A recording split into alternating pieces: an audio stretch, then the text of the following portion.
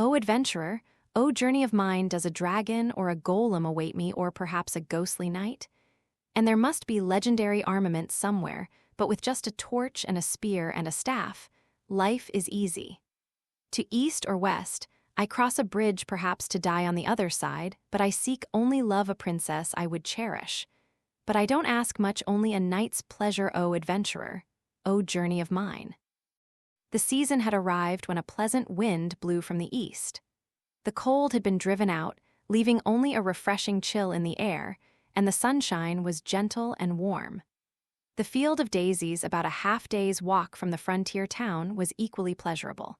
It was a rolling plain, full of rich grass dotted with shrubs, nothing else. The road stretched on past it, and given the distance from village to village, town to town, it was nice to know there was a decent camping site available. Just one thing, or rather, one person, moved through that field. It was a strange adventurer. He wore grimy leather armor and a cheap-looking helmet. At his hip was a sword of a strange length, and a small, round shield was tied to his left arm. Even a novice would have better equipment than what he carried. He walked the road in silence. When he came to the field, his bold, nonchalant stride carried him violently through the shrubbery. His steps were as sure, as determined, as if he was following a sign. Right, left, through the grass, it could not have taken him more than 5 minutes, if that. Then he stopped. There still didn't seem to be anything there, but in the bushes he heard a crinkling under the heel of his boot. He knelt down and picked up the source of the noise. Ashes of something utterly consumed by fire. He squeezed them between his fingers until they were nothing more than sooty marks on his gloves. Something had burned here. Was it a tree? Human bones? That much remained unclear. Impossible. He shook his head as if sternly dismissing the possibility. It's been 10 years already. No human bones, no human ashes would still be recognizable after a decade lying exposed to the elements. And even if anything had lasted this long, whose remains would they be? The wind gusted over the field. It was a warm and gentle wind announcing the changing of the seasons, the arrival of spring. The grass rustled, tiny ripples running through it all along the hill. He heard the faint sound of running water. When he turned his head, he could see the lake, right where he remembered it. Seized by a whim, he glanced up. The sky was staggeringly clear and blue. It seemed to spread out across the entire world. The faintly visible clouds were so thin it seemed like the colors had run. And so what? He clapped his hands together brusquely, wiping off the soot. He knew these were not the remains of his older sister. He knew what had become of her, and what had become of her blood and flesh and bones. He knew, too, that there used to be a village here. And finally, he knew that plans had been made to build a training ground for adventurers on the spot. Guess I'll head back. There were only 3 other people who knew that he had lived in the village that once stood here. It never occurred to Goblin Slayer to ask how the 2 people on the farm felt about this. Section, he. Priestess smiled, in high spirits. The Adventurers Guild was busy all year round, but that liveliness redoubled in spring. Monsters awakened from hibernation and began to threaten villages, while adventurers who had been living off their savings during winter came out to work again. Nor was there any shortage of young men and women inspired by the fine weather to go forth and seek their fortunes. Next, customer number 15, please come to reception window 3. Quest, I got a quest here. Seceders in the sewers. Anyone have a few minutes to come and help?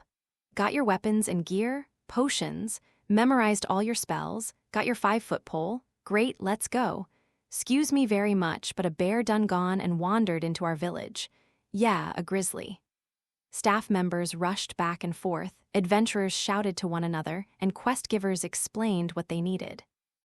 It wasn't exactly a festive atmosphere, but there was no denying the buzz in the air.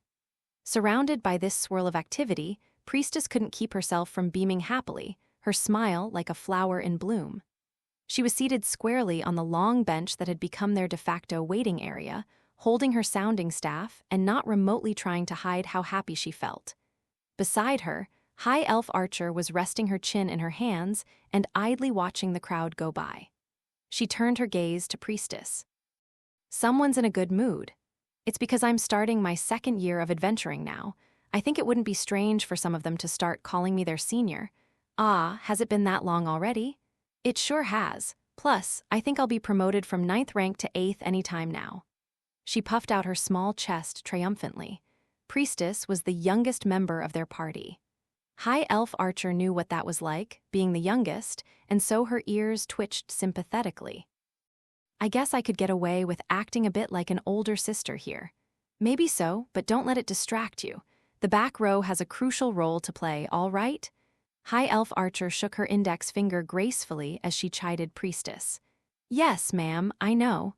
Priestess nodded obediently. High Elf Archer ran a hand through Priestess's golden hair, working out the tangles. The younger girl giggled, and her eyes lit up happily. She really was like a sweet younger sister, although High Elf Archer had the sense that if she said such a thing aloud, Dwarf Shaman would never let her hear the end of it. Instead, she deliberately let her eyes wander around the bustling guild hall. It sure is busy, isn't it? The place was full of people dying to be adventurers. Although, maybe dying isn't quite the best word. That didn't sound very auspicious to High Elf Archer. How about people hoping to be adventurers? Yes, that was better. Hope was a good word. Those hoping to become adventurers were lined up at the reception desk, a huge queue of them. There were wizards and warriors, monks and scouts, as well as people of every imaginable race, gender, and age. The two things they all shared were the passion burning in their eyes and the equipment they wore. From gear so new and unblemished it looked like there might still be a price tag attached, to old armor practically rusting through, the quality might have been low, but each and every piece was polished to a sparkle. High Elf Archer muttered, flicking her long ears. I think they could learn a thing or two from Orkbalg. Mr. Goblin Slayer isn't fond of shiny things, is he? He can be rather difficult. With that murmur, Priestess's cheeks suddenly turned red, and she shifted uncomfortably. Something wrong? High Elf Archer asked, but Priestess squeaked out, no, and looked away. The elf cocked her head in befuddlement, but it didn't take her long to put the pieces together. Perhaps it only made sense. An advanced adventurer, accompanied by two unmistakably beautiful women. One of them a high elf, no less. The periodic glances of the waiting candidates hadn't been lost on her. Whoa, what a couple of cuties. Man, when I'm an adventurer, I'm definitely gonna be able to meet some girls like them, too. An elf? Man, I wish I knew one. High Elf Archer gave a little snort. Did they think they could have a conversation that an elf wouldn't hear? She wished they would be less interested in her race and show a little more admiration for the fact that she was a silver-ranked adventurer. Last year, I was in that line. Unlike High Elf Archer, who had puffed out her flat chest in hopes of emphasizing the level tag hanging around her neck, Priestess had put a hand to her heart. She had a level tag, too, one that showed she had advanced. From porcelain to obsidian, the 10th to the 9th rank. There weren't so many people then. She had been just like them, listening in amazement to the conversations around her. A training ground that had been long in the works was finally to be unveiled. It was nominally in response to the attack by the Goblin Lord, but planning had gone slowly, and now that battle was a year distant. The two girls standing there knew why things had suddenly started to move so quickly. Did you read the letter? Priestess asked. You better believe I did. High Elf Archer pulled the folded sheet out of a pocket. The crease was crisp. She must have read it many times. You carry it around with you? Don't you? It's a letter from a friend. Mine's in my room. I've entrusted it to the Earth Mother. Precisely because it's from a friend, Priestess added internally, smiling shyly. A friend, namely Noble Fencer, a female adventurer with whom they had assaulted a goblin fortress in the north some months prior. The memory of her was still fresh in Priestess's mind. Noble Fencer had lost her friends and been grossly abused herself, yet she had refused to break. And during that experience of coming face to face with death, something had apparently changed within her. After their adventure, Noble Fighter went back to the home she had effectively fled and told them everything. Since that time, they had exchanged several letters. She said she's starting a fund to support new adventurers, said High Elf Archer. That girl certainly wastes no time. Yes, indeed, responded Priestess. Noble Fighter's letters informed them that she would be part of the fight not as an adventurer herself, but as a supporter. The neat, precise handwriting in the letters they received was so like her, it was impossible not to appreciate it. She wrote that she had been able to reconcile with her family and that she wanted to see Priestess, High Elf Archer, and the others again sometime. Still just as pig-headed as ever, isn't she? Ha ha. Despite High Elf Archer's teasing remark, the care with which she folded the letter revealed how she really felt. She didn't need to say it, for Priestess felt the same way. Priestess and Noble Fencer had both experienced the brutality of goblins firsthand. For each of them, barely a roll of the dice separated perfectly timed salvation from destruction. And thus, Noble Fencer's obstinacy was the greatest possible encouragement for Priestess. It meant she wasn't broken yet. That neither of them was. A few lessons before you start out really makes such a difference, Priestess mused. I dunno, I just think it wouldn't matter all that much. Not that I'm trying to deny her tenacity. Priestess frowned in response, and High Elf Archer gave her a placating little wave before adding, I mean, some people are gonna do stupid things no matter how many lessons you give them, you know? But without instruction, how will they know what they're doing wrong? For instance, there really were so many instances in which novices could go wrong. They could become so absorbed in chatting that they forgot to keep space between the front and back rows, or they might assume that they didn't have to watch their rear just because they were in a tunnel. And above all, they might take goblins too lightly. On reflection, she could see how many lessons she had learned on that first adventure. Sure, I won't argue with that, High Elf Archer said. It's just. She waved her hand again, perhaps not certain how to take Priestess's gloomy expression. Some people just don't care to listen, like dwarves, for example. Oh, I'm listening all right, Long Ears, grumbled a voice from behind the bench. High Elf Archer gave a smile and a triumphant little snort. I was hoping you were. It wouldn't have been any fun otherwise. She looked back over her shoulder at the bald-pated dwarven shaman grasping the back of the bench and glaring down at her. The slight flush in his cheeks suggested he had started in on the wine even though it was still morning, although that was perfectly normal for a dwarf. At the smell of his breath, High Elf Archer made a show of coughing daintily. Anyway, you're one to talk, Dwarf Shaman said. There's no one in the world who listens less than an elf. I'm sorry, which of us has the bigger ears? Heh, sarcasm doesn't get through to an anvil, I see. Who's an anvil? Put a hand on your chest and answer your own question. Why, you. It was the usual noisy banter. Priestess used to get flustered by this, but now she took it in stride. Lately, she even found it comforting to listen to. She wasn't sure if arguing really brought people closer together, but she did know that she was in a good party. On top of that, many faces in the Adventurers Guild had become familiar to her. Each time she saw one of the people she had come to know in the previous year, she gave them a little bow. Heh heh heh. It's quite lively, isn't it? Don't act too interested. We want to look good for the newbies. There was Witch with her alluring smile, accompanied by Spearman who spoke to her as he made a face. Heavy Warrior was walking down the hallway, engaged in a verbal spat with Female Knight. Didn't I tell you? I said a little friendly exchange would bring us together.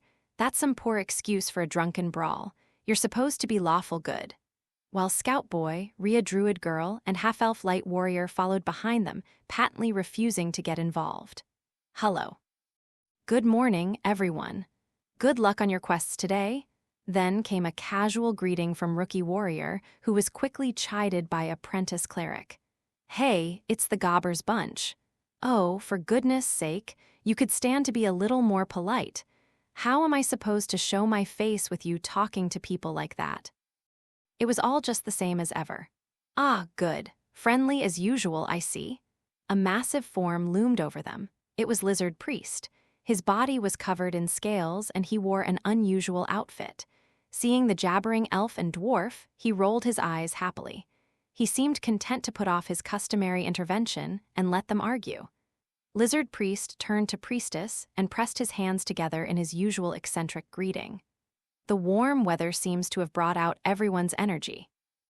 Something with which I fully sympathize. Winter was hard for you, wasn't it? Priestess gave a small, deep-throated chuckle, even as Lizard Priest nodded and responded somberly. Indeed, even the fearsome Nagas cannot prevail over an ice age. Nature, the very way of this world, can be a terrible thing. As his appearance suggested, Lizard Priest was vulnerable to cold. This might have been because he came from the jungles to the south, or perhaps because so much of his reptilian ancestry remained in him. Whatever the case, their earlier adventure to the snowy mountain had been quite an ordeal for him. "But I've heard there are ice dragons who have blizzard breath," Priestess said. "What about them?" "They are no relations of mine, you understand," Lizard Priest replied. Was he serious or joking? There was a subtle lightness to his solemn tone. Then Lizard Priest craned his long neck, looking around a guild hall awash in novice adventurers. "What of my Lord Goblin Slayer? Where is he?" "Oh, he said he would be a little late today. Apparently he went out somewhere yesterday." "Oh ho, well, that is most unusual." "It certainly is." Priestess added quietly that she thought he would come soon, however. Goblin Slayer. It was impossible to imagine that weird adventurer going anywhere on vacation. The girl who looked after the farm he lived at reported that even on his days off, he busied himself with maintaining his weapons and gear. Recently, Guild Girl and Cowgirl had both invited him to a festival, yet he managed to spend most of it patrolling the town. Left to his own devices, he would silently disappear to kill goblins. They couldn't take their eyes off him. Goodness gracious. An affectionate sigh escaped Priestess's lips. "He's really hopeless, isn't he?" At that moment, a murmur began to run through the hall. An adventurer had pushed open the swinging door. He walked with a bold, nonchalant, yet almost violent stride. He wore a cheap-looking steel helmet and grimy leather armor. A sword of a strange length hung at his waist, and tied to his left arm was a small, round shield. Even a novice, it seemed, would have better equipment, but the little tag that hung around his neck was silver, the 3rd rank. "Goblin Slayer, sir," Priestess called out, provoking a chorus of chuckles among the newcomers. Someone who slays goblins, the weakest of all monsters. There were a few among them, of course, who didn't laugh. Over the course of 5 years, Goblin Slayer had been the salvation of a great number of villages. And some of those who had set out to become adventurers today were from those villages.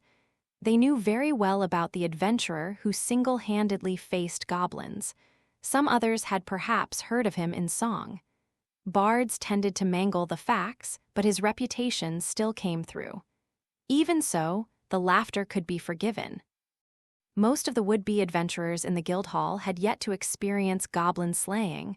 Those with experience had usually just driven off one or two that had wandered too close to their village. Perhaps a few of them had even been down in a cave someplace, but one thing never changed: the fact that goblins were the weakest monster. Goblin Slayer ignored all of them, the quiet and the chortling alike. "Yes," he responded to Priestess, nodding. The helmet moved slowly, taking in High Elf Archer, Dwarf Shaman, Lizard Priest, and then Priestess, one by one. "You're all here already." "You're late, Orkbalg," High Elf Archer said in her clear and dignified voice. She broke off the argument she had been having with Dwarf Shaman, pointing one elegant finger directly at the newcomer. Her eyebrows arched, and her long ears pressed back. They gave a great twitch. Everything about her conspired to communicate how intently she had been waiting. She gave a little snort and crossed her arms importantly. "So, what are we doing today?" "Goblin slaying." "Well, isn't that a surprise?" Dwarf Shaman said, chuckling and stroking his long white beard. "When you leave it to Beard Cutter, you know what kind of adventure you're gonna get." "HRM, if you have some preference, I'll listen." Priestess went slightly red at Goblin Slayer's remark. She had the distinct impression that some of his roughest edges had been polished over the last year. And what about her? Had she changed? Had she grown? It wasn't such an easy thing to judge. "Personally, anything that contributes to the greater good is acceptable," Lizard Priest said, his tail sweeping noisily across the floor. "I should think goblin slaying meets that criterion quite nicely. No doubt there will be many of the little devils abroad as the season turns." High Elf Archer made a long, low groaning sound, then threw up her hands in resignation. "Fine, I get it. Great. Goblins it is. Count me in for your sake." "Thanks," Goblin Slayer murmured, and then he turned smartly on his heel and strode directly over to the reception desk where all the adventurers were waiting. The collective gawk of the novices did not seem to bother him one bit. Those adventurers who knew him had quite the opposite reaction, calling out jovially, "Yo, Goblin Slayer, gonna slay some more goblins?" "Yes," he said with a nod. "You never get tired of that, do ya? Us guys are talkin' a bit of a trip. Checkin' out some old ruins. Is that so? You just be careful, okay?" Yes. This would all be quite difficult to grasp for the newcomers who didn't understand the dynamic at play. The novices looked at one another and whispered as quietly as they could. High Elf Archer, waiting back by the bench for Goblin Slayer, frowned. Priestess leaned in to speak into the elf's long ear. "What are they saying?" she whispered. "You don't want to know." Fair enough. Priestess didn't have to be able to hear them to take a good guess at their conversations. She puffed out her cheeks in annoyance and pursed her lips, but it didn't do any particular good. The fact that lizard priest and dwarf shaman didn't seem bothered by it somehow rankled her as well. "Section, next, please." As Goblin Slayer's companions waited, the adventurers in line were attended one by one. Finally, Guild Girl looked up from dutifully calling the next person in line to see a grimy steel helmet. The pasted-on smile she had been wearing until that moment blossomed into a genuinely happy face. "Goblin Slayer, Goblin Quests, do you have any?" "We certainly do. I've got them right here for you, by which I mean there were too many to fit on the board." She hid her mouth behind a sheaf of paper as she teasingly stuck out her tongue, then Guild Girl pulled some quest papers from a shelf. Her practiced motion and the neatly organized paperwork spoke to what a fine and experienced employee she was. She pulled out several pieces of paper with her slim, neatly manicured hands and set them down in front of Goblin Slayer. 5 pages altogether. None of these incidents seem to be on a very large scale, but there are a lot of them. Exactly. I guess that's how you know spring has come. The goblins become more active just like everybody else. It happens every year. We have all these quests, and this is after several of the novices took some. Did they look capable? Guild Girl responded to Goblin Slayer's blunt question with an arch of one well-formed eyebrow and complete silence. Maybe it meant she just didn't know. For all but the most careful parties, coming home alive was down to a roll. Of the dice rolled by the gods in heaven determined fate and chance, and sometimes even the gods were disappointed by the outcome. Guild Girl glanced over Goblin Slayer's shoulder at the line of newly minted adventurers behind him. Should she entrust some of these quests to them? She thought for a moment, then looked up beseechingly at Goblin Slayer. "Could I ask you to do something for me?" "I don't mind," Goblin Slayer replied immediately. "Show me the quests the others accepted." "Thank you so much. I'm sorry to always bother you with these things." Adventuring required candidates to take responsibility for themselves, and the Adventurers Guild was no charity. Unlike other professional organizations, it had no mentoring system, but neither did it have the authority to force adventurers to do anything. It simply verified the identity of adventurers who joined it, helped connect them with work, and would disavow them if they caused too much trouble. Working in this organization was by no means an easy job. For one thing, it wasn't possible to look out for each and every newcomer who came through their doors. What were they supposed to do about seemingly piddling work like goblin slaying? The look of distress that came over Guild Girl's face was entirely understandable. Once the training facility is completed, maybe you won't have to do this so often. Goblin Slayer didn't say anything but flipped silently through the quests. Their content was all too familiar to him. "There's a goblin nest near our village. Get rid of it, please." In some places, livestock and crops were being destroyed. In others, they weren't. People had already been kidnapped in some cases, but not in others. Goblin Slayer moved the quests involving abducted women to the top of the pile. Those to which adventurers had already been dispatched went to the bottom. Cases with only slight damage were in the middle. About 10 quests in total. But Goblin Slayer said coolly, "I'll tackle them in this order." "Right, understood. Be careful. Oh, any potions or—" "Yes, please." He glanced back briefly at his companions. He would need 5, no 6 to be safe. Healing potions, antidotes, and stamina potions. 6 each. Sure thing. He pulled 18 gold coins from his item pouch and set them on the counter while Guild Girl brought out the items. 18 potions for a little goblin slaying. The news rippled through the onlooking novices, their whispers rising like a wave. Was this caution or was it cowardice? Either way, it quickly became the subject of ridicule. Some people were laughing openly, but a few might have been jealous. After all, once they had purchased the necessary equipment, many of them had scant luxury to indulge in the likes of potions. Perhaps if the entire party pooled their resources, they might manage to buy a single vial. And here, this man was buying 18 potions. One of each for every member of his party, plus extras to be safe. He was so calm about it. Was he trying to show off? It was enough to raise their hackles. Ah, here, that should be 18. Please count them to be sure. I will. Be careful now, Goblin Slayer, for his part, ignored the chatter and the stares. Section: The first thing Goblin Slayer did when he left the smiling guild girl and got back to his party was to take out some twine. He sat down heavily on the bench and then lined up all 18 potions, 6 each of 3 different colors. First, he tied some string to the healing potions. Next came the antidotes. Here, he added an extra knot to the string. For the stamina potions, he added 2 extra knots, a total of 3. Now it was possible to differentiate the type of potion by the number of knots. I've never seen anyone do that before, High Elf Archer reflected.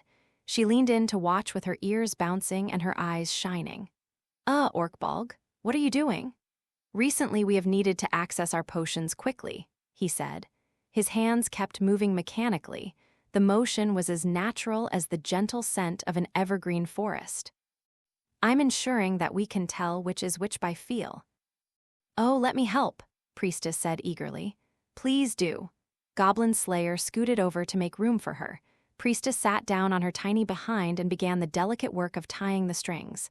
As soon as a set of 3 bottles was ready, High Elf Archer grabbed them with a gotcha. Listen here, Longears, Dwarf Shaman said gruffly. You could stand to show a little more restraint. Oh, you think so? She shook her ears, her face innocent.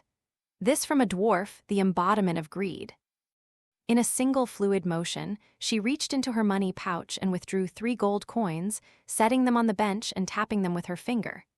HRM, the dwarf said, belatedly taking out 3 coins of his own and setting them down. I don't particularly need those, Goblin Slayer said without lifting his eyes, or more precisely, his helmet from his work. Now that won't do, Dwarf Shaman said with a shake of his head. Never let money or gear come between friends. I see.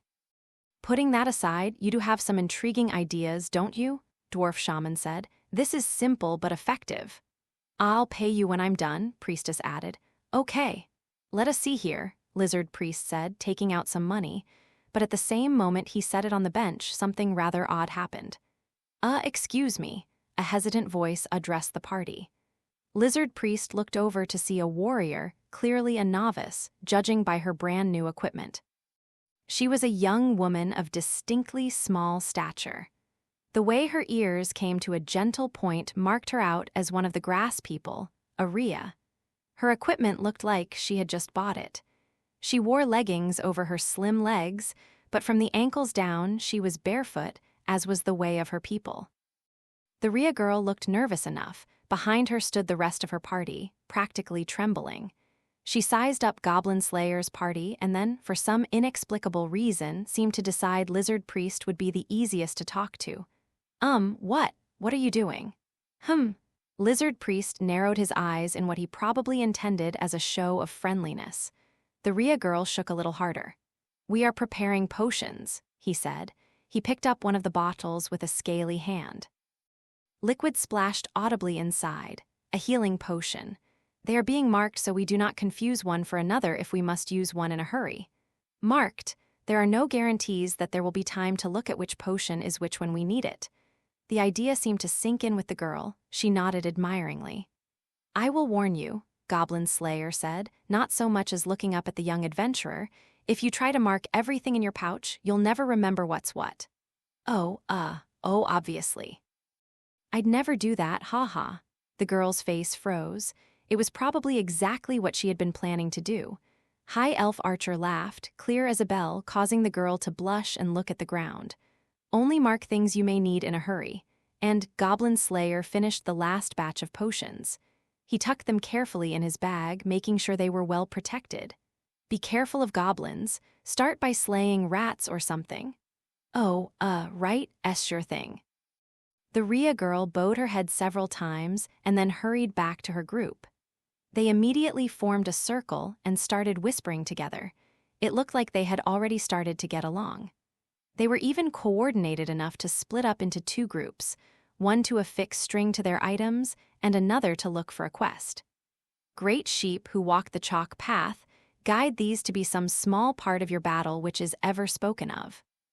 Lizard Priest made a mysterious gesture, praying for the adventurers, success, brave deeds, and glorious deaths. True, some adventurers preferred to gossip and ridicule, but others strived to absorb the knowledge they would need to survive. One was not better then. The other, one was not right and the other wrong. Being attentive to advice was no guarantee of success, nor did refusing to heed the words of others inevitably assure failure. And yet, still, indeed, I do hope they survive. Who can say? The words seemed to be squeezed out of Goblin Slayer. Every person's time would come when it came, even against giant rats. And if they survived, the quests would only grow more fearsome as they rose through one rank and then the next, and then the next. If adventuring were a safe occupation, it wouldn't be called adventuring. Goblin Slayer finished putting away the potions he had prepared, then he slowly rose from his seat. "Oh, Goblin Slayer, sir, your money." Priestess sprang up after him, hastily fishing through her pouch for some coins. "Right." Goblin Slayer traded her for the sheaf of quest papers in his hand, saying, "I accepted these jobs." Wow. From the thickness of the bundle, Priestess guessed that he must have taken on all the remaining goblin quests. She fought back the smile trying to work its way to her lips, forcing herself to focus on the words on the page. Start by slaying rats or something, indeed. There wouldn't be any goblin-slaying quests left even if those kids wanted one. Priestess had no idea whether this was intentional on his part. For goodness sake. Well, in this context, that meant, I'm going. What about the rest of you? She had come to accept that this was one habit of Goblin Slayer, that seemed unlikely ever to change. Priestess gave a melodramatic sigh and shook her head. Well, yourself, you know I'm going, that's why I'm here. HRK, you would just go by yourself if we let you, Priestess added, and we won't let you. There's such a thing as not caring enough about what other people think, Orkbalg, High Elf Archer said, sniffing in annoyance. Doesn't it bother you, everyone gabbing about you like that? Not to speak of, Goblin Slayer said shortly. He gave a gentle shake of his helmeted head. I don't really understand what they expect of me. That's my boy, Beard Cutter, goblins it is. No question of that, Lizard Priest said, giving Goblin Slayer a jolly pat on the back with his great tail. Dwarf Shaman let out a huge, carrying laugh. Now it was obvious how alone High Elf Archer was in her opinion. Fine, who cares, she said, turning around and beginning to pout. There, Priestess said comfortingly, and then she turned her attention to a quick check of her equipment. Gear check, items check, provisions check, not forgetting the adventurer's toolkit, and a change of clothes. All right, I think I'm ready to go. Let's go then. A human warrior, an elf ranger, a dwarf spellcaster, a human cleric, and a lizardman monk. The 5 adventurers, differing in race, class, and gender, put the guild behind them. An adventuring party are also traveling companions. As the words flitted through Priestess's mind, she slackened her pace just a little. Even just walking through the brush, she felt a strange affinity for these people. Hey, keep out of my way if you don't want to get hurt. Eek! A boy came charging past them, practically shoving Priestess aside. His cape fluttered open, revealing a large staff in his hand. He must have been a wizard. Priestess, reeling from the encounter, felt Goblin Slayer's hand catch her. Thanks, sorry. It's all right. Priestess straightened her cap. Goblin Slayer started walking away as if the scene held no more interest for him. Dwarf Shaman, however, was less temperate, shaking his fist and shouting at the boy, Hey, watch where you're going, why don't you? Piss off, it's her fault for dawdling in the middle of the road. Next time I'll let my fireball do the talking. The boy didn't stop racing toward the guild even as he shouted back. The way he carved a line directly toward his destination did sort of resemble a fireball. "GRR, kids these days," dwarf shaman growled. "Finally feeling your age, Gramps?" High elf archer asked. "Says the one person here older than me." The shaman narrowed his eyes and glared at the archer. More precisely, he glared directly at her flat chest, clad in hunter's garb.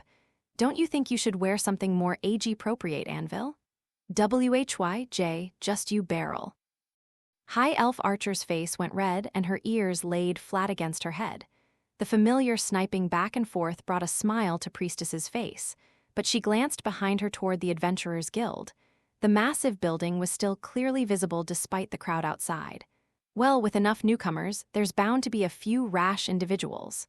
Lizard Priest leaned down to look at Priestess. "Is anything the matter?" "Oh, no," Priestess said, waving a hand to dismiss the notion. "Nothing." Then she faced forward again. "Keep walking. Follow your companions. Stay with your party." She hurried along behind the others, but she couldn't quite get the image of the red-haired spellcaster out of her mind. Maybe I'm just imagining things, but he looked really familiar. Section ORAGRARA? 7 goblins ahead of us, actually 6 now. A clear voice echoed through the cavern, underlined by a goblin scream. High elf archer had loosed an arrow even as they rushed down the narrow, dank passageway. The party members each vaulted the goblin corpse, over the arrow sprouting from its eye, and kept going. "Good," Goblin Slayer muttered. As he led them along, he flipped the blade in his right hand into a reverse grip, then flung it forward in a single motion. "Grab! GRROB, GRARB." The sword caught a goblin in the throat, causing the creature to begin choking on his own blood. Beside him, one of his companions holding a rusty sword cackled. What a foolish adventurer. Throwing away their own weapon, the goblin's sword glinted in the light from Goblin Slayer's torch. The monster gave a shout and jumped forward. GRARBROR, HMPH. Goblin Slayer blocked the goblin's sword with his shield. He quickly transferred the torch to his right hand and clubbed the monster with it. "Grab!" a cry rang out. The pain of a shattered nose being shoved back into the brain, the agony of a face scorched with fire. The goblin died in the grip of suffering far less acute than what he had inflicted throughout his hideous life. 2, 3.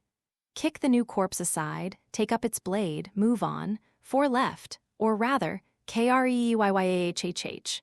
From beside Goblin Slayer came Lizard Priest's bellow and his prayer. Even as he shouted, he swung a sword claw with immense strength, shattering the goblins before him. No goblin could survive a slash directly across the windpipe. GROROB? 4, 3 left. Goblin Slayer left Lizard Priest to finish off that one. He had already found the other enemies. Far in the darkness at the end of the tunnel, something dully reflected the light of his torch. Without hesitation, Goblin Slayer raised his shield in front of his face. A series of flat twangs reverberated, and some objects flew through the dark air. Almost simultaneously, Goblin Slayer felt a shock run through his left arm as though it had been struck. He clicked his tongue. GRORB? GRAROROBR? He didn't have to look to know what it was. An arrow had lodged itself in his shield. Of the other 2 bolts, one had flown over the heads of the party, while Lizard Priest had deflected the third. It was too obvious that there were goblin archers hiding in the dark. Enemies armed with crossbows were to be feared, but luckily, these creatures carried only regular bows. "Tusk!" Goblin Slayer clicked his tongue at having noticed so late. Then he casually took the arrow, shaft and all, and pulled it out. He didn't seem concerned that extracting the hooked end meant doing damage to his own equipment. Instead, he was focused on the dark, ominous liquid that drenched the arrowhead. "Poison?" he announced, then threw the arrow away. An answer came shooting back. "Leave it to me." High Elf Archer was already drawing back her bow. The sound of the string was almost musical as she loosed her shot, piercing a goblin archer through the throat. Challenging an elf to a contest of archery was sheer folly. That made 5. 6. Goblin Slayer was already rushing down the tunnel, making contact with the enemy. He easily lodged a sword in the neck of a howling goblin. He kicked the corpse away, freeing the blade, then raised his shield to defend as he backed away from the other advancing foes. Haruo. Lizard Priest leaped in with his sword, slicing at the creatures until 7 goblins lay dead on the ground. For a brief moment, the only sound in the dim, smelly tunnel was the heightened breathing of the 5 party members. Is that all of them? Priestess asked, struggling to get her breath under control. Most likely, Goblin Slayer said, tossing away his torch. It had burned down to a nub, perhaps in part due to his rough treatment of it. 3 of the party members were perfectly capable of seeing in the dark, but that didn't mean they could go without a source of light. Oh, Goblin Slayer, sir, here? When Priestess saw him quickly pulling a new torch out of his pouch, she was swift to ready some flint. Thanks. Not at all, Priestess replied with a hint of a smile. She made some sparks with the flint, letting out a soft sigh of relief when the torch caught. She took the opportunity for a fresh look around. The stone cavern offered tight quarters, and the stench of blood and gore joined with the reek of rot that was so characteristic of goblin nests. She had grown used to it, yes, but that didn't mean she enjoyed it. High Elf Archer wrinkled her nose and grimaced. Even so, she kept her bow in one hand and her long ears listened to everything around them. I know we went quite a ways down, but are we still not at the surface yet? What are we going to do? The numbers just keep increasing. Their voices carried a distinct note of fatigue. Priestess offered a water skin to High Elf Archer, who accepted it gratefully and took a long swig. They had entered a cave on the banks of a river near the village. They were already working their way out, yet they had no real feeling that they were making any progress. The answer to High Elf Archer's question was already drawing nearer. Groorb, Graarb, Grob, Grorrb. Hideous voices echoed in the earth. The cave was like an anthill. It was an abyss, a labyrinth, a maze. The seemingly inexhaustible supply of goblins would have been enough on its own to break the spirits of any novice adventurers. The party had gone practically without rest for several hours now. The 6 or 7 kills they had recently counted off were only the number of goblins in this most recent group they had stumbled across. How many goblins had they exterminated in total? Dozens. Many dozens. There's more coming. Priestess's naturally pale skin turned even paler as the blood drained from her face. She bit her lip. Her hands, wrapped around her sounding staff, shook slightly, just enough that it could almost be mistaken as an excess of strength. Can you fight? Goblin Slayer asked calmly. Why, yes, Priestess responded, nodding as firmly as she could. Even if she had answered no, I can't, nothing would have changed. Still, it was comforting to her that he had been considerate enough to ask. She sucked in a breath and let it out again. Her fingers almost didn't feel like they belonged to her as she loosened them and readjusted her grip. It is well that we were the ones who took on this quest, Lizard Priest remarked, eyeing Priestess as he shook the blood from his sword claw. The disorderly, undisciplined footsteps of the goblins came closer. Sound echoed from the dark, narrow side tunnels as if to envelop the adventurers. And how many of the enemy face we this time? No more than 30 would be my guess, High Elf Archer said, twitching her ears. But no fewer than 10. Let us consider it 20 then, Lizard Priest said. Goblin slaying is seen as a newcomer's pursuit, but numbers would surely prevail in this instance. And yet, they had only 5 people. Lizard Priest made a grumbling sound deep in his throat, craning his neck to see down the tunnel. He slapped his tail against the ground. To summon a dragon-tooth warrior or not, to consume a spell or not, it was a matter of considerable concern. HRM. Well, this could be a bit of a handful, Dwarf Shaman growled, setting down the load on his back. It was a young woman, dirty, covered in scrapes, not even conscious. He leaned her against the wall as he said, "We have to make sure she stays safe too, after all." This was, in fact, how things usually went. But for all its commonness, it was something that easily destroyed people's lives. This, essentially, was what had happened. Some goblins had taken up residence near the village. The young people had been cautious, but some young woman, gathering medicinal herbs or tending sheep, had been kidnapped. And the village desperately wanted the goblins slain. Go to any of the four corners of the world, and you would hear the same story ad nauseum. Goblins were a problem always and everywhere. As it happened, in the case of the little riverside settlement Goblin Slayer had headed to first, the victim had been a boatman's daughter. It was hard to say if she was lucky or not. Using a long pole to guide the boat back and forth across the river every day, she had become far physically tougher than many a hapless man. Hence, she had the strength to endure the brutality and abuse of the goblins. She had even retained her sanity. How she would live her life after this, after what she had been through, the adventurers didn't know. Their duty was to get her out alive. If they multiply any further, they could begin raiding the surface all too easily. Goblin Slayer's judgment was decisive. We're going to kill all the goblins. What other response could there be? Yes, all this was perfectly ordinary. At least it was for Goblin Slayer. What's your opinion of the situation? If we meet them in a narrow tunnel, it will largely neutralize the number disadvantage, Lizard Priest said thoughtfully. But he scratched a claw along the wall of the tunnel. The earth was soft. It was packed tightly enough that a collapse was unlikely, but it would be easy enough to dig through. If the little devils were to burst out of the walls around us, we might find ourselves hard-pressed. I believe a change of locale is in order. That settles it then, Goblin Slayer said, checking over his weapon. We have spells remaining, yes. Oh, yes, Priestess was the first to answer. It looked like this was going to be a long fight, so I've saved all 3 of my miracles. As for me, I only just used a sword claw. That meant 3 left. Goblin Slayer nodded. It would be enough. Mzelf, I've got 4 shots, Dwarf Shaman said, counting on his fingers. He opened his bag and looked into it, frowning. But as I recall, you said there were about 10 hot spots in all, didn't you?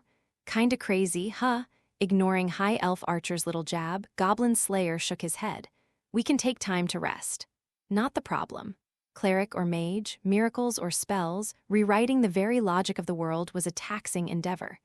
Each could only do it so many times per day. If you weren't a platinum-ranked magic user, perhaps that was the best you could hope for. Hence, it was a basic tenet of adventuring to give your magic users ample rest. Those who ignored this law could be putting themselves in mortal peril, although everyone died when their time came, regardless of how refreshed a spellcaster was. Lizard Priest, standing next to Goblin Slayer, understood what the dwarf was getting at. It's a matter of catalysts, isn't it? S'right. I offer what I can, but magical items are pretty, you know. Very well. Goblin Slayer retrieved a gore-covered blade and wiped it down quickly with a goblin's loincloth. If he could use it to kill 1 or 2 more enemies, that would be enough. His own foes would bring weapons to him, after all. There was nothing to worry about. Use tunnel then, that doesn't require a catalyst. True enough, but why use is that what you're thinking? Dwarf Shaman gave his beard half a stroke, but he hardly had to think to understand what Goblin Slayer wanted. His face folded into a smile. For better or for worse, Beard Cutter, I think you're rubbing off on me. Hey, Scaly, gimme a hand, a shoulder. Ha, yes, it makes sense. Here, will my back be enough? Dwarf Shaman sighed deeply, then scrambled up Lizard Priest's proffered back.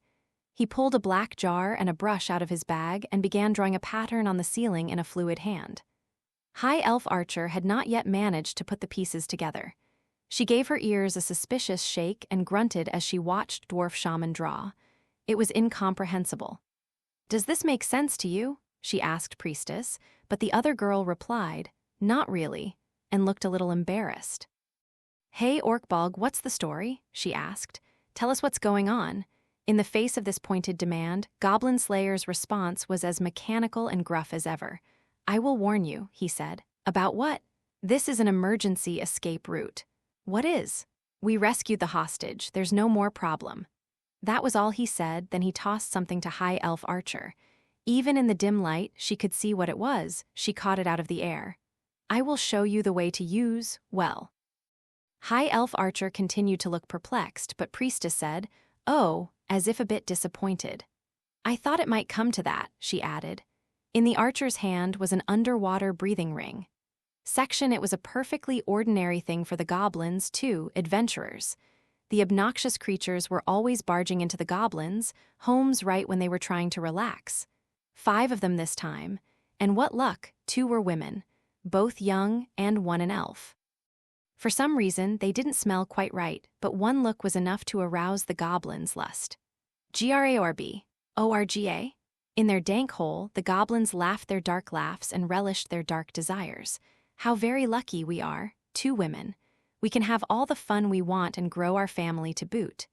In the wars among those who had words, men were the most valuable captives and hostages. That, of course, was because they were the best laborers.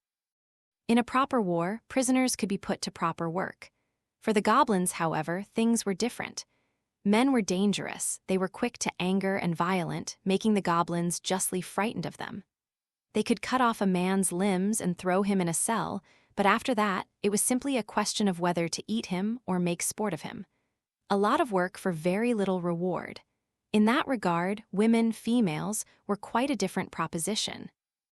Impregnating them was enough to keep them from fleeing. You could have your way with them as you pleased. A woman without hands and feet was still useful. And above all, they were fun.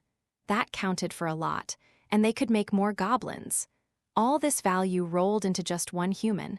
If you got tired of them, or if they died on you, then you could eat them. Vastly more versatile creatures than men. Grob, groar, groorb. The goblins jabbered together as they hacked their way through the soft earth with a panoply of crude tools and a great deal of ill will. Give the smaller girl 2 or 3 good pokes and she would surely grow obedient. The elf looked like a bit of a firebrand. Start by breaking a leg, maybe, no. Shatter her fingers so she can't use her bow again. That would be best. The fat one, the dwarf, he looked like he could be food for days. Nice, rich belly meat. Pull the scales off the lizardmen. Put a string through them and they make good armor. His bones and claws and fangs would be perfect for spears as well. And then there was the armored one. Everything he carried, his sword and his shield and all his equipment, seemed tailor-made for goblins. What fools these adventurers were. Not for an instant did it cross any of the goblins' minds that they might be defeated. Goblins had no strength, except in their numbers. They understood that instinctively. It was what made them goblins. If they had been given the slightest degree of wit, there was no question that they would long ago have been driven to extinction. At last, the feeling of the earthen wall began to change. They listened closely. They could hear faint voices. This was the place. The goblins looked at one another and nodded. Ugly smiles split their faces. All of them had weapons in their hands, the same items used to dig through the earth. Most were made of bones or stones or branches, although here and there was a shovel they had managed to steal. Strategy played no role at this point. While their companions were being killed, they would strike a lucky blow and slaughter their foes. Those idiotic adventurers seemed to be planning something, but the goblins would never let them get away with it. The creatures had conveniently forgotten what they had done to the boat captain's daughter. They thought only of the rage they felt for their 20 murdered companions. They'll pay for marching in here and turning our house upside down. Kill, rape, steal, GOROB. Grab, ORGRAROB. With a chorus of shouts, the goblin horde burst through the wall and leaped into space. A wave of goblins rushed toward the adventurers. Fools! At that instant, a scroll was unleashed, and an actual wave came crashing toward the goblins and swallowed them up. A tremendous rumble came from underground, and a white pillar spewed into the field.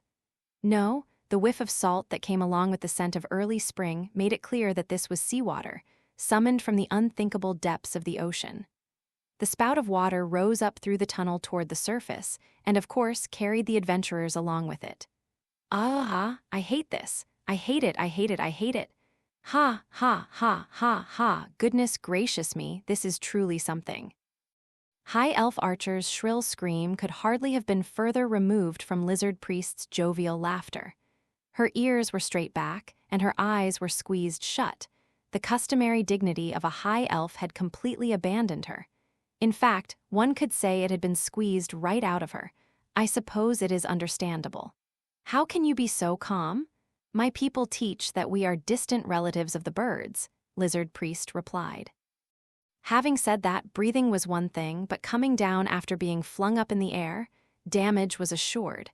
If the Earth Mother was indeed merciful, it might not be critical. We were falling. I'm falling. Hurry, please.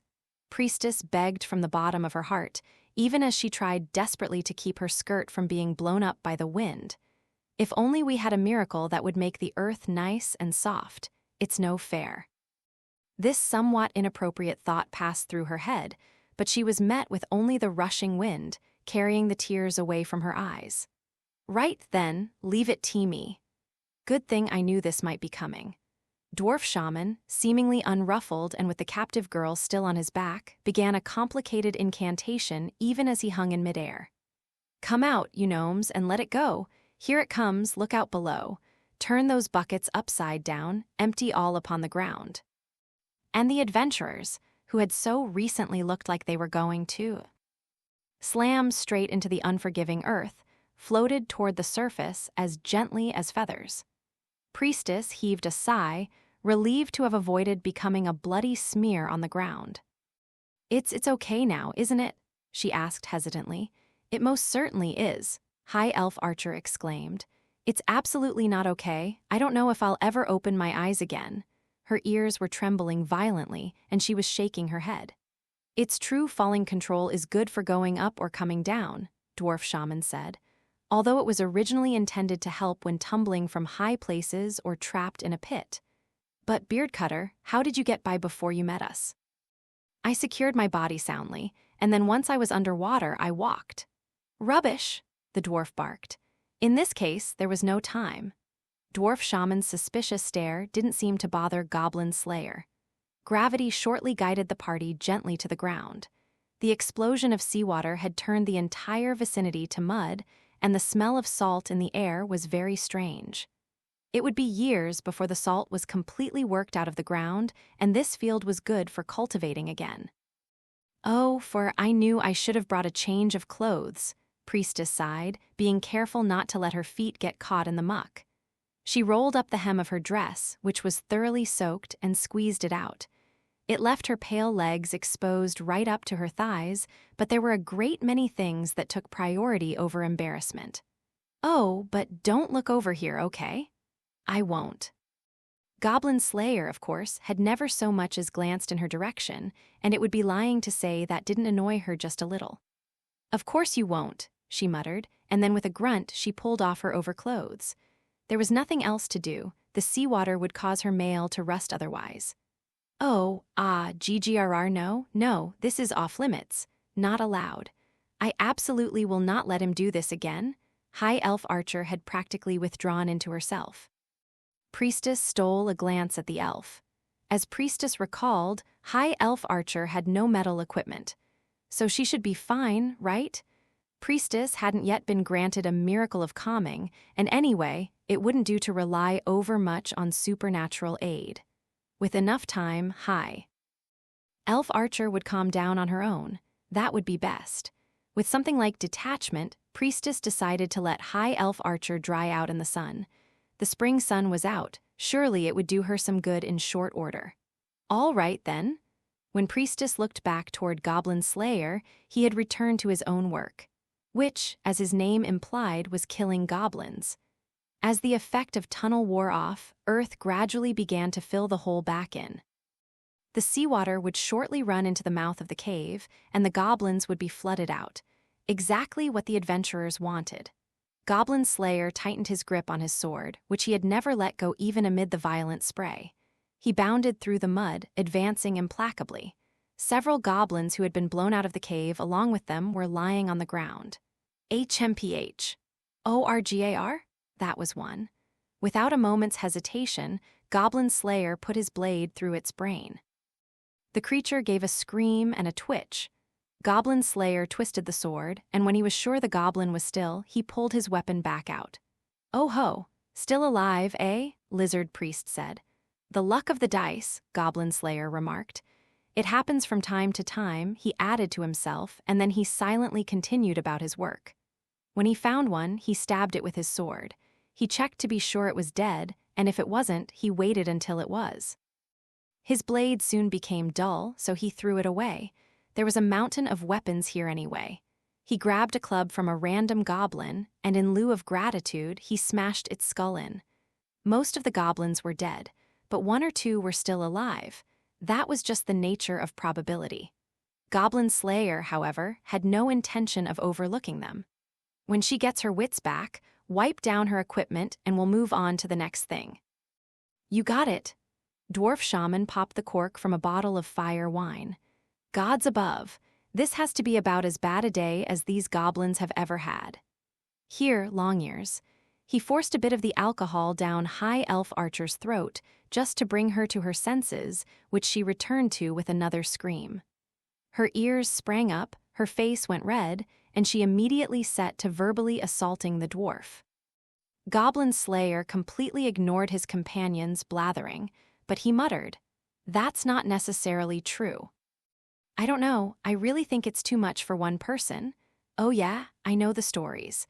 Like how the second hero battled the demon lord single-handedly all those years ago." "True, but they were platinum ranked. I think you'd be better off starting a party or finding one to join." "No adventurer alive can gain my confidence." This is a tough one, all right." Guild girl sat behind the reception desk of the now-empty guild building, idly twirling her braids. The sun had long since set, and there were no adventurers to be seen. Anyone who hadn't gone adventuring was either asleep or off enjoying themselves. She was the only remaining staff still there. Under normal circumstances, she could, and probably should, have simply chased away the adventurer boy who stood there seeking a quest with his implacable gaze. "I guess there's nothing else to do," she said. "Why am I like this?" Guild girl got up from her seat with a deep sigh. "I'll put on some tea." She gave him a wink and turned for the supply room in the back. "After all, I'm waiting too." Section night had fallen by the time Goblin Slayer and the others passed back through the gate of the frontier town. Light had vanished from the now empty street. The moons and stars above gave the only illumination. We're here. That we are, Longears, that we are. Mistress Cleric, it seems we are at our wits' end. HNN, ugh, they were all profoundly fatigued. High Elf Archer's ears were drooping. It was all she could do to keep her heavy eyelids from closing. As for Priestess, she had practically dozed off during a ride on Lizard Priest's back. The three men, covered in blood and sweat and mud from days of battle, looked at one another and nodded. "Perhaps I can entrust her to you, my Lord Goblin Slayer?" "Yes, and her to you?" "I'm on it. Come on, Longears, pull yourself together now." "MMPH, so sleepy, I might just take a nap." "Wait until we get you back to your room first. The middle of the street, not for sleeping."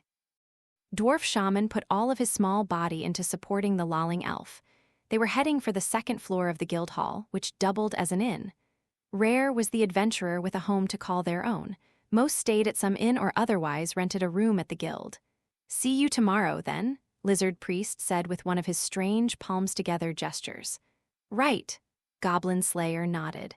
The giant lizard shuffled off after his companions, the petite girl still clinging to his back. "Oh, good. Good night, GHT," she said faintly, almost a whisper. Goblin Slayer gave a shake of his helmet. "HRM. Companions." The word came suddenly and naturally to his mind. He didn't dislike the sound of it. These were people he had not known a year ago. People he could hardly believe he had known a whole year. What would the old him have done in a situation like this?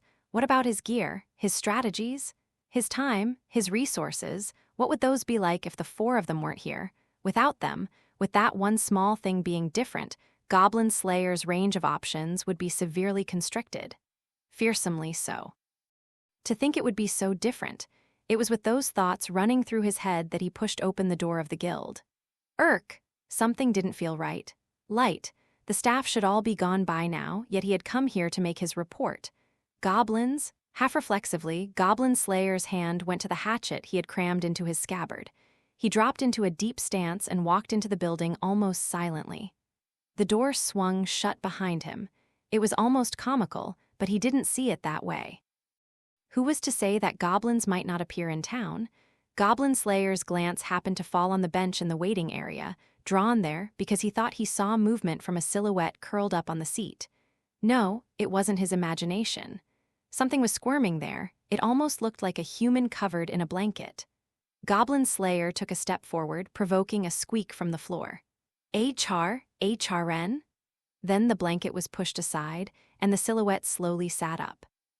It rubbed its eyes and gave a small yawn. It was a boy with red hair. As he sat up, he knocked over his staff, which had been leaning against the bench. It clattered to the floor.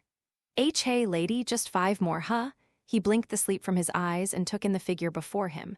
Now his eyes were open wide. He could see Goblin Slayer standing there in the dark. What he saw was a man covered in mud and blood, wearing a cheap-looking helmet and grimy weather armor with a rusty hatchet in his hand. Ah!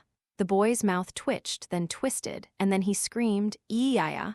HRM? Huh, so it wasn't a goblin."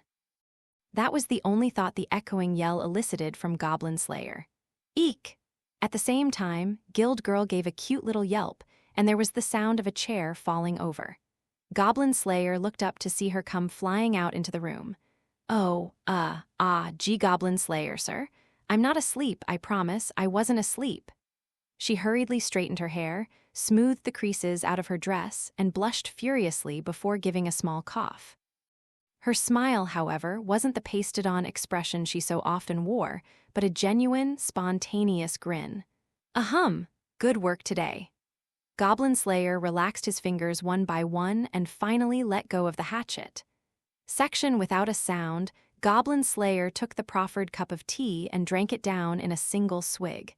He probably couldn't even taste it, drinking it like that, but Guild Girl smiled. She went through the familiar routine: get some paper ready, shave down the tip of a quill pen, open a pot of ink, get ready to record. So how did it go? Were there a lot of them again this time? Yes, Goblin Slayer said with a firm nod. There were goblins. How many? Guild Girl asked, her pen scratching on the paper. Oh, and break them down by quest, please. 34 for the first quest. He suddenly fell silent. Guild Girl stopped writing and looked up, and Goblin Slayer added quietly, and 10 or less missing. Missing? We went in, rescued the hostage, and flooded the nest. I confirmed 34 bodies. There can't be more than 10 left. Ah, Guild Girl snickered, her cheeks softening into a smile. It wasn't resignation, exactly. This was simply something that couldn't be helped. If anything, she was secretly pleased to see that he was his usual self. And what about the second quest? There were goblins, he reported. 23 of them. And so it went, the nonchalant talk of goblin slaying. Flooding them, burning them, burying them, or simply charging in and slaughtering them. Weapons thrown and thrust, stolen, exchanged, forced to work with whatever equipment they'd had ready beforehand. The young man had his back turned to them, but he seemed to be hanging on every word. He must have been about 15 or so. He had hair so red it seemed to be on fire, but it was neatly trimmed, and his cape appeared brand new as well. His staff did not bear a jewel indicating graduation, so presumably he was one of those mages who had left the academy before finishing their studies. Affecting disinterest, he dug through his belongings as if he had just thought of something. His rummaging produced a small notebook and a charcoal pencil. Was he going to take notes? What a very good student he must have been. But Goblin Slayer, seemingly without even looking at the boy, commanded, "Don't." Wizard Boy nearly jumped out of his seat. He wasn't quite cowed, though. He cast a petulant glance at Goblin Slayer and grumbled. Ah, what? I know everyone thinks goblins are no big deal, but taking some notes isn't going to hurt anything, is? It could. Goblin Slayer met the boy's almost canine whining with a blunt, cold, quiet response. What if your notes fell into the hands of goblins? The boy's temple throbbed, and his frown was evident even in the dim lamplight. Are you suggesting I might lose to some goblins? There's a distinct possibility. How dare you? The boy jumped out of his seat without a second thought. Goblin Slayer turned toward him with palpable exasperation. Maybe now's the right time. Guild Girl gave a forced smile and indicated the young man's cup. Do you need a little more tea? Oh, no, caught at the zenith of his anger, the boy scratched his cheek guiltily. I guess I do. Here you are, then. There was the sound of flowing liquid as Guild Girl poured more of the steaming tea into the boy's cup. The young wizard watched her intently. Yes, she could see it now. He was 15 or thereabouts, and he looked it. Well, I guess he is becoming an adventurer.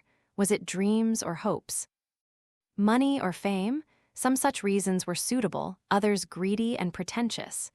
Guild Girl poured more tea into Goblin Slayer's empty cup. Thanks. Not at all, no need to thank me. Wizard Boy blinked at her beaming expression. It was the same look she had worn earlier when she first greeted this strange, armored adventurer.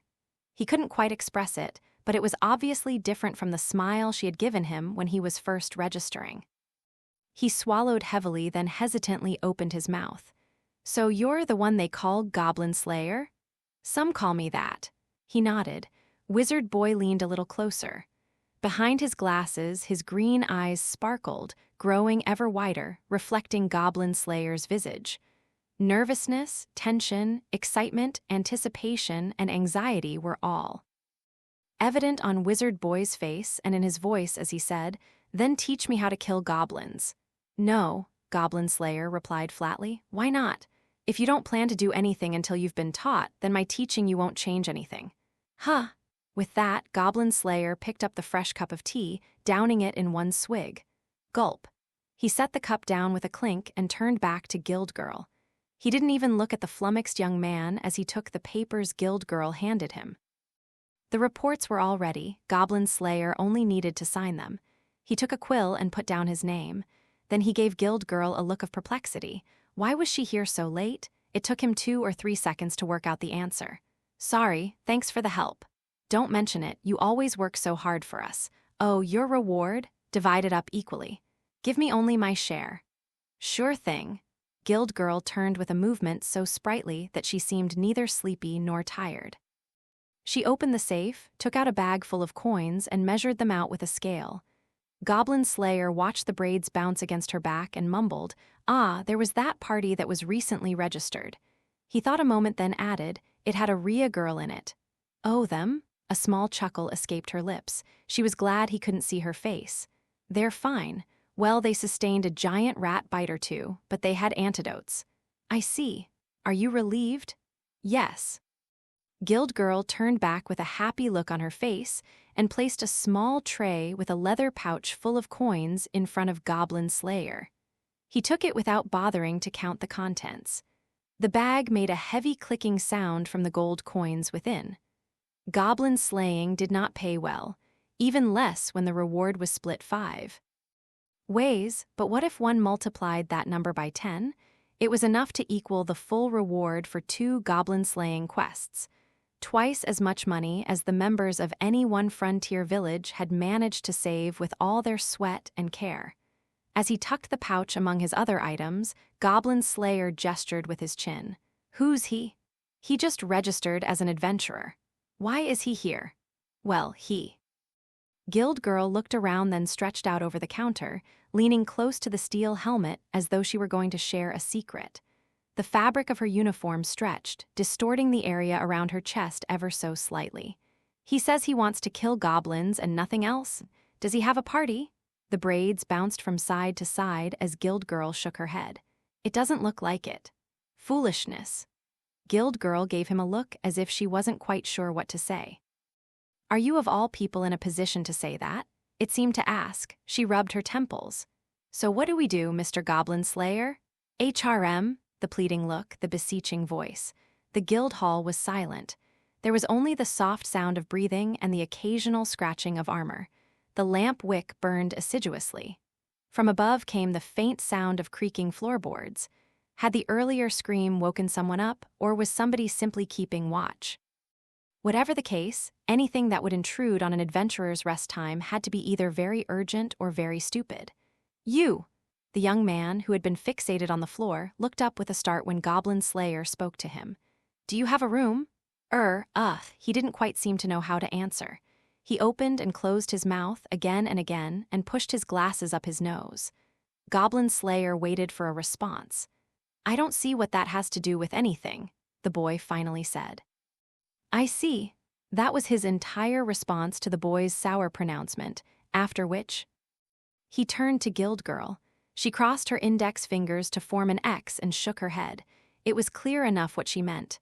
"No rooms available?" It's spring. He won't catch a cold outside, but Goblin Slayer stood up. The boy found himself watching the adventurer as he set off at his bold pace. Goblin Slayer, however, didn't spare the young mage a glance as he pushed open the swinging door. "Come with me," one short command. With that, Goblin Slayer left for the darkened town, leaving the young man behind. He glanced hurriedly from the door to Guild Girl, then he rushed for the exit. Hey, wait for me. What does he think he's doing, just dragging me along like this? He suddenly stopped. He spun around and gave a slight nod to Guild Girl. "Thanks for the tea." Then he dashed out. The door made a creaking sound as it swung, letting in the fresh breeze. Phew! Guild Girl sighed once more and stood up. She collected the paperwork and made sure the safe was securely shut and locked. Yes, the staff at the first floor bar was here, and the keeper of the rooms above, but she was the last of the desk employees. This gave a new meaning to the word overtime, but she felt no impulse to complain. She picked up her overcoat, a light one she had brought, since it was now spring, and put her belongings in her bag. "I guess you really have rubbed off on me." She giggled and blew out the lamp almost as if she were giving it a kiss. It almost seemed like there was a sea outside the door. The breeze rippled through the grass, and the stars and 2 moons shone in the sky. HMPH. Goblin Slayer spared a glance up at the green moon, then quickly set off walking. The boy hurried to follow after him. Hey, what the heck? Where are you taking me?" His voice sounded a little strained, perhaps from nervousness or fear. "Come with me and you'll see." Goblin Slayer walked purposefully along the road, not so much as looking at the scenery. Notwithstanding the starlight and the relatively good quality of the path, it was impressive the way he never slowed down. The young man, less than pleased, kicked some small stones that happened to be nearby, letting out a sound of annoyance. At last, they could see it. If the field was a sea, then this was a lighthouse, a bright point in the distance gradually growing closer. Various shapes began to resolve themselves out of the darkness. A small gate, a fence probably made out of wood, several buildings visible as looming shadows. The young man, his eyes now adjusted to the night dark, thought he heard the faint lowing of cows. "Is this a farm? What else could it be?" "Hey, I just thought, the way you were talking, I assumed we were going to an inn or something." "We are not." Goblin Slayer opened the gate as he spoke. There was a thump from the old wooden bar. "Oh, you're back." Despite the depth of the night, the voice that greeted them might as well have been a breaking sun. "Whoa!" The boy shook with surprise, his head whipping around as he tried to identify the source of the voice. It was a young woman, her voluptuous body wrapped in work clothes. She had come jogging up from somewhere. Cowgirl gave Goblin Slayer's shoulder a friendly pat, then she exhaled. "Welcome back," she said. "Yes," Goblin Slayer said with a nod. "I'm back." The words evoked a good and a bright nod from Cowgirl. "You were out for a while this time," she said. "How was it? You're not hurt?" "There were goblins, but no other problems besides that." Then he inclined his helmet just a bit. "You're still awake?" "Heh. I've turned into quite the night owl these last few days," she said with a hint of pride. Her chest jiggled, and the young mage found himself swallowing heavily. "Whoa, they're huge?" He had been careless, letting the words slip out of his mouth.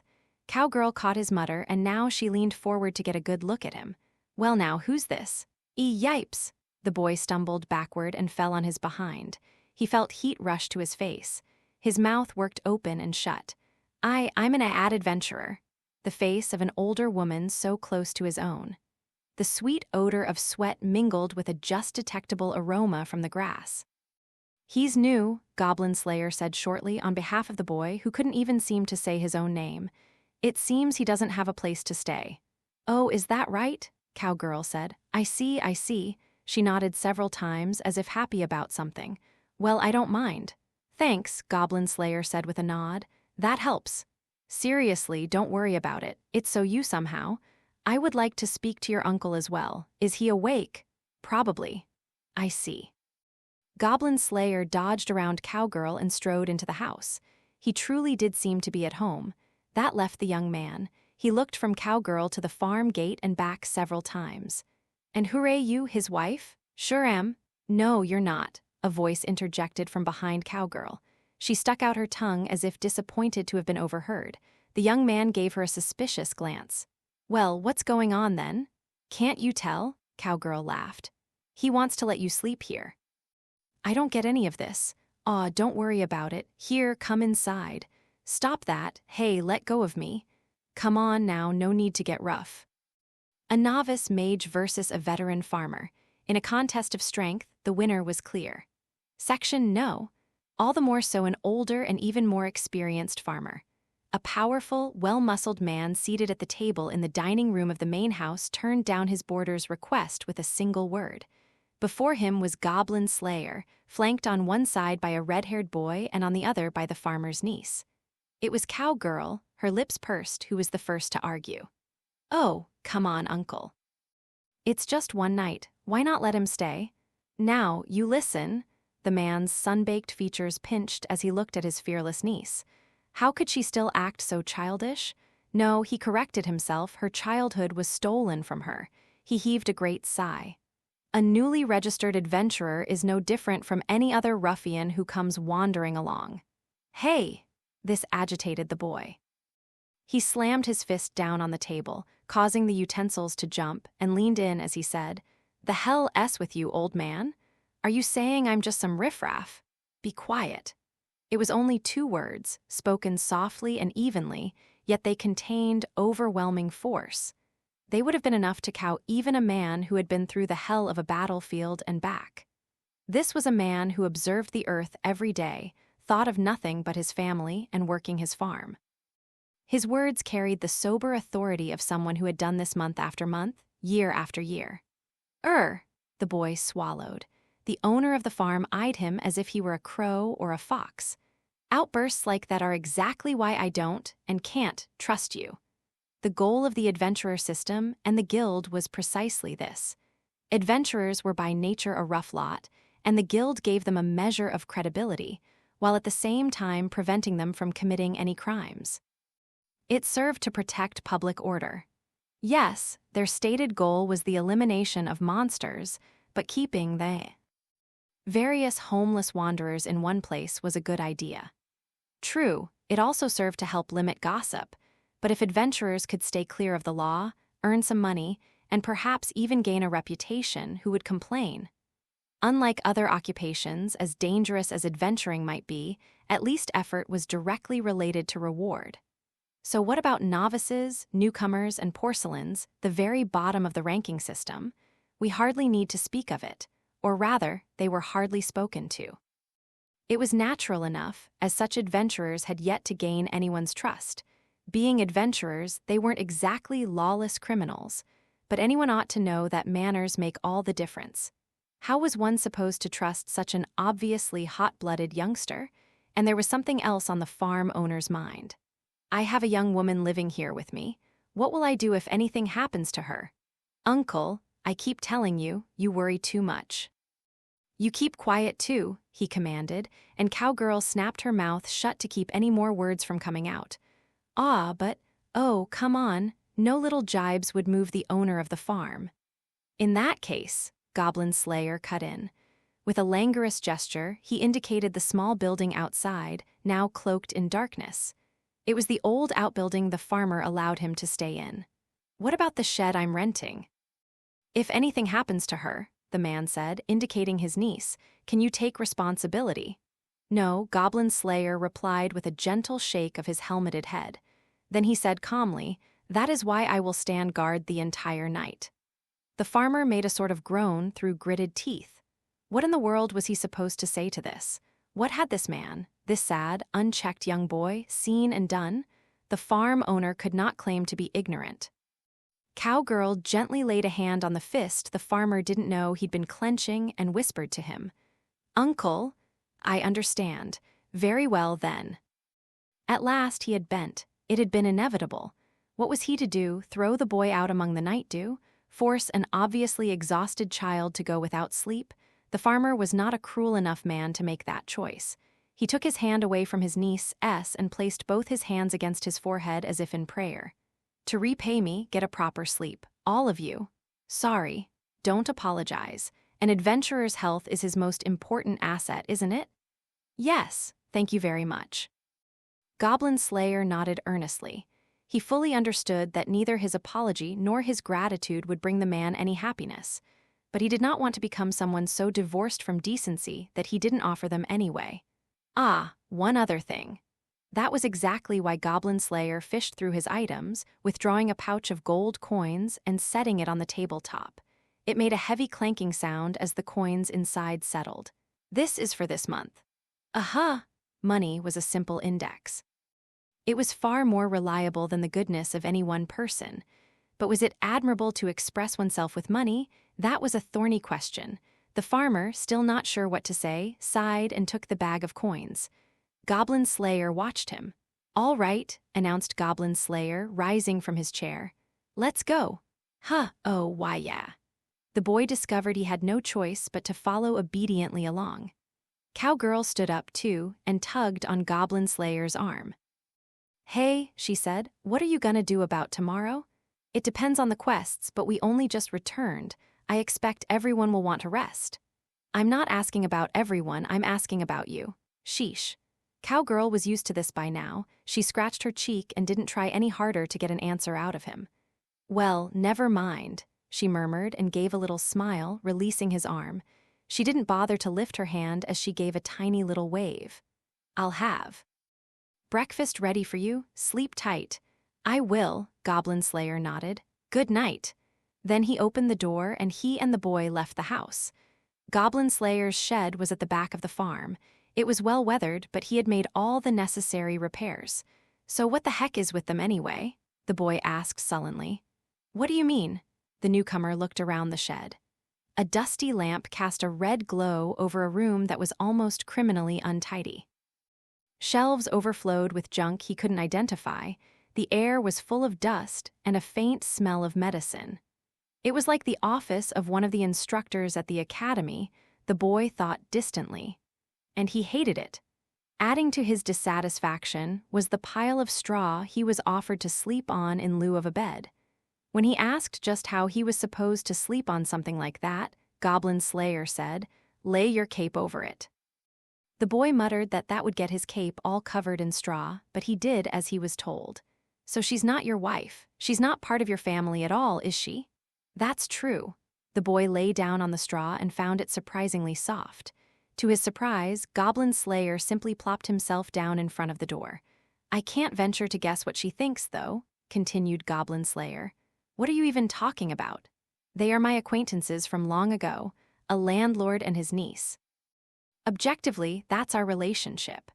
Then Goblin Slayer fell silent. The boy stared at him from atop the pile of straw, but there was no way to know what expression, if any, was under that metal helmet. The boy gave up wondering and gazed at the ceiling instead. Then he turned over again and looked at the shelves with all their various and sundry items. The skull of some unidentifiable creature, bottles full of medicinal liquids, and 3 unusual throwing knives. What did he use all this stuff for? It was beyond the boy's ability to imagine. After a while, he turned over again and saw Goblin Slayer, who hadn't so. Much as shifted since he sat down, the boy let out a breath. "Aren't you gonna sleep?" The answer came with a terrible quietness. "I can sleep even with one eye open." "Sheesh, you're the one who asked me to stay here and even you're suspicious of me." "No." Goblin Slayer's helmet moved ever so slightly. The boy realized he was shaking his head. "It's in case any goblins come." "Say what?" "I sleep away from the main house. It would be problematic if I couldn't respond immediately." "The heck's up with that? If you want to kill goblins, this is the least you must do." The boy fell silent. A little while later, he rolled over onto his back. The lamp hanging from the ceiling cast a faint light, creaking quietly in the breeze. He closed his eyes, but a hint of the red glow filtered in through his eyelids. And to think, the light wasn't even that bright. Glaring directly up at the little flame, the boy pursed his lips. "We don't need this." "I see," Goblin Slayer said. "Put it out then. Sleep. Tomorrow I'll take you back to the guild." With that, the strange adventurer in his strange armor fell silent. What in the world is he thinking? The boy looked dubiously at the dirty helmet, his mind whirling. The adventurer had been so forceful that the boy had allowed himself to be swept along to this point, but everything about this seemed bizarre. Who would invite a novice adventurer they had never met to stay in their room? Even going so far as to argue with their wife or family or whatever about it. If he had been some brainless noble with lots of money, for that matter, if he had been a young woman, then it might have been more understandable. But what did they have to gain by offering him shelter? Or was this one of those people he had heard about, the ones who waylaid new adventurers and beat them up for their equipment? But he's silver-ranked. It seemed very unlikely that the guild would risk its reputation conspiring. In business like that, he had even heard that before the guild had been established, adventurers were sometimes simply outright murdered when they came into town. Look at this guy's armor, though. That helmet. It's so dirty and scary. He turned over on the straw pile as if to get away from the helmet whose gaze seemed fixed on him in the dimness. Could a guy who looks like that just turn out to be nice? Impossible. The world didn't work that way. The boy nodded to himself, then gently put a hand on the knife he had hidden under his clothes. Damn it, if he thinks I'll just roll over and die, the boy fancied himself someone who never let his guard down. Whatever this adventurer might be planning, he would be damned if he would let himself be murdered in his sleep. Thus convinced, the boy failed to notice as he slowly drifted off. Section HNG Huh. When consciousness returned, the boy heard a pound, pound, pound, a flat, irregular noise. The first thing he felt as he sat up was the prickly straw. The room that floated in his blurry vision was certainly not his dorm at the academy. For starters, they don't have straw beds there. He scrabbled around for his glasses, which he had set next to his pillow, or rather, beside the straw by his head, and put them on. Sunlight filtered into the junk-filled shed, motes of dust dancing in the beam. Ah, right? Oh yeah. He had been sleeping here on account of that Goblin Slayer or whoever. The weird adventurer who had been sleeping by the door was already gone, even though, judging by the angle of the sunlight, it was still only just past dawn. Sheesh. That guy doesn't make a lick of sense. Aw, crap, I knew it'd get covered in straw. He clicked his tongue. He stood and picked up the cape he'd been using. For a blanket, he glanced around and then, not without a moment's hesitation, gave the garment a great shake to get the straw off. When he put it back on, he could still feel prickles here and there, but he simply frowned and left the shed. Yikes, it's real cold out here. Spring was beginning, but the last breath of winter still washed over the early mornings. The boy raised the collar of his cape and shivered. A thin white mist floated over the ground, as though milk had been spilled over the entire farm. He almost felt like he was out in the fog. Having arrived in the middle of the night, he had no sense of the farm's geography, but he picked a likely direction and started walking. As he expected, before long, he came across a cozy well with a roof over it.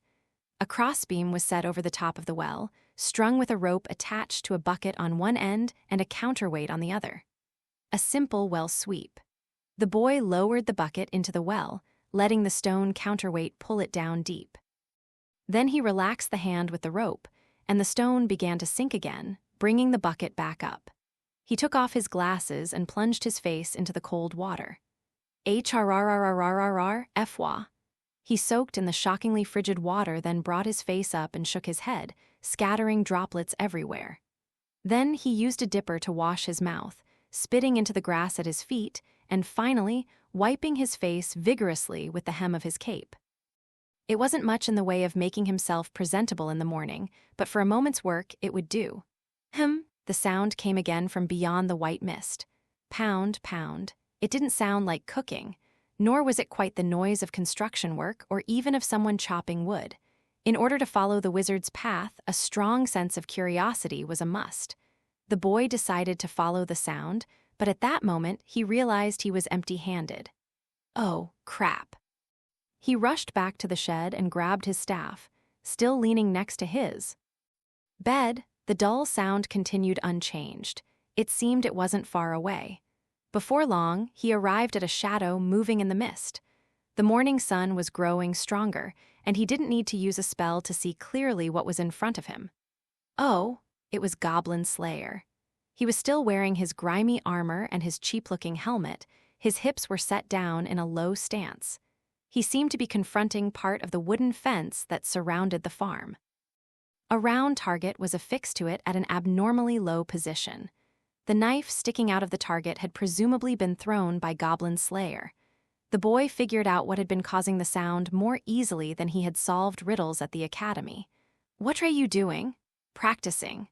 Goblin Slayer strode toward the target and casually retrieved the weapon. To the boy, it didn't look like the knife was especially suited for throwing. It was a perfectly unremarkable dagger. Wait, it wasn't just a knife. Now that he looked more closely at the target, he could see it had been scored by a sword, a spear, an axe, and was that a hatchet? With all that practice, Goblin Slayer could probably just as easily fling a stone he found in the grass. Throwing, the word whipped around in his mind. I thought warriors were supposed to swing weapons, not fling them. How can you fight if you throw all your weapons away? Dumbass. I simply steal more. Goblin Slayer ran a finger over the blade of the knife, inspecting it. From the goblins, he added. The boy grunted at that answer. It'd be better just to have high-quality weapons from the get-go. Is that so? You're supposed to be able to take care of a few goblins with a single spell. Is that so? Look, I thought you were supposed to be taking today off. Isn't that what you told that chick? I once took a lengthy break. I found my reactions had dulled afterward. He calmly tossed some weapons to the ground as he spoke. Then, steadying his breath, he turned his back on the target. You never know if the next thing you do will kill your enemy. As soon as he had spoken, he spun. He grabbed one of the weapons at his feet and, with no time to aim, threw it. The dagger flew through the air, spinning once, and landed in the center of the target with a dry thump. HMPH. He picked up the weapons one by one and threw them. Silently, without a word, he threw them, then collected them and started again. This is boring. The boy sat down in the grass and yawned. He rubbed his eyes, trying to work out the last grains the Sandman had left there. What good does it do you to learn how to hit an immobile target? I don't know. And you've got it so low, too. It's the height of a goblin's throat. The boy fell silent. From the distance came a warm voice calling, "Breakfast." He noticed now that the fog had burned off. He could see all the way to the farmhouse, where Cowgirl was leaning out of a window and waving. Goblin Slayer stopped and looked in her direction, somehow brightly, and nodded. "All right," he said. Then the helmet turned toward the boy. "Let's go." Not expecting much from this meal. The boy nodded grudgingly, then heaved himself to his feet and followed after Goblin Slayer. If the food sucks, I'm knocking over that table. Section, there was stew for breakfast. The boy ended up asking for 3 extra helpings. Section, you overate. They had left the farm on the outskirts and were heading for the guild, but the boy walked along the path unsteadily. He clung to his staff as he made every effort to move. This must be what it was like, he thought, after an especially draining and dispiriting adventure. Perhaps this was what adventurers felt like after trekking through an endless field only to see the castle finally come into view. When they finally passed through the swinging doors and into the noisy waiting area, the boy collapsed onto a seat. Once again, there were plenty of adventurers visiting the guild. Some had come to register just today, while others were looking for another day's work. HRGGG. How could you be so excited about finding an elevator in some old ruins that you went and got yourself a hangover? How stupid are you? I thought some spirits might restore my spirit. How stupid are you? Hungover adventurers were not an uncommon sight. Some of them slumped on the benches even now. People didn't pay much attention to the young boy who had just come in. Maybe they thought he was one of the drunkards. I'm going, then, Goblin Slayer said, looking down at the groaning young man who had lain down, so he now took up an entire bench. You should start in the sewers. Kill those what is it again? Giant rats. I am gonna kill goblins. I see. With that, Goblin Slayer turned away from the young man. Who was he to interfere with the boy's wishes? Goblin Slayer strode boldly away, heading for his usual spot, a bench in the far corner of the guild waiting area. 6 years ago, when he had first become an adventurer, he had been the only one there. But now things were different. His companions were there, as were those who had some business with him, and even others who just wanted to say hello. Today was more of the same. There was Lizard Priest swishing his tail. High Elf Archer and Dwarf Shaman sat on either side of Priestess, and yet, Goblin Slayer Seer, somehow it felt different from usual. At the center of the circle of faces, Priestess's hands clutched her knees and her voice was weak. "What's wrong?" "Sounds like they were talking about promoting her," High Elf Archer answered in Priestess's stead. "Ah," Goblin Slayer nodded. It was about that time. Adventurers were divided into 10 ranks, from porcelain to platinum. Notwithstanding platinum rank, which was special, the divisions were made based on what were popularly called experience points. In other words, the rewards one had earned, combined with how much good one had done for those around them, along with one's personality. It had been a year earlier that Priestess had been promoted to Obsidian for defeating the whatever it was called in the underground ruins. Then there was the giant eyeball they had encountered at the water town, and the leader of the goblin army that had attacked their own town. Having further survived the battle with the goblin paladin in the north, she should have had more than enough in the way of rewards and social contributions. And her interpersonal comportment was beyond reproach. Yes, it was more than appropriate that the possibility of promotion should have been raised. But if she was looking so down, that meant she didn't pass. I guess not. "And you even had a letter of recommendation, huh?" High Elf Archer whispered to Priestess, who simply responded, "Yes." She looked as pathetic as a puppy left out in the rain and sounded as if she might start weeping at any moment. "I guess, they say I haven't contributed enough yet." "I suppose it's understandable," Lizard Priest said. "The rest of us are silver-ranked, after all." Dwarf Shaman let out a dissatisfied snort and tugged at his beard. "What do they think she's piggybacking on us? Who would believe that?" It was an inappropriate but not unheard of thing for a group of experienced adventurers to do. "HRM," Goblin Slayer grunted quietly. Priestess's first party no longer existed. The people with whom she should have grown and matured from porcelain up through the ranks were already gone. Goblin Slayer glanced over at Guild Girl, but she was busy with other adventurers, rushing back and forth like a frenzied mouse.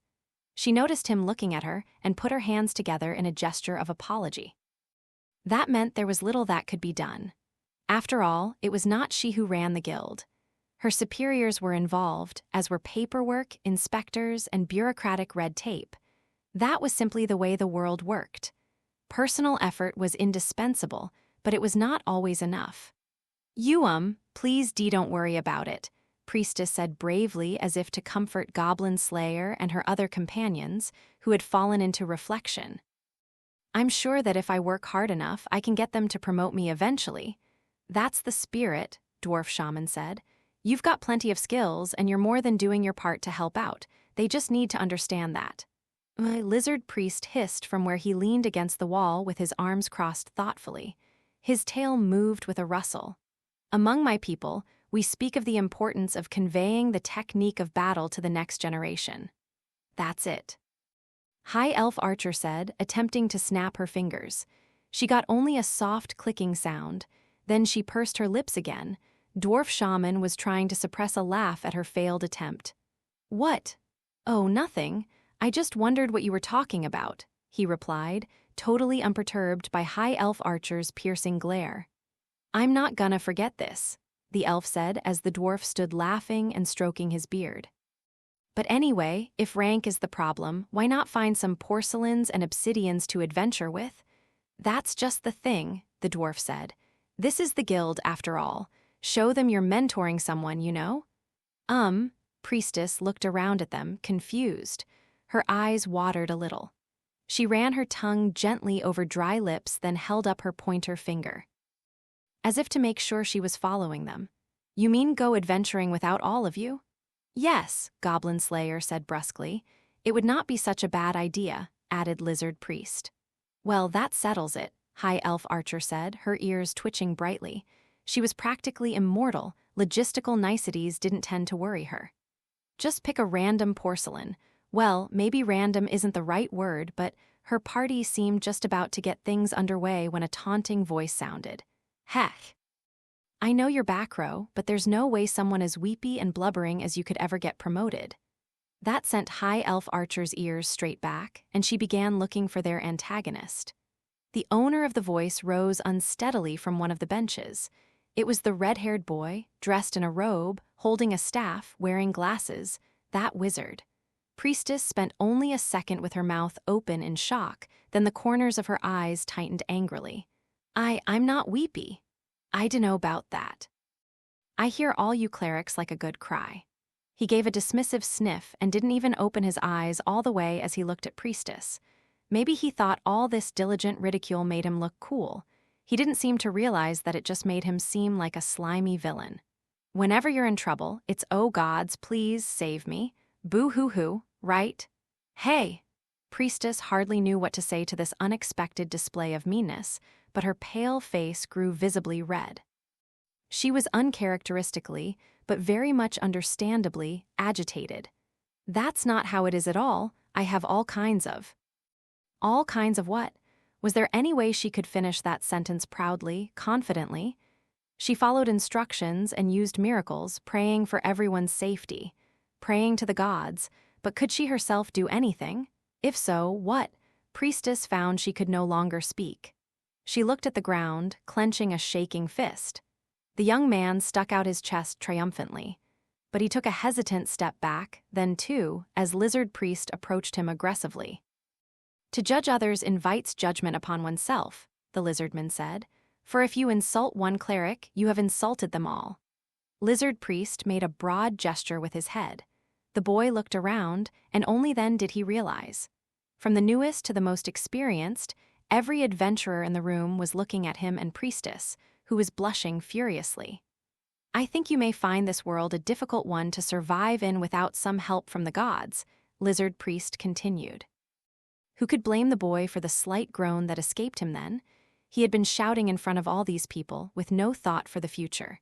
"Hey, you, how about you look me in the eye and say that? Come off it, moron. We've got giant rats to hunt. It'll be good practice for us." Let me go, I'm gonna teach that guy a lesson. Let me go." Apprentice cleric flailed about, waving her staff as rookie warrior dragged her away. The apprentice's reaction was somewhat extreme, but all around the room, responses were similar. Perhaps some favored Priestess because she was a girl, others because hers was a familiar face against one they didn't know. But most of the reproachful glances leveled at the boy were motivated by more than that. Some adventurers derided clerics, who didn't stand in the front row, as nothing but healing machines. But there were plenty of adventurers who had been saved by those same clerics. Everyone got injured at one time or another. Writhing in pain, poisoned, cursed, abandoned, none of these were pleasant. If you had a cleric in your party, then you were in good stead, and of course, anyone who offered alms could be treated at a temple. How could anyone look down on those who worked for them, prayed for them, made miracles happen for them? But no adventurer would simply back down like that. "I'm an adventurer, too," the boy announced himself boldly, although he knew he was at a disadvantage here. His passion caused a few of the onlooking eyes to widen with admiration. The business of adventuring was, ultimately, one in which everyone must take responsibility for themselves. So if there was a person who really had the strength to stand completely on their own, with no divine aid, then they could quite well make fun of clerics and get away with it. Goblins? Ha, they're nothing. So what does that make a Goblin Slayer? He jabbed his staff in Goblin Slayer's direction as if he might cast a spell on the adventurer, a classic pose of wizard contempt. "Don't take notes. I won't teach you my goblin slaying secrets. Try some rats instead. It's bullshit, all of it." All the emotions he had held back until that moment came pouring out of him. "I damn well will kill goblins." In the face of all this aggressive shouting, Goblin Slayer only tilted his head the slightest bit, quizzically. Beside him, High Elf Archer's ears twitched and she crossed her arms as she looked at Goblin Slayer. "Who's this, Orkbalg? Your little brother?" "No," Goblin Slayer said firmly. "I only had an older sister." "Oh." The archer let out a sigh and shrugged with the sort of grace attainable only by elves. "I guess I just hear that sort of talk so much these days that it doesn't surprise me anymore." "Is that so? So who exactly is this kid?" "A newcomer," Goblin Slayer said. "A wizard, it would seem." Goblin Slayer wasn't looking at the outthrust staff, but at Priestess. She was still peering at the ground, her shoulders stiff, completely silent. She was 15, no, 16 now. She had been an adventurer for an entire year, but she was still young. What could he say to her, when the work of that year had been denied as if she had done nothing important? Well, that makes it easy, doesn't it? A bright, eager voice broke in. Everyone turned to look at the new speaker. I heard everything, and as a lawful good knight, I can't let it go. Female knight stood there, snorting triumphantly. Her wide smile made it all too clear that she had buted in mostly for the fun of it. Behind her, heavy warrior muttered, I couldn't stop her, and held up an apologetic hand. The hell? Hooray you? This doesn't involve you. Ha ha. One day I'll be a famous paladin, but I don't blame you for not recognizing me now. The boy's disbelief didn't seem to faze female knight, who puffed out her chest importantly. But hear me now, young man, I have an excellent idea. Female knight was not the most refined person in the room, but she gave an elegant snap of her fingers, the noise audible throughout the guild hall. She didn't seem to notice the look of displeasure that came over High Elf Archer's face. Instead, she pointed directly at the young man. If you're so confident, then go slay some goblins. That's exactly what I want to do. You all heard him, female knight said, her eyes shining dangerously. However, she wielded her pointer finger like the tip of a sword. Your leader will be that cleric girl? Wah! Priestess, fixed by that finger, came back to herself with a yelp. She could hardly figure out what was happening as she looked back and forth between the outstretched pointer finger and the wizard boy. I am supposed to give orders to this boy? What do you mean, this boy? And hey, it's no fair to add conditions. Don't be naive, young man. Knights know better than to show their hand.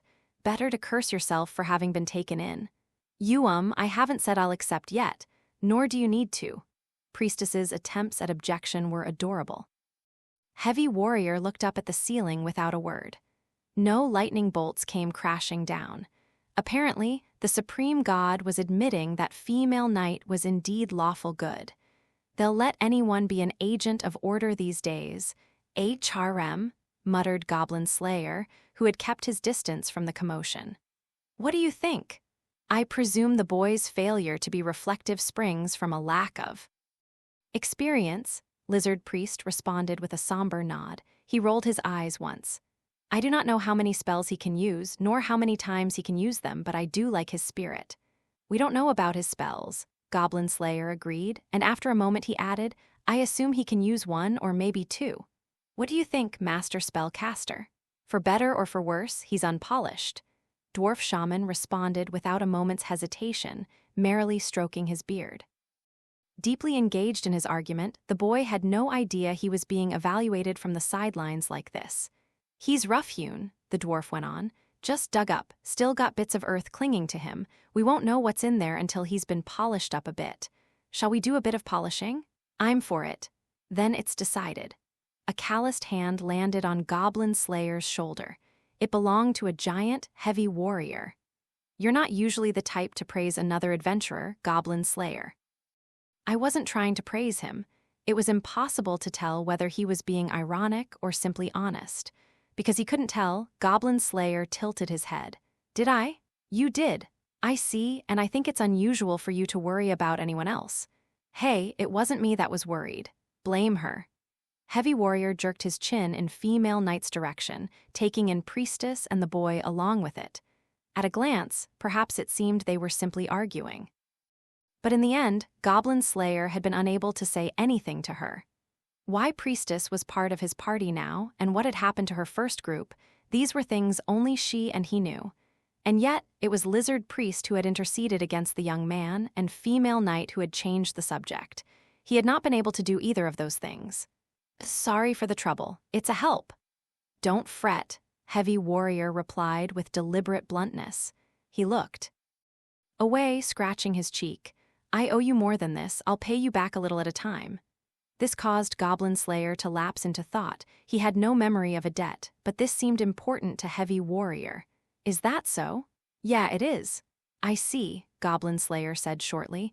Inside his helmet, he followed Heavy Warrior with his gaze. I believe I owe you a debt as well. Repay it a bit at a time, then. I see. So, what's on your mind? I am thinking about how to kill goblins." Heavy Warrior seemed caught between a frown and the slightest of smiles. "Might 'a guessed," he muttered. It was the natural reaction of any adventurer familiar with this man, this Goblin Slayer. People called him strange or weird for talking endlessly about goblins, but they called him that out of affection, for they knew him well. "However," Goblin Slayer said quietly as he looked around the guild. There were Female Knight and the new boy still arguing, while High Elf Archer had given up trying to snap her fingers and had settled for complaining instead. There were Lizard Priest and Dwarf Shaman, watching the room and laughing as they made plans. There were various adventurers, some he recognized, others he didn't, standing at the fringes of the group and occasionally offering jabs or jeers. An inspector at the reception desk was chortling, while Guild Girl herself couldn't restrain a small smile. There was Spearman, having just accepted an assignment, exclaiming Yahoo! And bounding off only to be chided by Witch, and in the midst of it all, looking thoroughly confused, was Priestess.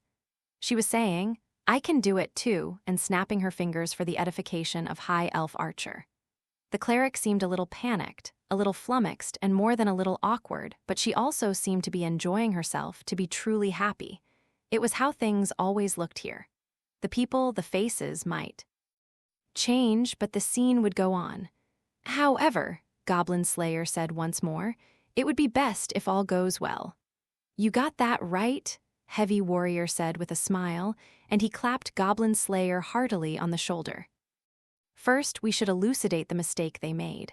They had all their gear. The party was well balanced. They were vigilant and resolute, and they let nothing disrupt their formation. Yet they were all destroyed. Why? The god Truth, seated in the high heaven, would no doubt smile and say, 'Just because I was set on bringing down a party today.' Section the quest they had taken on was to clean up monsters around the area where the training facility was to be built.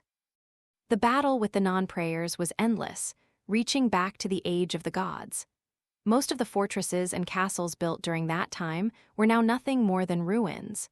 The 5 of them had challenged just such an ancient place. They were a mix of 9th-rank obsidians and 10th-rank porcelains, but all of them were novice adventurers. They had met with success on a number of adventures, and they approached these ruins as they had their other quests. They attacked the goblins who nested there. Forming their battle lines, they readied their spells and burst through the door. Their swords flashed, lightning bolts and fireballs flew, corpses were trampled upon, and treasure chests were opened. A textbook hack and slash. "Ha! I told you goblins just aren't quite satisfying," a lizardman said, sheathing his serrated shark-tooth sword and letting out a breath. His carefully cultivated muscles bulged under his scales, obviously the body of a warrior. "As long as you keep them in front of you, there's no way you can lose." "Oh," came a laugh from a young human girl. "I really had fun." She looked healthy and trim, but suitably feminine. She was dressed in armor that could hardly be considered anything other than underwear. The massive battle axe at her feet indicated there was more to her than met the eye. A warrior priest and servant of the Valkyrie, she seemed to be triumphantly displaying her body. Another party member glanced at her and sighed. He was a human wizard well into middle age. He put a hand to his receding hairline and focused his eyes as craggy as a cliff directly on the young woman. "I'm glad you're enjoying yourself, but please don't go diving in among the enemy like that.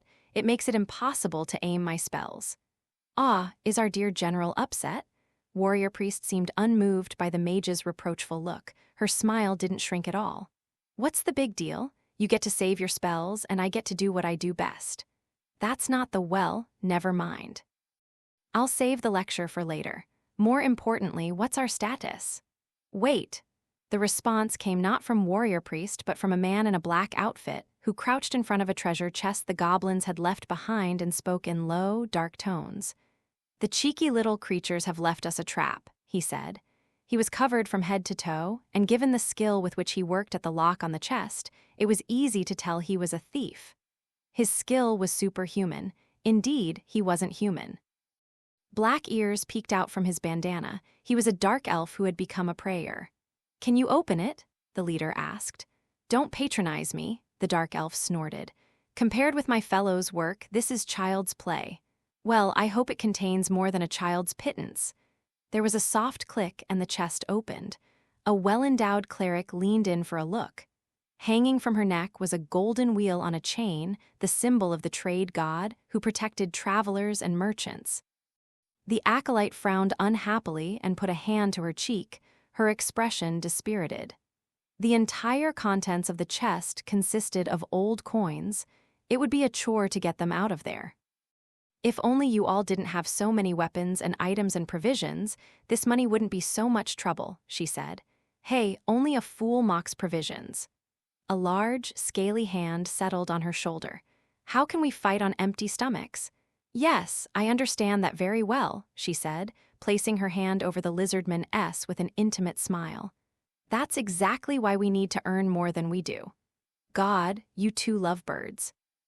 Warrior Priest pointedly made a disgusted face and said, Come on, let's go on to the next one. There are still 3 doors left in this burial chamber. So there are, the mage said. Come on, check the doors. Start on the north side. No traps, the dark elf replied, quickly pressing his ear to the door and feeling it with his fingers. He didn't have to listen hard to hear the harsh breath on the other side. Our next prey is right through here. Eyes all around the party sparkled at that. Battle, monsters, treasure, victory, everything they wanted from an adventure. There was no better job in the world. They took their familiar positions for battle. Lizardman and Warrior Priest were in the front row, General and Acolyte were in the middle, and Thief stood in the back with a dagger at the ready, watching for sneak attacks. Here we go. With a great shout, Lizardman burst through the ancient, rotten door. It crashed inward and the party piled into the room. A massive shadow loomed in the middle of the dim burial chamber. Some unidentified monster. As it slowly sat up, though, club in hand, General realized what it was. His eyes went wide, and the usually reserved man cried a warning at the top of his lungs. Trollel, a troll. The monster was a troll. Stupid but strong. Slow but incredibly powerful. It had no scales, no rocky hide, but any wounds it received, save those inflicted with fire, quickly healed. How can there be a troll here? For an instant, General couldn't think straight. It crossed his mind that goblins sometimes hired bodyguards. Was that what this was? Can we beat it? A troll was nothing compared with an ogre, which could use magic, but it was no trifling threat either. No, we can win. We will win. General forcefully pushed aside the fear and astonishment that assailed him and began giving orders as if this were any other battle. Front row, intercept him. Acolyte, buff them. Thief, use an ambush. I'll get some fire ready. You don't want me guarding the rear, then? If we don't bring to bear everything we've got, we're going to pay for it. Understood. Thief melted into the shadows of the burial chamber, while Warrior Priest burst out, I'm going Ian, and the battle began. Bring us victory. OLRLLLLRT? The blow from the battle axe, boosted by Holy Smite, caught the monster on the shin, and the troll staggered like a tree in a hurricane. Heh, don't like that, do you? Yeah. Lizardman didn't miss the opportunity to bring his blade into the fight. Carved from the fangs of a sea monster, it literally bit into the troll's gray skin. But then, this thing is tough. Numbness ran up Lizardman's arm, the same feeling he got when he slammed a wooden sword into a boulder. Why is it you're always ahead of me? Acolyte complained. It's your fault for being so slow, Lizardman shouted as he fell back, the troll's club smashing the ground where he had been standing just a moment ago. TOOORLLL. The burial chamber, which had stood for 1,000 years, now found itself hard-pressed. The room trembled, and pebbles rained down from the ceiling. HRH, this thing's all brawn, Acolyte said. With a mixture of chagrin and distaste, she brought her hands together and closed her eyes. It shaved away a certain part of one's soul to pray like this, but it allowed one to beg for a miracle directly from the gods in heaven. Oh my God of the wind that comes and goes, may fortune smile on our road. There was a whoosh as the sacred wind of the miracle blessing gusted through the chamber. The lizardman's blade was sharpened by its pure breeze and the power of the gods. Now, that's more like it. Oh, my forebear Yinlong, behold my deeds in battle. If you're going to exclaim to anyone, it ought to be the trade god. A single blow from Lizardman's enhanced muscles caught the troll's club square on. OLLT? Ah, yeah. The two weapons met with a crack, the momentum bouncing them back off each other. At the instant the troll stumbled, a burst of light struck at his ankles, a sneak attack by the dark elf. There was an unpleasant crackling as the blow cut his ligaments. In any other case, the strike would have ended the fight. Torrrro? Yikes, look out, look out, look out, I think we just ticked him off. They, however, were dealing with a troll. Warrior Priest dropped and rolled with a shout, narrowly dodging the descending club. The monster's skin bubbled, wounds closing themselves up. It was a vision of utmost fear to the warrior. How much damage had their attacks actually done? And this was when they had a holy miracle on their side, a miracle that wouldn't last forever. Where's that magic? Acolyte demanded, sweat pouring down her forehead. I'm working on it. General shouted back, then jacked into his own consciousness. He pulled out the words of true power that were carved into his mind, used them to override and refigure the world itself. Carbunculus, crescunt, iacta. Thus he was the first of them to die. The fireball he cast flew in a random direction, scorching stone and vanishing in a shower of sparks.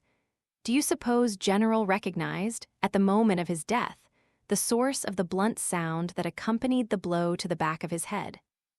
The goblin's stone axe scattered that brilliant brain all over the floor of the burial chamber. GORR, a rear attack. Who was it who sent up the shout? Now they saw the goblins pouring through the doorway behind. It was too late to curse the gods. Closing the door would have meant cutting off their own escape route. What other outcome, then, could there have been? GORBBBO. OOOTLLTL. Lizardman, seeing how quickly the battlefield situation had changed, beat back the troll's club and shouted, "The two of us will handle this. Fall back." Instead of an answer, he saw a dark shape slipping around the burial chamber. The dark elf had gotten behind the troll and somersaulted in, seemingly in an attempt to protect Acolyte. "You get back, too. In that armor, you're just asking to die." "No way, I can't," Warrior Priest yammered.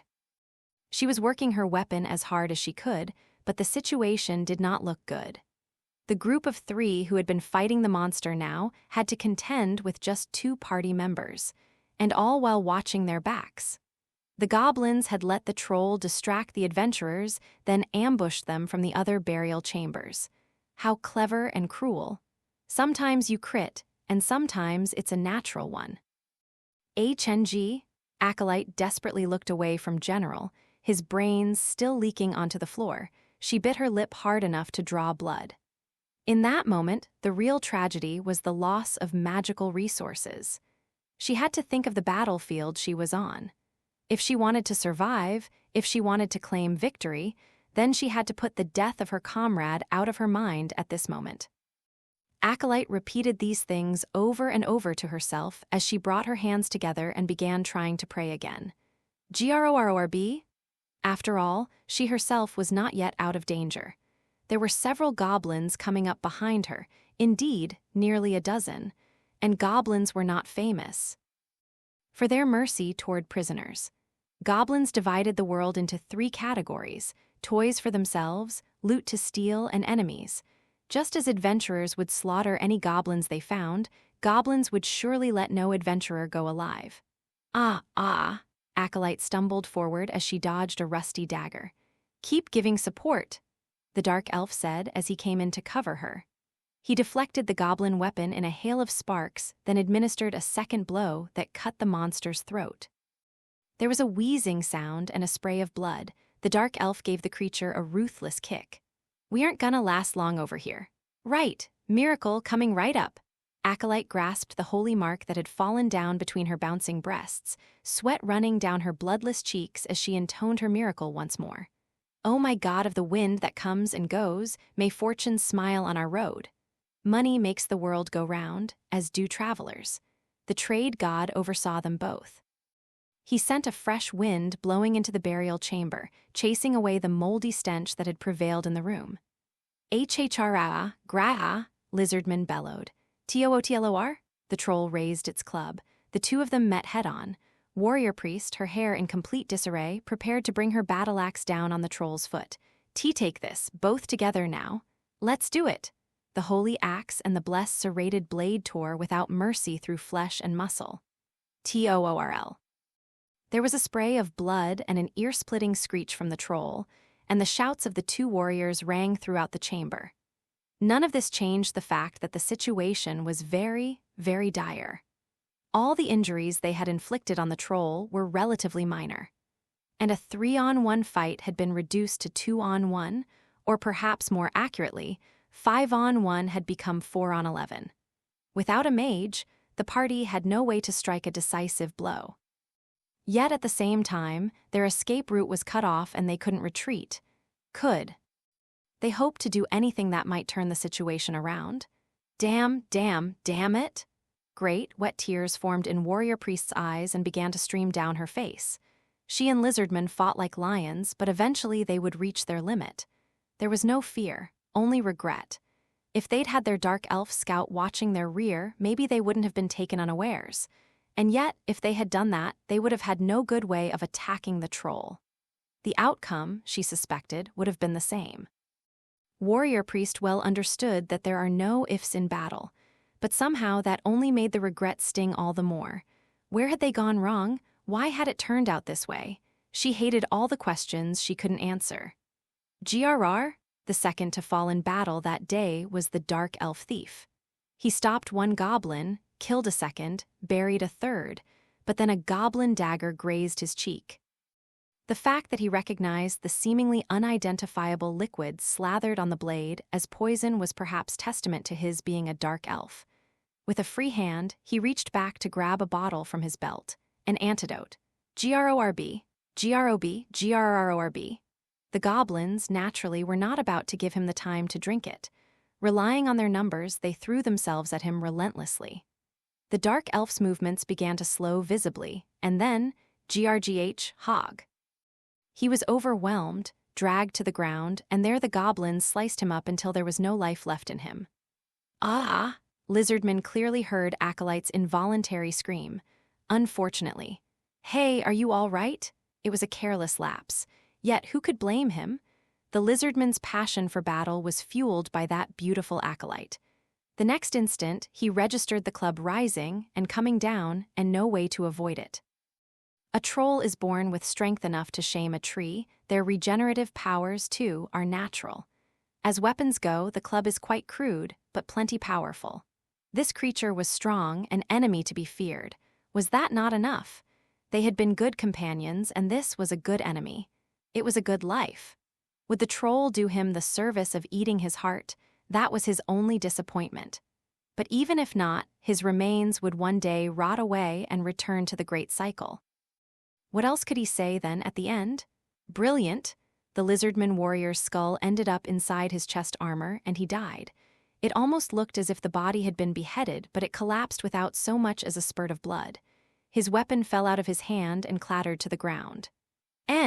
Acolyte saw it all. She stood dumbly with her eyes wide, and then against every effort of her will, a strangled scream rose out of her.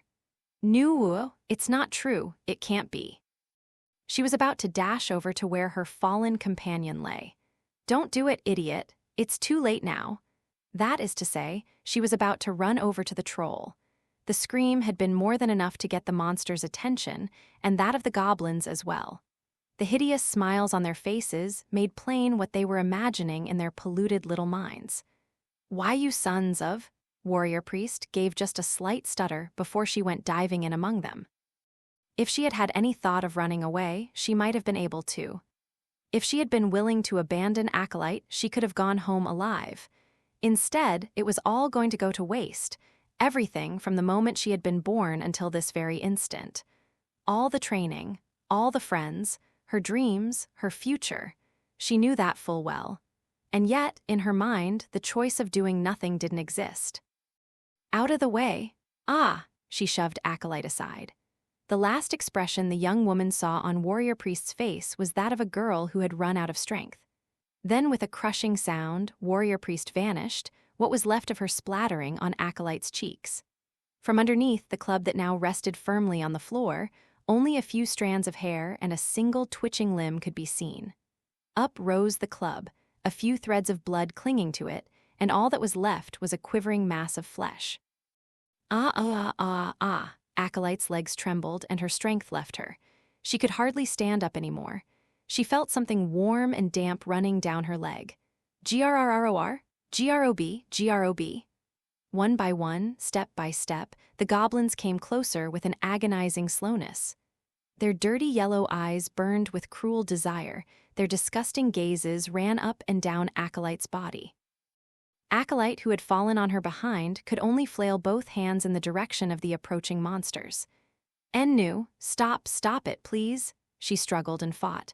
One of the goblins gave an annoyed wave of his hand to their bodyguard, the troll. Grob, whoosh, a single swing of the club. It was as easy as snapping a twig. There was a dry crack as Acolyte's leg broke, pointing off in an unnatural direction. Eyarig. Her pitiful shout echoed throughout the burial chamber. It was only moments before Acolyte vanished behind a wall of goblins. Sad to say, for her and her friends, the adventure ended here. Section. We repeat ourselves, but it bears reiteration. We should elucidate the mistake they made. They had all their gear. The party was well balanced. They were vigilant and resolute, and they let nothing disrupt their formation. Yet they were all destroyed. Why?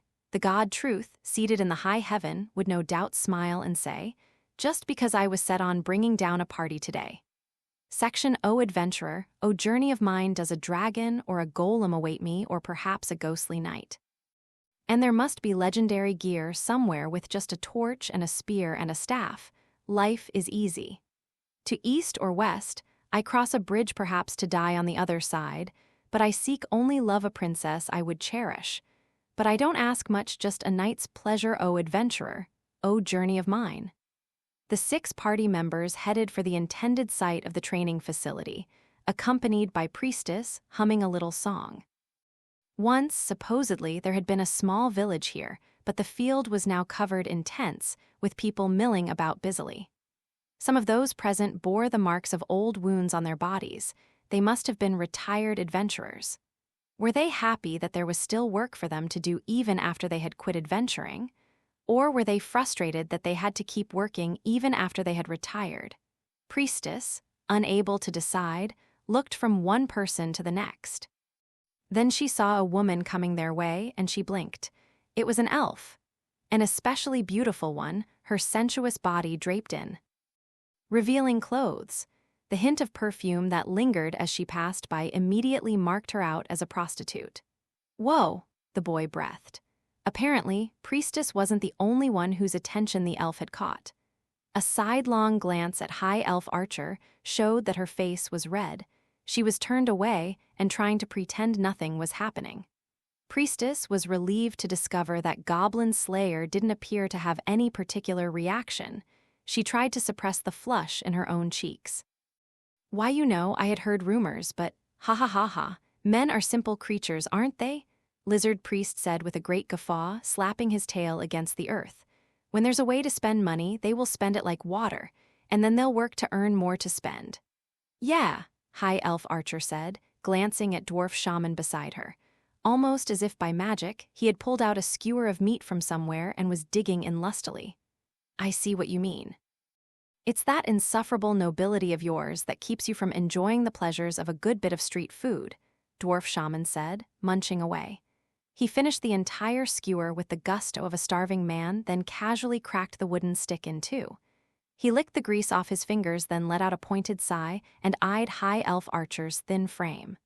I know you elves like to keep the weight off, but you could use a little meat on your bones, if you know what I mean. HMPH. I resent that. I'll have you know that, elves. And off they went, bantering as ever. The rest of the party regarded this as merely normal, but Wizard Boy wasn't used to it. He tugged on Priestess's sleeve, looking a little panicked. Hey, don't you think we should stop them or something? Oh, they're good friends, she said with a smile, and that was it. The boy looked at the 2 demi-humans in disbelief. The various passers-by took note of them but didn't seem unduly bothered. It was all just another day for a bunch of adventurers.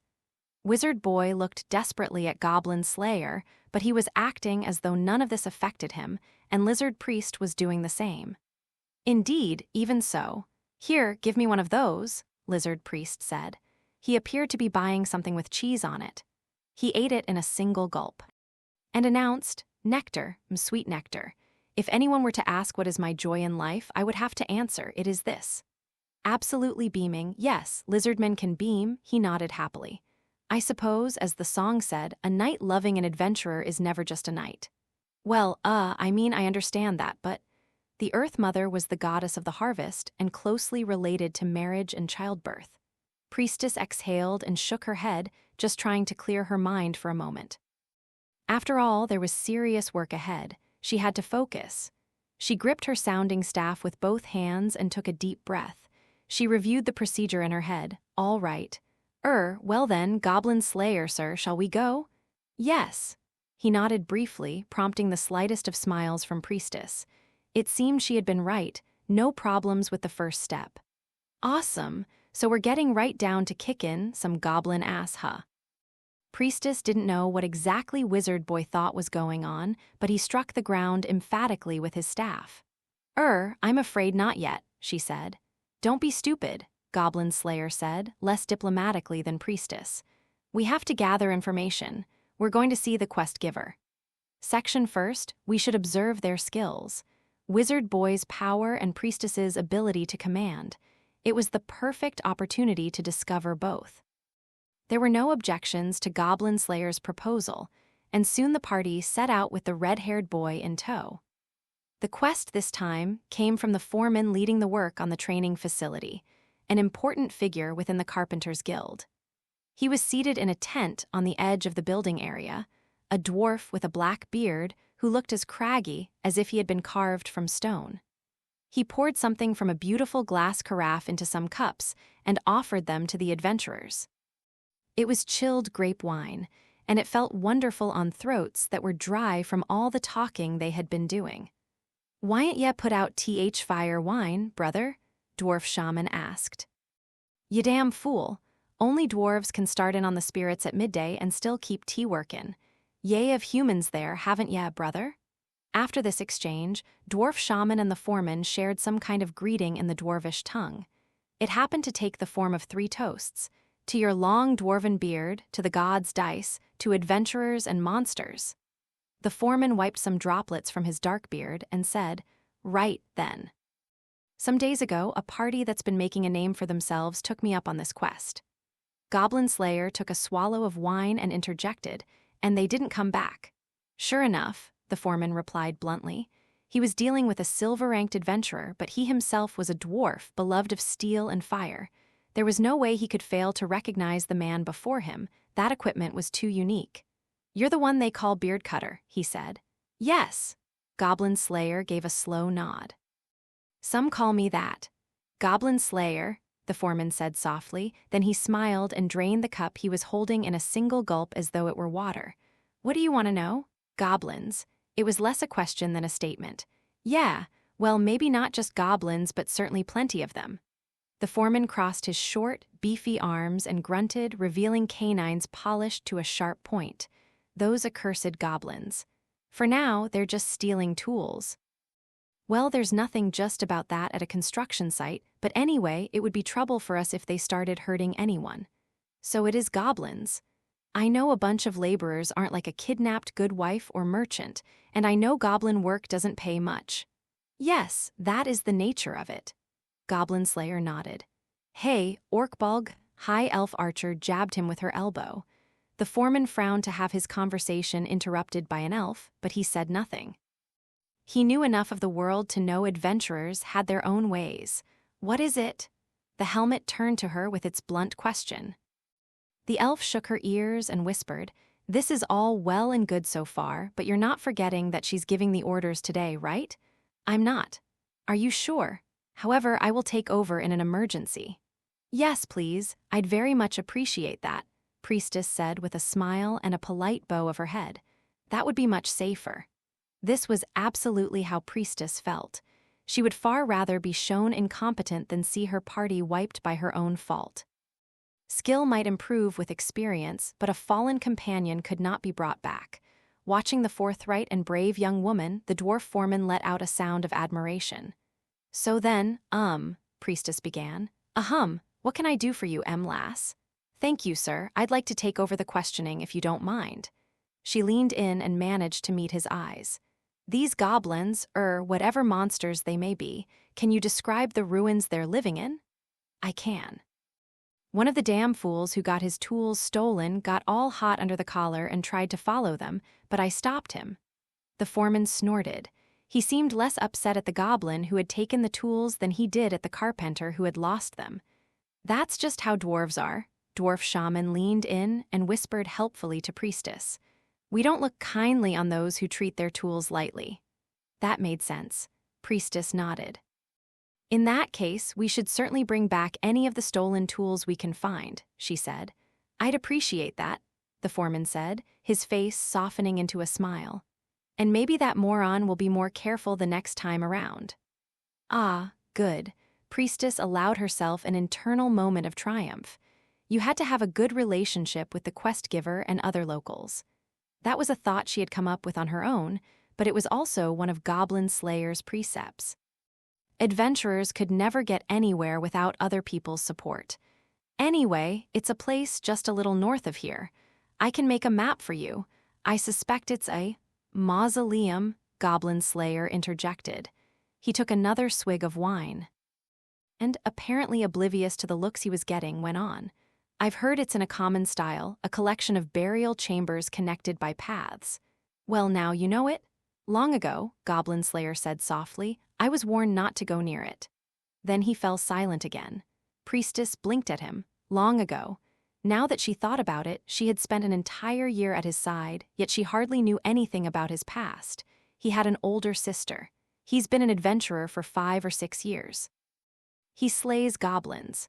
She was familiar with some of his personal qualities, like his surprising kindness and consideration for others, but how much did she really know about him? "No, now isn't the time, it can't be." She shook her head. She mustn't run away from her duties as the point person on the goblin-slaying quest that was fast approaching. "Ahem," Priestess said. "So is there anything strange about the entrance to that mausoleum? Bones or paintings or anything?"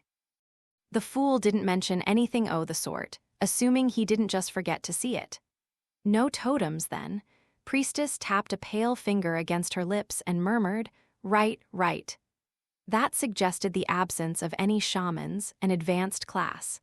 Of course, a year of adventuring had made her painfully aware that they weren't the only possible threat. It was crucial not to underestimate the enemy. So now, what was important was, "Do you happen to know the rank and party composition of the people who went in before us?" "I don't recall who was what rank, but it was a mix of porcelains and obsidians. As far as their classes, just judging by what I saw," the foreman crossed his arms and looked up at the ceiling of the tent. He searched his memory, crooking his fingers as he listed them off. A lizardman warrior and a cleric, a warrior priest. Then there was a wizard, another cleric, and some kind of thief or assassin. Were any of them women? 2 of them, the warrior priest and the cleric, or maybe she was what you'd call an acolyte. Something cold whispered in Priestess's gut. That means we can hope for 2 left alive at best. She bit her lip, having no choice but to accept the fact. "Is there a chance you have any potions to spare?" she asked. "We'll pay for them, of course." They had prepared ahead of time, naturally, but it never hurt to have plenty of healing items. The ability to heal without using up a miracle-recommended potions very highly. "Sure, not a problem," the foreman responded generously. "Anything else you need?" Well, if there's a doctor around, please have them wait here." As they continued talking, Goblin Slayer mumbled a low HRM. He turned to Lizard Priest. "What do you think?" "I think her judgment is correct," answered Lizard Priest, who had stayed out of the conversation until that point. 2 at most. "But I'm almost certain they've all been destroyed." "Wah!" Wizard Boy goggled at the cleric's fluent declaration. Lizard Priest's bulbous reptilian eyes turned and stared at him. "Something the matter?" "No. Indeed, oh gracious, there's cheese. What considerate people. Pardon me." Lizard Priest ignored the boy's disturbed gaze and reached out a scaly hand. He grabbed a serving plate near Priestess and the foreman and pulled it close, happily grabbing some of what was on it. It was cheese, most likely served as an accompaniment to the wine. A smile came over his great jaws. Ah, nectar, sweet nectar. Goodness me, is this cheese also from your farm, my lord Goblin Slayer? Most likely. Perfection?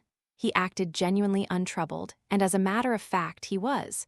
To the lizard men, it was simply natural that all living things might one day die. Sooner or later, the moment would come. They might have different ways of life, some might be stronger than others, and each would die in their own way, but those were the only differences. He swallowed the bulging mouthful of cheese, then licked the tip of his nose with his tongue. I think we may suspect something besides goblins down there, he said. Yes, Goblin Slayer agreed. If there are no totems, though, it means there probably aren't any shamans. Yet, the adventurers failed to return. I should certainly hope it's not another paladin. A hob would be easier prey. Or almost any other kind of non-prayer. At any rate, traps are the real danger. A mausoleum will be made of stone. Perhaps we can suppose that there won't be any bursting through walls. They've stolen some construction tools, but it's not like working through earth. I suspect we're dealing with about 20 of them. Yet, I think we can assume their numbers have been diminished somewhat. I can't imagine 5 adventurers failed to kill even one goblin. Regardless, we haven't time. When they tire of their captives, they will come in force. We must deal with them in one fell swoop then. Do you think we can do it? It will depend on the girl's judgment. Even so. The conversation between them flew so fast it left the boy blinking his eyes wildly. It was well known that the lizard men were powerful warriors, but he had never actually seen one up close. And then there was the adventurer talking to the lizardman, with his grimy armor and cheap-looking helmet. He was the one they called the kindest man on the frontier. There was a major difference, though, between knowing something intellectually and seeing it for oneself. So when he heard High Elf Archer give a lazy yawn, he glared in her direction. "What's with you?" he asked. "Don't you do anything around here?" "When the timing's right," High Elf Archer said. She languidly wiped a tear from the corner of her eye, and her ears twitched. "I'm a scout and a ranger. I let other people handle the rest." "She's right about that, boy," Dwarf Shaman interjected. He seemed thoroughly into his cups by now. He was pouring himself some fire wine from the flask at his hip. "Hey, we're about to start an adventure here. Don be stupid, child. A dwarf who's not drunk is like a stone at the side of the road." Then he coughed. Even from where he was standing, Wizard Boy could smell the alcohol on his breath. For once, I agree with Longears there. Spellcasters need to be able to modulate their emotions. "You didn't need to say for once," High Elf Archer said with a sniff. "I only say the wisest and most sophisticated things. Seriously. Suddenly, Dwarf Shaman seemed at a loss for words. He opened his mouth to respond, but then noticed the boy's disbelieving look. He cleared his throat once. "Anyhow, we've each our own roles to play," he said. "Roles?" the boy said, pursing his lips suspiciously. "You mean like how he's a warrior and I'm a wizard?" "No, not remotely," Dwarf Shaman said, gesturing as if he were swatting a fly. "Beard Cutter and Scaly, there are our front row fighters, so it falls to them to work out a strategy ahead of time. The girl is doing the talking today because of how we decided to approach this quest," High Elf Archer said, drawing a circle in the air with an extended pointer finger. "Usually she takes care of the cargo, makes sure we have our supplies, all sorts of details. You could stand to be a little more diligent yourself, Longears." High Elf Archer's ears went back, and she growled angrily, but Dwarf Shaman just put a hand on the boy's shoulder. "Take a good look, boy," he said. "Remember this." Wizard Boy studied Dwarf Shaman silently, then pushed the calloused hand away. "Carrying the cargo just means doing all the chores, doesn't it?" High Elf Archer chuckled to see Dwarf Shaman brushed off like this, but the dwarf, undaunted, laughed a great belly laugh. When Priestess had finished her exchange, the party put their heads together and began to discuss. The boy watched them intently from one side of the tent. "If you can slaughter some goblins, isn't that good enough?" he muttered, so softly that no one in the party heard. The mausoleum was buried among some small hills, its mouth yawning open. Above the entrance was a hillock on which grew grass and trees. Whether the hill had been built over the entrance or the entrance had been dug into the hill was impossible to say. It had been weathered by far too many months and years. It was past noon when the adventurers arrived. They were losing the spring light, the sun having passed its zenith, its rays now slanting down over the land. It would be nearing twilight soon, and then all would be swallowed up by darkness. The perfect moment. "I get it now," High Elf Archer said to Goblin Slayer with a laugh, her ears twitching with distinct interest. "This is definitely the sort of place kids would come play in." "Yes. That's why I was told not to. But I s'pose ya did anyway," Dwarf Shaman said with a smirk, as if expecting a story of some youthful mischief. He gave Goblin Slayer a poke with his elbow for emphasis. Goblin Slayer reached through his hazy memories, trying to recall some distant day. It was more than 10 years ago now, no, exactly 10 years, and he had been a different person. Had he gone in there? He couldn't remember. He doubted it, though. Doing so would have earned him a severe scolding from his sister. He knew it was wrong to cause trouble for her, so he would not have gone near the mausoleum. Probably. "Never mind," Goblin Slayer said with a slight shake of his head. Right," Dwarf Shaman said shortly. "Nothing you can tell us about the inside, then? I was told it was constructed of hallways and burial rooms." "Yes, Goblin." Slayer nodded. He remembered now.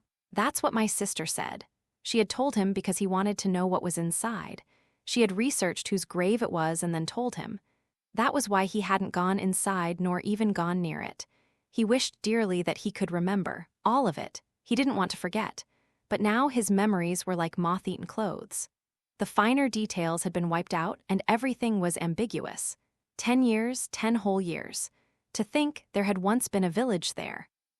"Whatever the case, that was long ago now," Goblin Slayer said. Then he forcefully changed the subject. "So what do you think?" Well, there aren't any totems and no guards either," Priestess replied. She tapped a finger against her lips, taking stock of the ruins before them. Just near the entrance, she saw the piles of waste that were characteristic of goblin holes. But that was it. She didn't see any of the childish animal symbols that goblins worshipped. "At least we can be pretty confident there are no shamans. Come on, let's just go already. They've got those other adventurers captive, don't they?" Priestess felt a slight twinge in her heart at the boy's impassioned exclamation. He's just the way I was a year ago. She had been so ready to go along when the boy, the monk, and the wizard had said, "Let's hurry and help those people."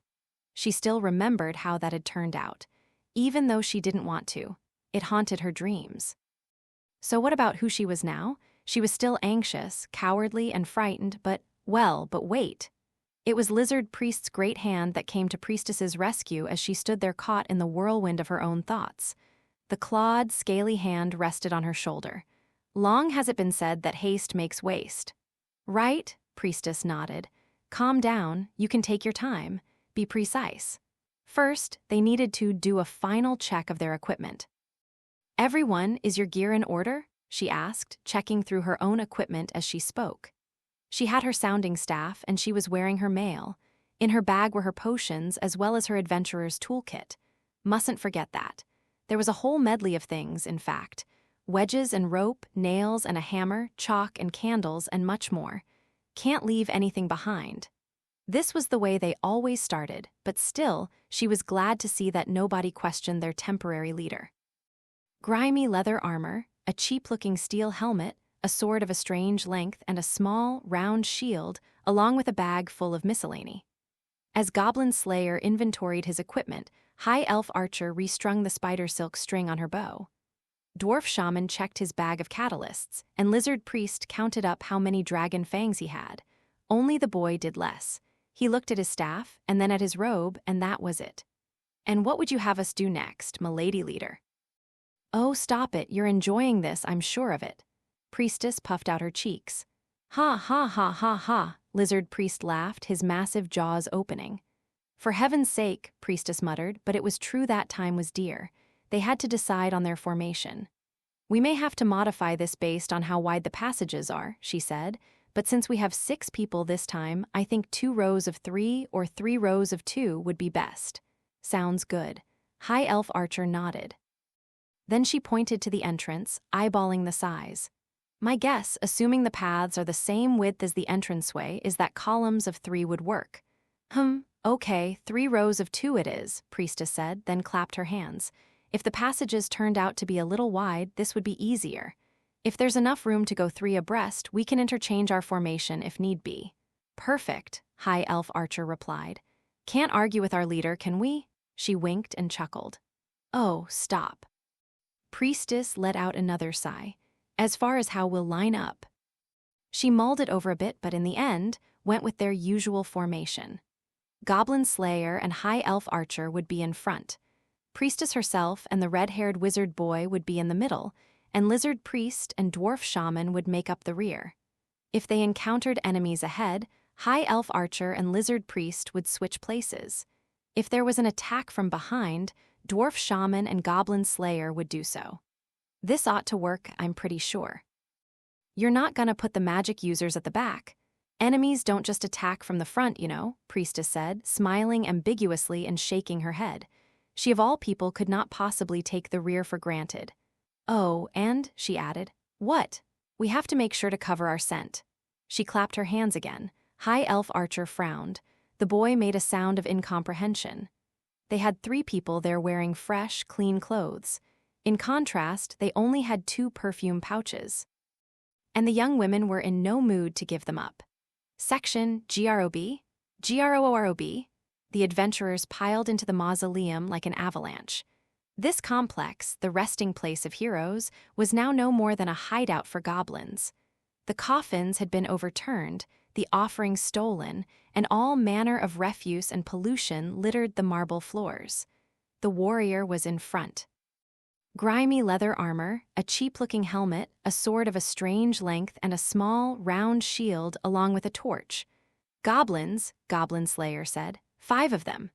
He had hardly finished speaking when his sword went flying. Its aim was true. It pierced the throat of one of the goblins. GORB?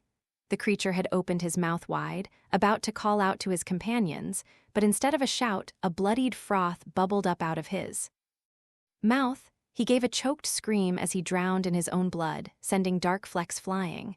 Speed above all was the key to a hack and slash. 1. Of course, the other 4 goblins were not about to remain silent in the face of their comrade's murder.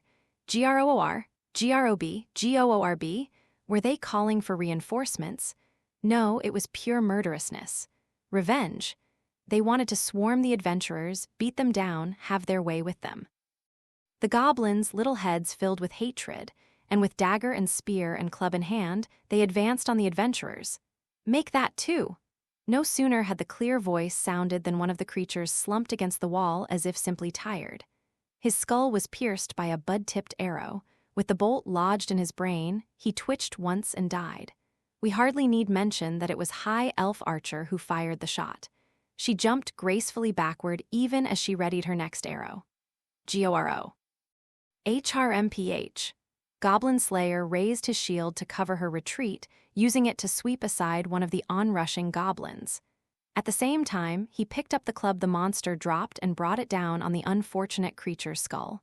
3. The goblin died without even a squeak.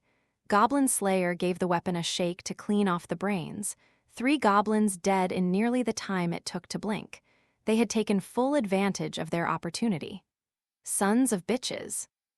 One member of their party, his brand new cape covered in unspeakable waste products, seemed to think now would be a good time to join in. He raised his staff theatrically. Carbunculus, Crescunt, don't use your spells yet, Priestess said firmly. Wah, the boy exclaimed, but this wasn't the time for argument. Conserving your magic was the most basic of basics. Priestess was thinking fast, sweat pouring down her forehead.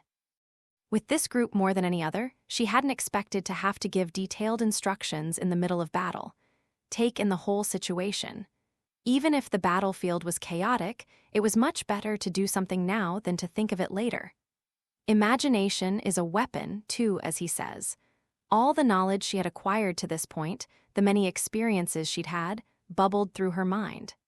There were 2 more goblins, closing in on them with crude weapons in their hands. Not counting the one they had entered through, the burial chamber had 3 doors, 1 in each direction. The doors? On it, High Elf Archer said. As the elf passed by Priestess on her way to the back, the leader handed over the adventurer's toolkit. They would shove the wedges under the doors to keep them shut. It was something only High Elf Archer, with her agility, could do. "With just the two of them, I think we should be fine for now," she said. After all, Dwarf Shaman could use 4 entire spells. They would need to have him keep some on hand, just in case. Just as the boy had been told earlier, sometimes the best thing a spellcaster could do was nothing. "Now then, I should hope that I will have a chance to join the fight," Lizard Priest said, waving his tail. "The enemy is still numerous," Goblin Slayer replied. It was at this moment that they needed the fighting strength of their warriors. Goblin Slayer was in a deep stance, his shield at the ready. He held a club in his right hand. In his own way, he cut a comical figure. Considering they were fighting goblins, however, no one in the room had the gall to laugh. "We can hardly be frittering away our time here in that case," Lizard Priest said, and he was exactly right. He spread his arms wide, and then with claws and fangs and tail, he demolished the 2 remaining goblins, tearing them limb from limb. But this merits no special remark. There were still many goblins to come. Section. Can we really afford to take our time like this? If we don't go room by room, we could put ourselves in danger. They had cleaned up the goblins in 2 or 3 of the chambers. In this mausoleum, in which several rooms were sometimes linked, the layout was easy enough to follow, but it meant a lot of chambers to check. The constant work of finding and eliminating goblins left them aching to their bones. Wizard Boy jabbed irritably at the stone floor with his staff, prompting Priestess to take a comforting tone. "But think about it," the boy said, scowling. "Those captives could be in danger." That was certainly true. Priestess, too, was worried about the adventurers who had come before them. There were traces, dried blood here, a goblin corpse there, but no more than that.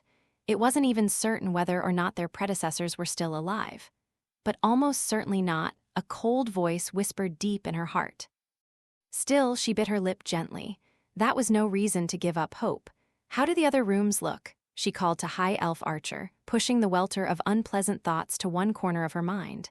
The elf pressed her ear to a wooden door, seeking a sound. She peeked in the keyhole and finally concluded, unlocked and empty. Then, however, she pointed to the top edge of the door with one slim finger. But look at that. What appeared to be a piece of string was caught in the gap. If they opened the door, the string would fall and something might come collapsing down on them.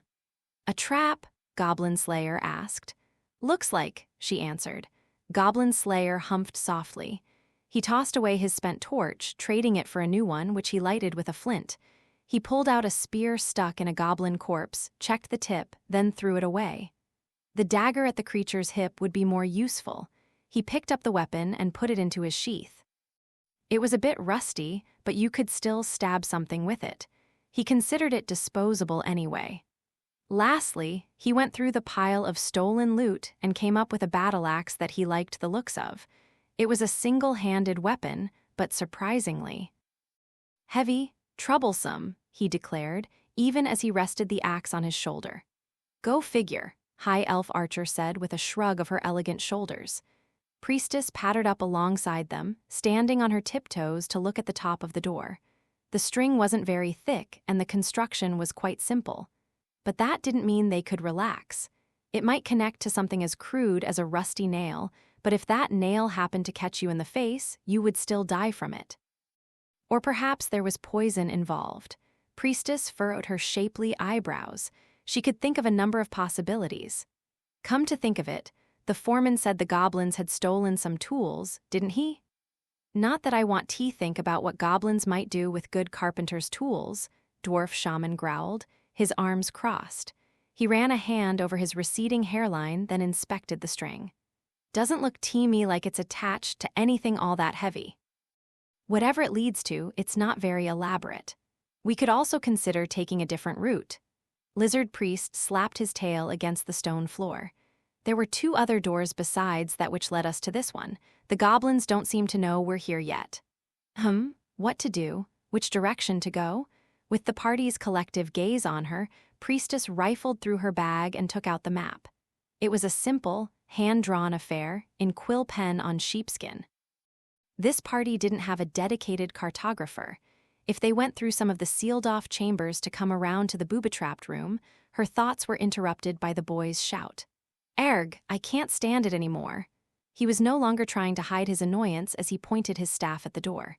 This is where the goblins live, right? They don't even know how to set a real trap.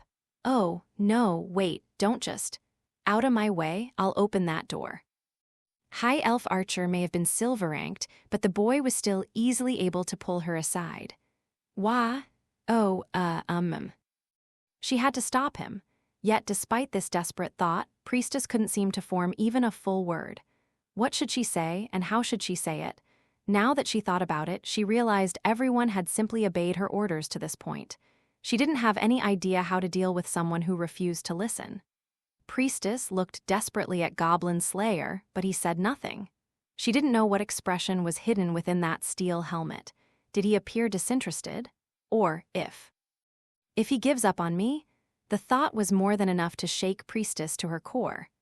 A cold, quiet voice began to taunt her from somewhere in her mind. What should I do? What should I do? What should I should eyes? Her thoughts raced, but she couldn't say anything. She reached out, hoping to at least hold him back, but the boy was already opening the door. Yeah. He shrieked as he saw something tumbling down. His scream echoed around the burial chamber. It seemed loud enough to reach the very depth of the mausoleum. Wizard Boy fell backward, scrambling out of the way of the falling object. Wah-wah-wh-wh-wh, what the hell is that? It was a hand and an arm. They had been torn off so violently that they almost looked like they had been put through a meat grinder. They had once belonged to a woman. They were lovely limbs with well-developed muscles, but now they looked tragic. It was almost impossible to contemplate what must have befallen their former owner. A bit of goblin mischief, Goblin Slayer said with a cluck of his tongue. They just wanted to frighten us. Yua, Priestess moaned involuntarily. She felt something bitter and acidic rising up her throat. With tears in her eyes, she swallowed it back down. This was no time to be losing her nerve. Hadn't she seen plenty of similar things before? She desperately told herself to keep control. She gripped her sounding staff as firmly as she could in her shaking hands. I've got a bad feeling about this, High Elf Archer said, giving Priestess an encouraging pat on the back. She didn't look much better than her leader. She had flipped up her collar to hide her pale face and lips. With that scream, there might as well have been an alarm on that door. I think that was the idea, Goblin Slayer murmured with no sign of agitation. He took up a fighting stance with his axe in hand. I believe we will soon have company. I can't be sure, but GYGYAH. High Elf Archer had just been giving a flick of her long ears when a woman's high-pitched scream echoed through the mausoleum. All the adventurers froze, but only for an instant. A second later, they had each readied their weapons. The only exception among them was Wizard Boy. It came from over here. No, you can't go alone, the boy rushed off, paying no heed to the voice that tried to stop him.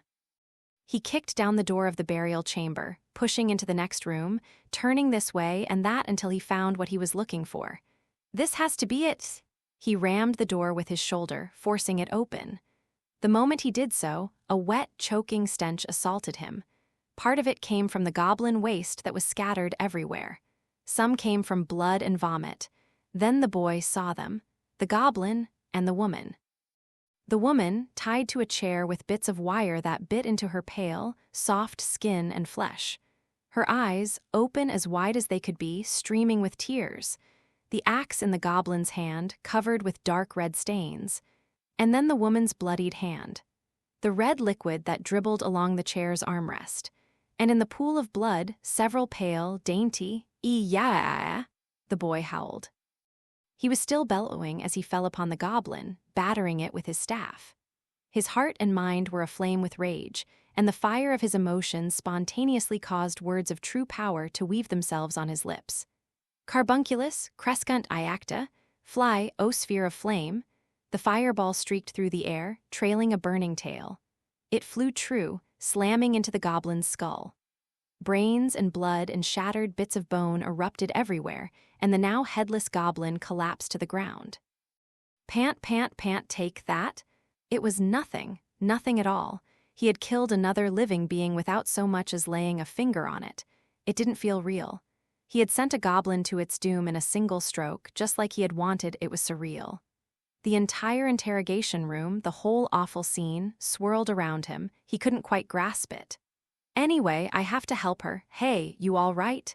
But he should have paid more attention to what he had done. The only spell he could use was Fireball, and he could only use it once per day. He should have remembered the alarm earlier, and the fact that this was a goblin nest. Urgy, just hold on, I'll get you out of here right away. The boy was focused completely on cutting the wire that bound the woman's limbs to the chair. That was why he didn't notice. The boy didn't register the obvious fact that there must have been something there that had wiped out the other adventuring party. Frug. NNGH? It was no skill of his, but sheer luck that sent him tumbling backward, just avoiding the club that came smashing past him an instant later. WHO? The blood drained from his head. He discovered that at times of true panic, one's legs become unreliable. OLRLLT? He saw a massive, lumpy shape covered in old scars. He smelled a body odor strong enough to make him nauseous. The creature's bald head seemed like the very embodiment of stupidity, and its face bore an unrestrained, moronic grin. It had arms the size of tree trunks, and it carried a huge club. And the innumerable nails that studded the club, there to rend and tear flesh, spoke to the murder in the monster's heart. A troll. The creature hefted the club as if unsure why its attack had missed. The boy caught sight of some dark red stains on the weapon and bits of hair that looked like they belonged to a woman's. Ugh. The boy clenched his jaw to prevent his teeth from chattering. Holding out his staff, he stood. Behind him was an injured, barely conscious, captive woman. He couldn't run away, not even if he wanted to. And yet, what was he to do? As a wizard in training, the boy was naturally familiar with trolls from an academic perspective. Of course he was. They were huge, powerful, stupid, and they had regenerative powers. Dealing with them demanded fire or acid. There was a problem, though. He was out of spells. GRORB, GROBRO, and that was not all. He heard the cackling of goblins echo around the burial chamber, and he knew that things had just gotten worse.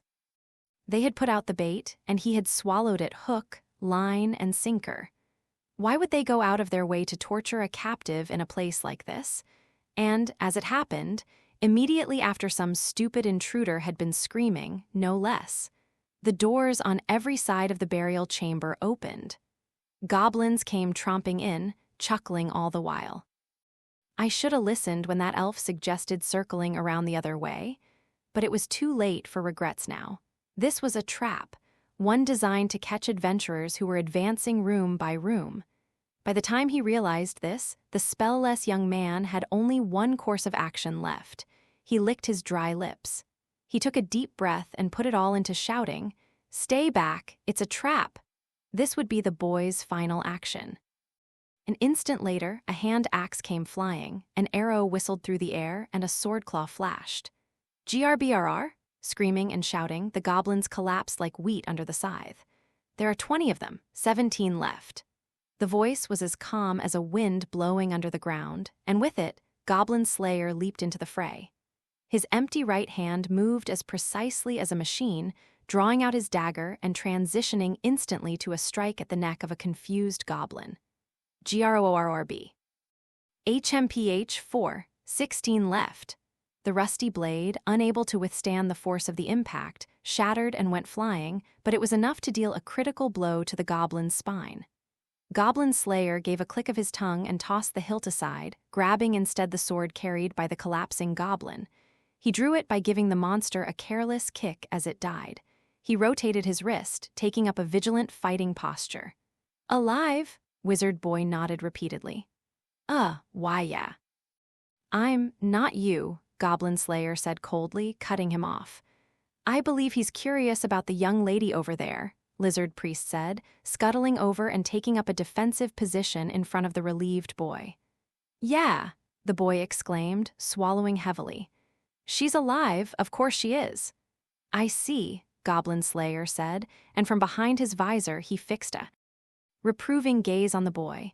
Not that Wizard Boy was actually sure quite where the man was looking behind his metal helmet, but he thought he felt it. He closed his eyes and tried to offer an excuse. I wanted to help her as soon as I could. There are women on our side as well, Goblin Slayer said, his voice sharp and cold. 2 of them. This caused the boy to draw a sharp breath and look in the women's direction. This is why I hate goblins. HRK. High Elf Archer was pale from the sight of the torture chamber, but she let off one arrow after another to keep the troll at bay. Beside her, Priestess could only offer a sort of stricken gasp.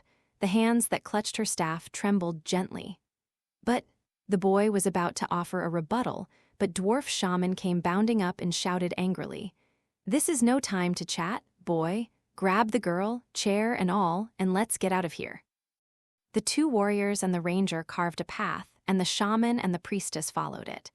"We're out of time," and indeed they were. GROB, GROB, GROORB, OOORLLLT. Their escape route was gone. 16 goblins, 1 troll. It wasn't precisely a multitude, but the adventurers were surrounded. Slowly but surely, the monsters advanced, wicked smiles appearing on their faces as they grew ever more sure of victory. The adventurers circled up to protect the boy, the acolyte who had been taken captive, and priestess. "But how are we supposed to carry her?" The boy hesitantly put a hand to the chair. Several indecipherable moans came from the woman's mouth. His hand came away covered in slick, sticky blood. It was enough to make the boy's stomach twist. He felt as if he might vomit then and there. Lizard Priest, observing him, rolled his eyes in his head, a wide field of vision being a special trait of his people. His tongue slid out of his mouth. "Don't forget the fingers. If all goes well, we may be able to heal her." "Oh." The boy tossed himself to the ground, searching quickly through the red liquid. The rusty axe had cruelly hewn off flesh and bone together. But he didn't have time, no time. The fingers would have been so easy to overlook, but he made sure he found them, counted them, and wrapped them in a cloth. He tried to wipe away the sweat on his forehead with a grimy, blood-stained hand. He bit his lip hard. "I've got him." "Excellent." "You take that side, yes, that one," Lizard Priest commanded. There was a clatter as the chair was picked up, mingling with the woman's moans. High Elf Archer kept them behind her, shielding them, her bow drawn and her ears flapping. "They're still coming from deeper in." She glanced at Priestess. "What do we do?" Priestess found herself unable to speak immediately. Her hands froze on her staff, which she gripped so hard that her hands hurt and her knuckles turned white. What to do? What was the right thing to do? Fight them here, or try to break through? She had to come up with an answer right away. Yes, and yet, but we've fallen into a goblin trap. Not just fallen into it, run into it. It was she who had said, "Let's follow him." There was no regret. Of course not, but it was enough to make her legs feel unsteady. She could see female wizard, the poison dagger buried in her. Fighter being torn to shreds by the little devils. Female monk trapped, beaten mercilessly, violated in the most awful ways. Calm down. Each time she tried to push away a memory, she simply found the next one waiting for her. The time the goblin champion nearly crushed her, the terror, the pain, the despair, the spot on her neck where she had been bitten throbbed. The goblins closing in, that gigantic troll. Priestess was dying to speak, yet her tongue refused to move. Tears began to well up at the edges of her eyes, her teeth wouldn't stay still, setting up a terrible chatter. And all this when she knew as well as anyone that this was absolutely not the time for such things. M'Lord Goblin Slayer. Her salvation came in the form of Lizard Priest, who quickly sized up the situation and then called out. "Right," Goblin Slayer answered dispassionately. "May we?" Even now he looked for her consent. Priestess nodded weakly. She didn't know what else she could possibly do. Goblin Slayer's instructions were swift and curt. "Use holy light. We push through to the inside. I'll leave the front line to the rest of you. I'll take rear guard and deal with that giant, growling thing." "Excellent." Lizard Priest answered promptly. "All right." Priestess, on the other hand, fought to push down her sense of how pathetic she was. Wizard Boy, working hard to bring the chair along, was agog. He would deal with it. "You're a warrior, right? That thing's a troll." "Dummy," High Elf Archer said, puffing out her small chest knowingly. "It's times like this that Orkbalg is at his best." Lizard Priest chuckled.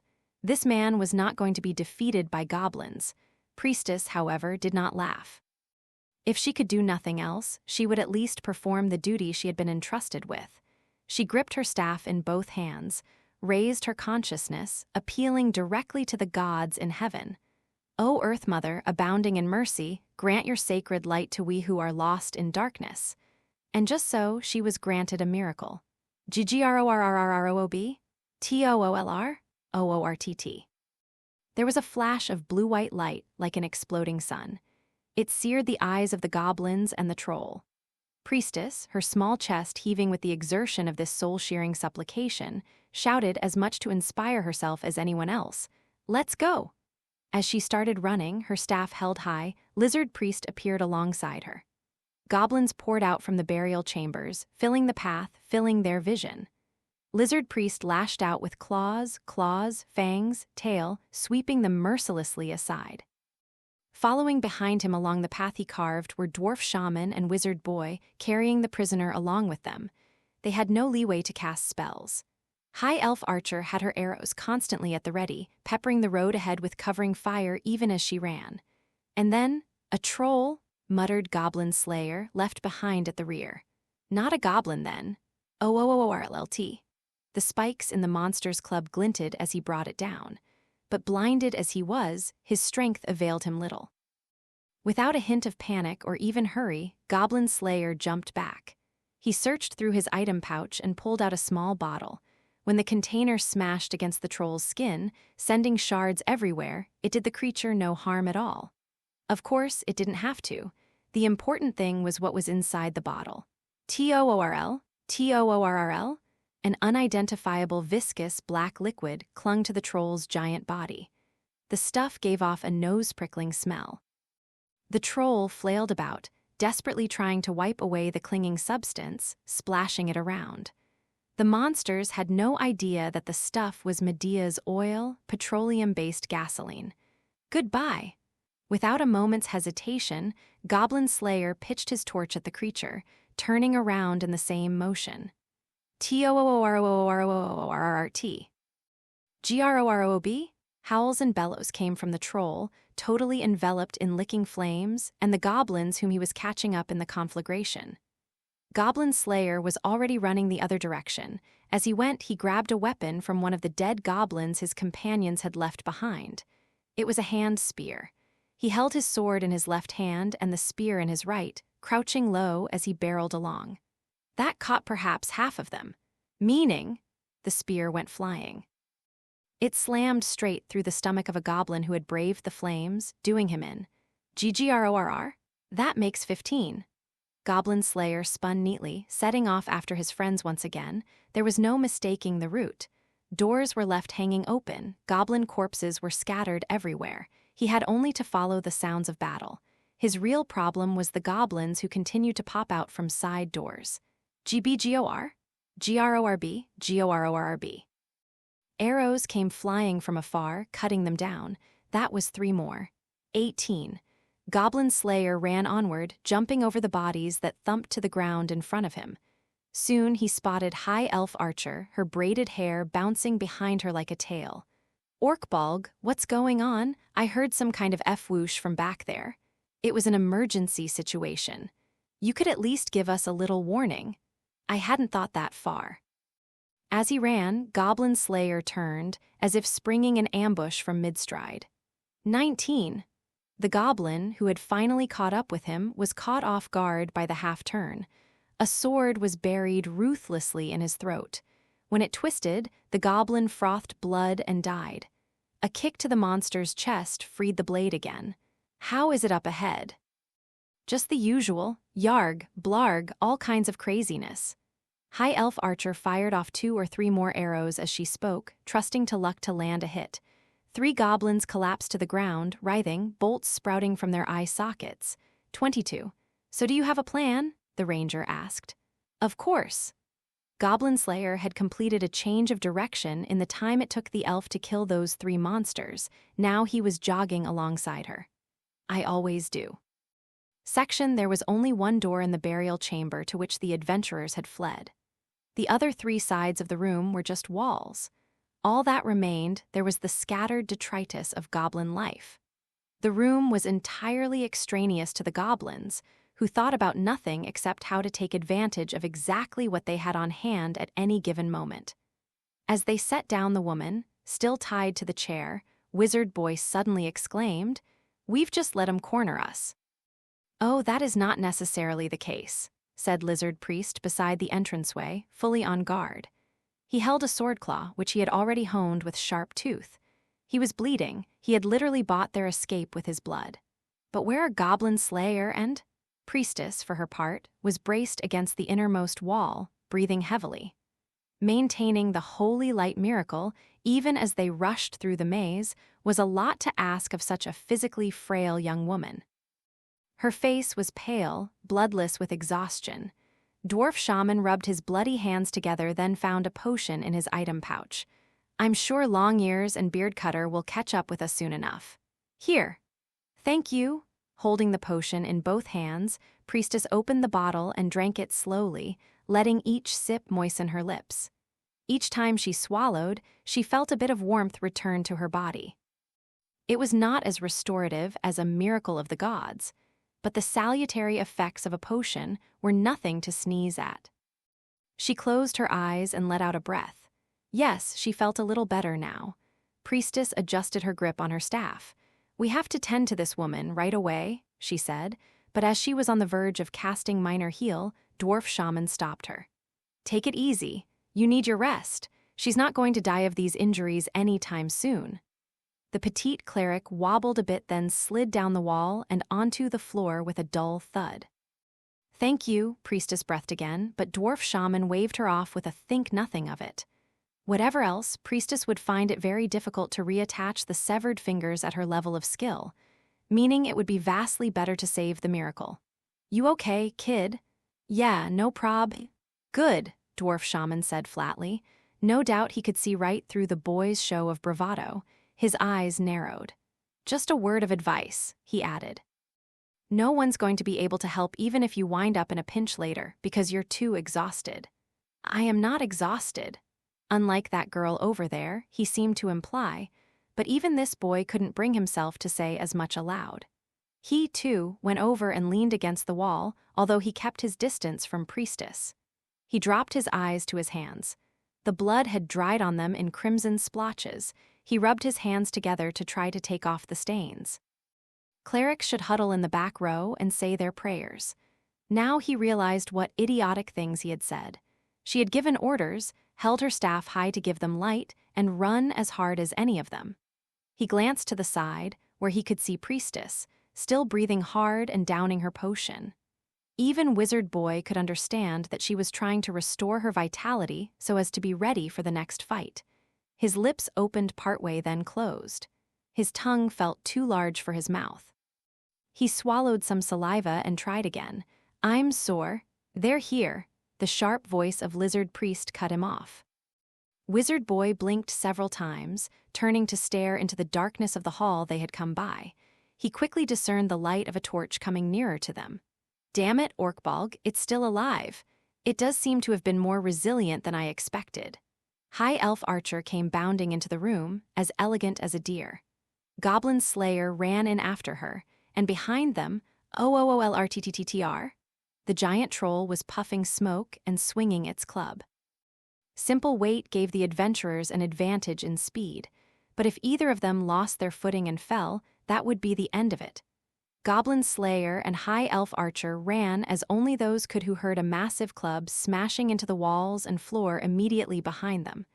"I'm so tired of this," High Elf Archer exclaimed as she burst into the burial chamber. "The heck is that thing? I'm sick of this. I want to fight a cool monster for once." "I think the cool ones are all even stronger than this," Dwarf Shaman added. "Myself, I would well prefer a dragon," offered Lizard Priest. Dwarf Shaman knew, however, that as long as they were bantering or complaining, there was really nothing to worry about. He let out a breath. "So, what do we do, Beard Cutter?" "I'm thinking about it," Goblin Slayer said, looking around the room at his party. Lizard Priest, Dwarf Shaman, and the red-haired boy all looked fine. High Elf Archer was breathing hard, and Priestess was fatigued. Goblin Slayer reached into his item bag and took out 2 bottles by feel alone, passing them to the girls. Drink these. Wah, ah, a stamina potion, eh? Thanks. Priestess seemed a little confused, but High Elf Archer gladly uncorked the bottle and downed the contents. They each had their own supply of these potions, but at that moment there was no time to quibble about what belonged to whom. Okay then, thank you. Priestess hesitated far more than High Elf Archer had, but eventually brought the bottle to her lips. This was her second stamina potion. The increasingly healthy glow of her cheeks contrasted with the dark expression still on her face. Good, we're all ready, Goblin Slayer said, catching the change in her out of the corner of his eye. I want water. Can you produce it with a spell? Although the question hadn't been directed at him specifically, Wizard Boy made an uncomfortable noise. Fireball was the only spell he knew, and he had already used all the magic he could that day. He somehow found it deeply humiliating that this man knew all that. There'd be no point learning a spell like that, the boy found himself saying, almost pouting. Is that so? Goblin Slayer responded. Taking in the situation, Dwarf Shaman quickly interjected. Water? Well, if rain is good enough for you, we can do that. It'll be a bit weak, though their bane a ceiling here and all. The roaring and rumbling of the troll was getting closer. Ready, Lizard Priest whispered. But listen, Beard Cutter, you can't just play one of your usual tricks now. It doesn't matter, Goblin Slayer said brusquely. A shower will be enough. Right then, and we will need holy light again. Can you do it? Priestess's voice was trembling, and she had to bite her lip to get the words to come out. Yes, I can, I will. Good, that settles it. No sooner had Goblin Slayer made this pronouncement than their enemy was upon them. OLTROOR. The rooms and passages of the mausoleum were large enough for a troll to move about easily. Who had the builders imagined was going to visit this place? Iya! Look-o! Priestess was just a hair too late in crouching out of the way, and High Elf Archer jumped to cover her. The metal spikes of the club grazed her hair, slicing through the ribbons she had used to tie it back. Are you all right? Priestess asked. Don't worry about me. High Elf Archer shouted, her hair in disarray. Just do it. O Earth Mother, abounding in mercy, grant your sacred light to we who are lost in darkness. She raised her staff as high as she could from where she had been shoved to the ground, offering supplication to the merciful goddess. And of course, far be it from the Earth Mother on high to deny the soul-enervating request of her devoted follower. RRLLRTTOOR. There was an explosion of light like the sun. The flash filled the chamber, flooding it with irresistible illumination. The troll stumbled back, and immediately Goblin Slayer could be heard to shout, Water! On it! Go now, Kelpie, it's time to get busy. Earth to river and sea to sky, turn all a tizzy. Dwarf Shaman intoned, clasping a tiny horse figurine he pulled from his bag of catalysts. No sooner had he spoken than there was a high-pitched whinny, and a wet wind galloped through, quickly turning to a drizzling rain. As Dwarf Shaman had said, the act of summoning a Kelpie to produce precipitation was nothing more than call rain. All yours, Beard Cutter. Next, this. As he spoke, Goblin Slayer took a leather pouch from his item pouch and tossed it at the troll. ORLTLRRLR. The monster immediately began bellowing. Its lumpy gray skin began to crack and shatter even as they watched, starting with the scorched parts. When someone is attempting to clear some land and needs to get rid of a huge boulder, sometimes the rock will be heated very hot, and then cold water will be applied to it. This causes the stone to crack, after which it can easily be broken down with a hammer. And what about the troll? It was made of rock, said to turn to stone if exposed to the daylight. And it was just like that hypothetical boulder, TLRORL. The troll, however, did not understand what had happened. To think mist should descend upon it just because it had been splashed with a little water. TTLLOOTTTTL? Simple, but surprisingly effective, Goblin Slayer remarked, observing the troll as it clutched its face and thrashed around. It wasn't entirely clear that even Goblin Slayer understood the science behind what he had done. But what mattered was the outcome of his actions. The fire powder, what the alchemists called saltpeter, absorbed the water and the heat of the troll, accelerating the cooling process. Where in the world did he learn to do that? High Elf Archer asked with a touch of annoyance. Oh, Priestess found herself thinking back to their visit to the water town. I do remember him asking how to make ice treats. O-R-L-T? T-O-O-R-L-R-L-O-T. Perhaps this was evidence that healing powers or no, being shock-cooled immediately after being superheated was too much to take. The troll, distressed that its wounds showed no signs of regenerating, began flailing about madly with its club. With a hissing chuckle, Lizard Priest twisted his jaws into a beastly smile. Most unbecoming that. Shall we put him out of his misery? He jumped at the monster, followed quickly by a bolt from High Elf Archer. Whatever that large creature is, Goblin Slayer said, flinging his weapon away but immediately picking up another sword from among the detritus. Once we finish it off, we will go kill all the goblins. The fate of the troll was always going to bear closely on what happened to the remaining goblins. Amid all this, though, the young boy, chased to the back row, was watching Goblin Slayer with absolute intensity. I see now. He's right. What I said to that girl was terrible. But who was this man, who seemed to regard a troll as little more than a nuisance, yet was so eager to hunt down goblins? Yes, the young man had been careless. He had acted like the rookie he was. He had a share in the responsibility and the blame. But I just can't admit that this man of all people was so right. Section. Oh, come on. If a dwarf doesn't give the toast now, when will it ever happen? Right, very well then. Here's to our safe return to that acolyte's future, and to a whole hell of a lot of dead monsters. Here, here. Their voices rang out, followed quickly by the clatter of cups and the splashing of wine. There's a reason adventurers and alcohol both start with the same letter. They're inextricably linked. Many parties were relaxing at the guild tavern after another day's work. Goodness, but the foe that day was tough. Well now, who would use this enchanted sword they'd found? Gracious, that village girl was pretty. The worst part was when you missed with that attack. But then there was that finishing blow. Lots of chances to use spells. A celebration of their victory had to come first. Then, a careful consideration of what could have gone better. They laughed off their companions' mistakes and showered their successes with praise. They divided up the loot they had gotten, conferred about whether to sell or to use any equipment they had obtained, and spoke excitedly of their next adventure. By convention, adventurers didn't argue or complain about fairness during the adventure itself.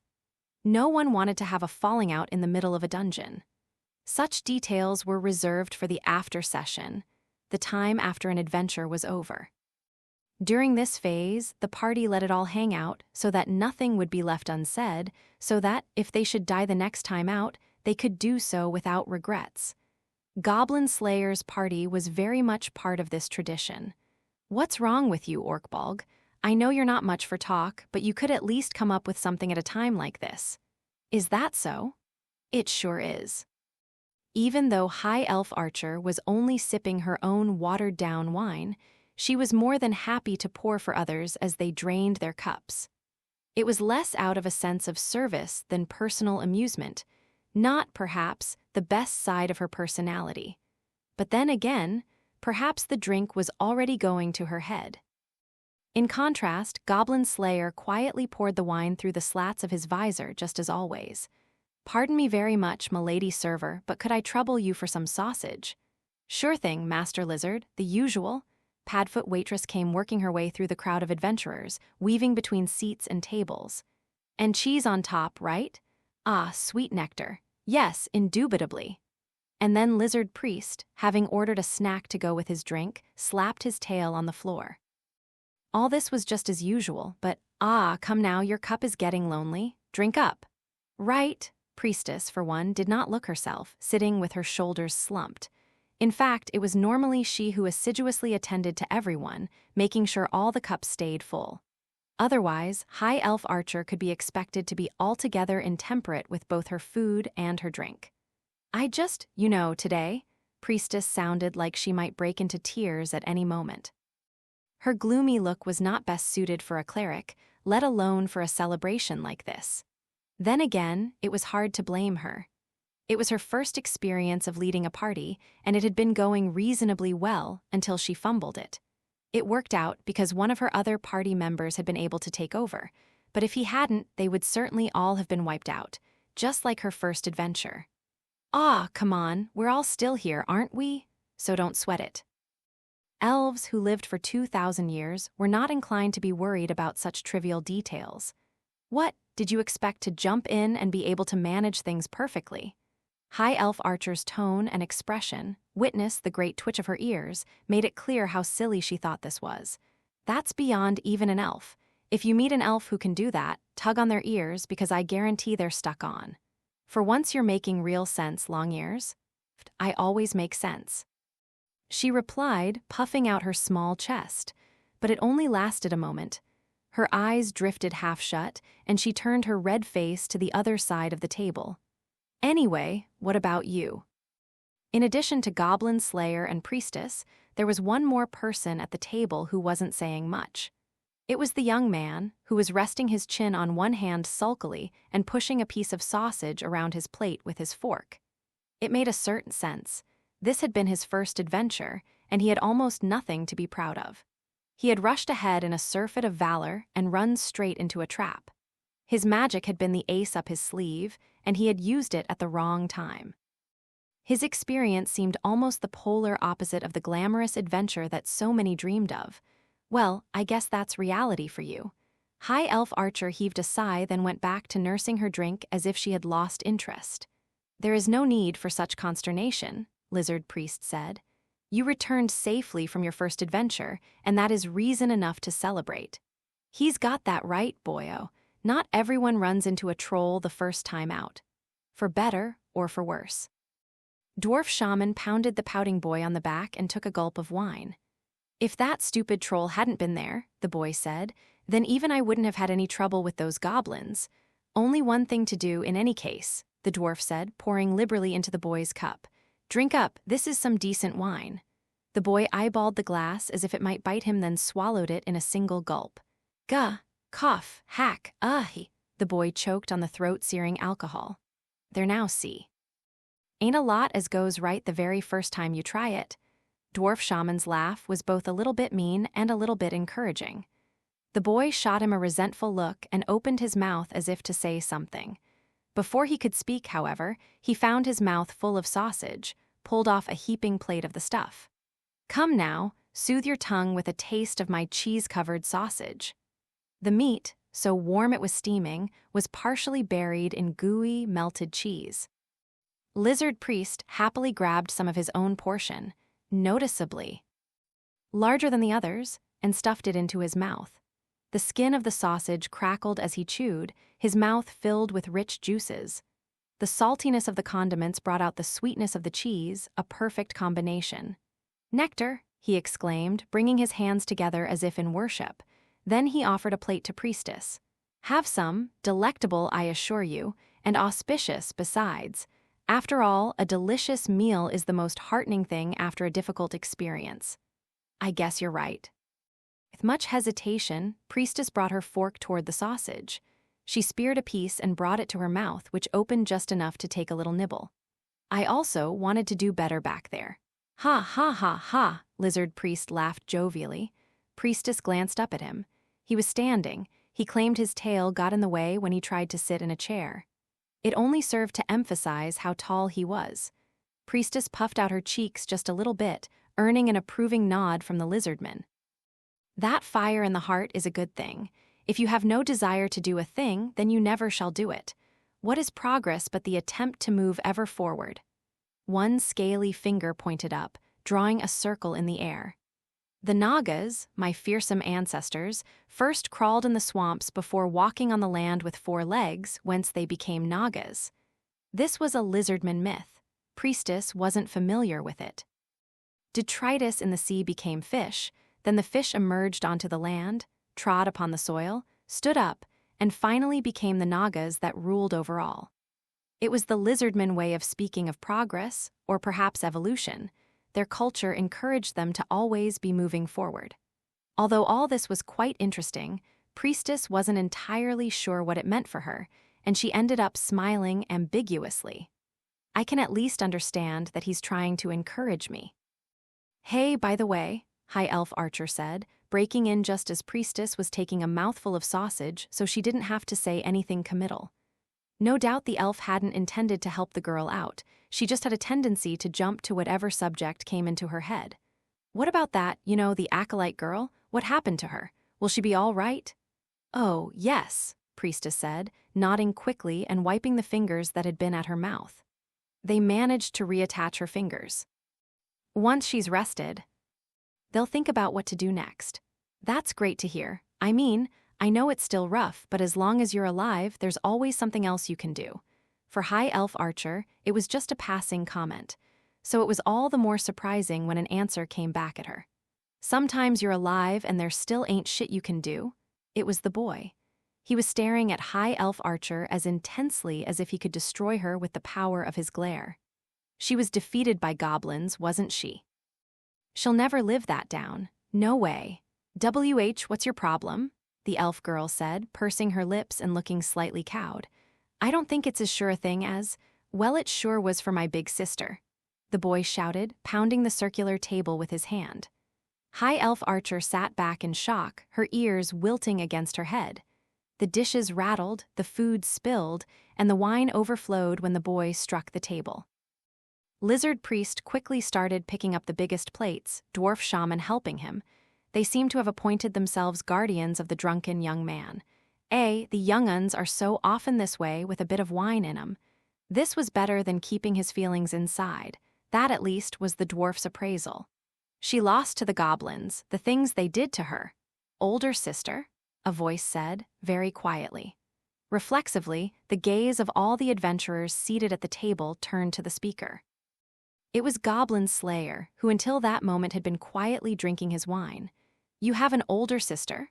I had an older sister, the boy shouted. The alcohol had stirred up his emotions, and now the words came in a torrent.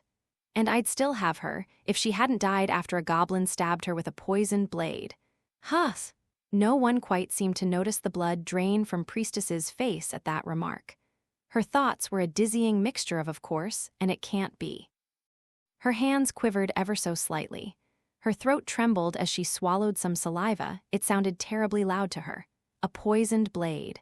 Killed by a goblin. Red hair, a spellcaster. How could she ever forget? My sis was amazing. If those goblins hadn't used poison, she would have beaten 'em, the boy said with a sort of half-groan. Then he threw his cup as hard as he could. Oop! Lizard Priest grabbed it with his tail. But those bastards from the academy, they can all go straight to hell. With these last words, almost a whisper, the boy slumped down on the table. Did the voices of the other adventurers in the tavern only seem to subside for a moment? Or had they heard the boy yelling? Was anyone else in the room looking at him? Well, even if they had been, they wouldn't have said anything. Becoming an adventurer was all about being responsible for oneself. Everyone had some burden they bore or some hope they embraced. They sought riches, or fame, or martial renown, or discipline, or money, or dreams, or ideals, or faith. Though no two were alike, the weight of what was in their hearts was all the same. How could you compare the desire to put food on the table for another day, and the desire to plumb the depths of unknown ruins? What difference was there between a beginner fighting giant rats in the sewers for all they were worth, and an old hand going toe-to-toe with a dragon? That was why nobody said anything. The exception, the only exception, was the man who, despite being an experienced adventurer, continued to hunt goblins. Is that so? Goblin Slayer muttered quietly, his own voice a groan much like the wizard S. He picked up his own cup and took a swig, then there was a clatter as he stood up from the table. I'm going back, find him a room, it doesn't matter where. There was a quiet click of his tongue. The boy had not yet gotten a room at any inn. The adventurer pulled a single gold coin from the pouch at his hip and tossed it on the table. This should cover the expense. Sure, we'll take care of it. Dwarf Shaman nodded but didn't say anything else. He picked up the coin with his thick fingers. Oh, Priestess seemed like she was perhaps, about to say something to the man as he walked by. Her mouth opened, but nothing came out except in a very small voice his name. Goblin Slayer, sir. Get some rest. She found a crude leather glove placed on her delicate shoulder. By the time she moved to place her own small hand over his, he was already gone. She looked this way and that for him. She saw him heading for the doorway with his usual nonchalant stride. "Hold on, Orkbolg," High Elf Archer shouted, her voice cutting through the hubbub of the tavern. "What about tomorrow? Are we taking a break?" The answer was short and cold. "I don't know." Just as he was pushing through the swinging door of the guild, Goblin Slayer ran into another adventurer coming in. "Yikes, if it ain't Goblin Slayer!" a handsome but tough-looking man exclaimed. It was the spear-wielding adventurer. Maybe he had just finished an adventure himself. He was covered in dirt and dust and smelled faintly of blood. "Don't just jump out at me like that, man, you scared the SH. Whatever he had been about to say, he swallowed it. Instead, he looked intently at Goblin Slayer's cheap-looking helmet. "What's wrong?" he asked. "Something happen?" "Nothing." Goblin Slayer practically shoved Spearman aside as he left the guild. Spearman stood there in the doorway, looking after him as if he couldn't believe what he had seen. He had never known Goblin Slayer to shove anyone before. Section There's nothing adventurers like more than good drunken reveling. The carousing from inside the guild came through the walls and windows to lend an air of jollity to the night. If an adventurer were to be curled up in some back alley, somewhere so dark even the light of the twin moons didn't reach it, who would notice? Cheap-looking leather armor and a grimy helmet. Even a freshly minted newcomer would have fancier equipment. It was perfectly common. A new adventurer, awash in the relief of surviving an adventure, proceeds to get dizzyingly drunk. "An older sister," he says. The adventurer growled, throwing aside his helmet. Had he thought he had been able to accomplish even one thing? Had he thought he had succeeded at doing even one thing right? Idiot. He ground his teeth and clenched his fists, but it did nothing to alleviate the feeling that there was a lead weight in his stomach. Unable to resist the wave of nausea, he vomited in the alleyway. There, all finished. The faint warmth she had felt in her neck dropped away, along with the softness at her back. Noble Fencer shivered, sorry to feel them go, and slowly opened her eyes. She was in a courtyard bathed in bright sunlight, an invigorating breeze blowing through. She was at the Temple of Law in the Water Town. "It never quite goes away, does it?" she said. "That's how curses are." The answer came from a woman of indeterminate age standing behind Noble Fencer, who had been treating her until a moment earlier. The woman had a strikingly voluptuous body, covered only by thin cloth. In her hand was the sword and scales. The only thing that might be considered to besmirch her otherwise irreproachable beauty was the wrapping that covered her eyes. "I must apologize. If I had a little more power—" "Not at all. You've done so much for me." Noble Fencer gave a deep, reverential bow to Sword Maiden, the Archbishop of the Supreme God. Looking at the bandage over the priestess's eyes made Noble Fencer embarrassed to complain about her own scar. "Everything is thanks to you, Archbishop. I'm alive and able to be with my family because of you." "I should hardly say so," Sword Maiden said, her lips forming a perfect curve. "It wasn't me who rescued you. You're thinking of him." "Yes, I am." Sword Maiden put a hand to her generous chest and let out a sigh as if she might melt. "He who kills goblins. All I did was make a request of him." "Yes, but of course," Noble Fencer said, her own mouth curving upward slightly into a characteristic smile. Her left hand moved to touch the silver dagger hanging in her belt, almost a caress.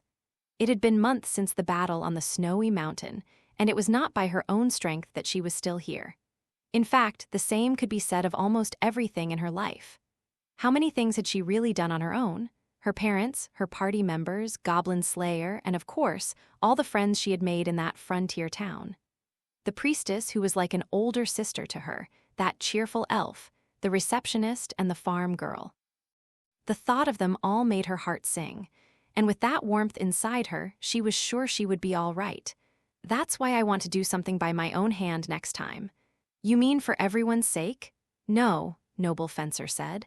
"I don't know whether it will end up being for everyone or not." Sword Maiden nodded, as if to say that was very good. It was all well and good to hope you could do something for the benefit of the world. But there were no guarantees that whatever you did would, in fact, be for the world's good. Righteousness was also danger. That was precisely why the supreme god had handed down his laws. Noble Fencer understood this all too well. What she had thought was right had been a mistake. The brand on her neck was the proof. What could she do for the repose of her party's souls, and for all those who were just becoming adventurers? But I'll certainly give it everything I've got. Of course, I'll certainly give you any help I can, feeble though it may be. Noble Fencer found Sword Maiden's quiet smile deeply encouraging. This was the hero who had ended the war 10 years before, and indeed the archbishop who had the ear of kings and kingmakers alike. Feeble? Hardly. But Noble Fencer didn't want to impose either. Incidentally, lost in thought, it was a moment before Noble Fencer realized that Sword Maiden had moved almost uncomfortably close to her. "What do you think of that, man?" "I'm sorry," Noble Fencer said, blinking. Sword Maiden's unseeing eyes seemed fixed on her. Noble Fighter felt as if she had been hit with sense lie as she said, "How do you mean?" "What?" "Only just what I said. I owe him my life." Noble Fencer answered without hesitation.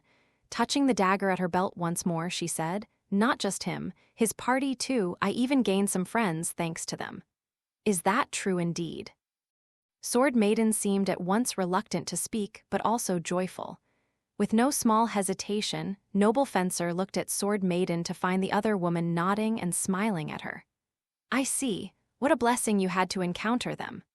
"Yes, ma'am," Noble Fencer answered happily, sticking out her own not inconsiderable chest. There were few among her own deeds that she could take pride in, but that meeting, at least, was different. There was a spring in Noble Fencer's step as she walked through the halls of the temple, Sword Maiden following at a slight distance. Behind her, the priestess was smiling happily, but Noble Fencer had no idea of the real reason why. Hardly a week later, people started using the new training grounds, even though they weren't actually finished. The early summer sunlight bathed the grassy hill, and a pleasantly warm breeze came blowing through. What better weather could there be to tempt one to work and sweat? Yikes! Ow, watch out, now my hand is numb. Don't drop your shield hand, you want me to split your head open. Yipes! Ack! Wah! Metal rang against metal in the circle of white sand. The complex, one might almost say magical, training facility was still under construction, but even a total greenhorn could put up a fence. The circular space for mock battles was the first thing that had been finished, and eager young hands were already putting it through its paces. After all, the area behind the guild building was too confined, and it was nice to have some loaner equipment on hand to try. "Your hand is numb? I don't care if it falls off. Don't lower your shield. Your shield needs to be your most faithful companion in a fight. Couldn't we, take this just a little slower?" At the moment, it was female knight and Rhea Fighter, the young fighter dressed in leather armor and carrying a round shield, who were competing in the ring. Well, competing might have been a strong word. Female knight had the duel by the scruff of the neck and was enjoying herself. As for the Rhea Fighter, it was all she could do to squeal and get her shield up to block the incoming attacks. And she needed to. The practice blades might not carry an edge, but getting hit with them could still leave one with worse than a bruise. What's wrong? Get on your game. If you can't stand up to this, how are you ever gonna deal with a dragon's teeth and claws? "I'm just porcelain. I don't want to think about any dragons. Don't you know the parable of the random encounter with the dragon? Whoop, there go your feet." "Eek!" An exemplary sweep from female knight took Rhea Fighter's feet clear out from under her, sending her tumbling gracelessly to the sand. Laughing uproariously, female knight pressed her advantage, lashing out with the hilt of her sword. One blow from a hilt like this, with the sword held in reverse and raised above the head, could be critical. Gasping and shrieking, Rhea Fighter tried to escape the trap, only to stumble again. Female knight was ruthless, or perhaps lacked something in sympathy. In any event, she came on without mercy. It almost crossed the line into cruelty, and she wondered why no one wanted to marry her. Whoa, yeah, holy crap. Rookie Warrior and the red-haired wizard looked on, their expressions stiff, trying not to think about the fact that it would be their turn next. They had never realized that sitting outside that circle, trying to steel themselves for what was coming, could be a form of training itself. Where did they think they were, the impregnable great labyrinth in the land of utmost cold? It would be impossible to go there or to get back. Hey, don't get distracted, you punks. The butt of a spear gave each of the young adventurers a gentle bonk on the head. And who should be holding that spear but Spearman, dressed not in his usual armor, but in civilian clothes, a silver tag hanging around his neck.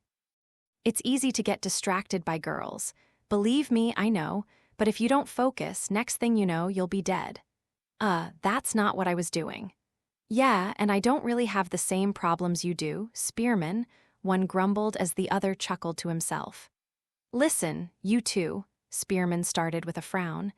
I don't know what you think of me, but you don't sound like you're ready to learn anything. Yeah, but, Rookie Warrior said like it was the most obvious thing in the world, you're always getting shot down by that receptionist, right? I only just got here, and even I know about it, the wizard added. A vein in Spearman's temple made a visible twitch, but it's possible neither of the boys noticed. Oh, I see, he said with a stiff yet endlessly kind smile. Aren't you kids clever? Well, you're not the only ones who can play that game. The two of them looked at him questioningly, whereupon Spearman stuck up his pointer finger as straight as a spear and continued. On your recent adventure, you went rushing in, used up your magic, and ended up not being able to do jack. And you've always spent all your time hunting giant rats, so you didn't have the endurance for a longer battle and drank your entire reward in stamina potions. Gah!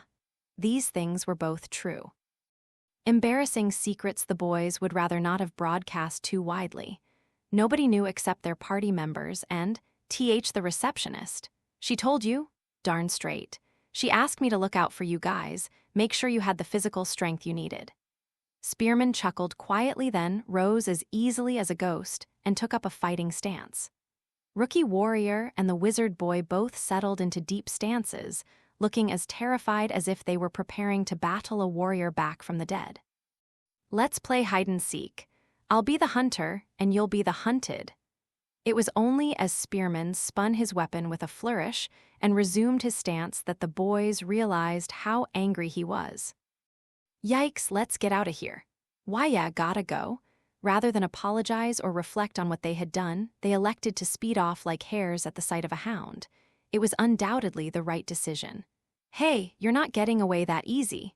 The boys set off running around the training area so fast that they left their equipment, including the wizard's staff, lying on the ground.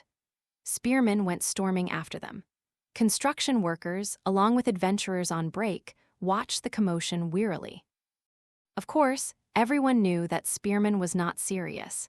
He was maintaining a speed that would allow him to catch the boys if they flagged even slightly, but judging such a thing was impressive in itself. All those watching privately agreed that despite his appearance, Spearman was good at looking out for others. Instruction at this place would generally be handled by retired, high-ranking adventurers. But there was nothing to stop active adventurers from providing a little mentorship of their own. Maybe just to pass the time, or even to supplement their own training.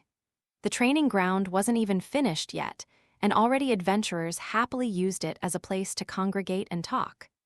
Goblin Slayer watched all this without a word, his hand moving restlessly. He was sitting in an open field, neither part of the completed training area nor the part still under construction.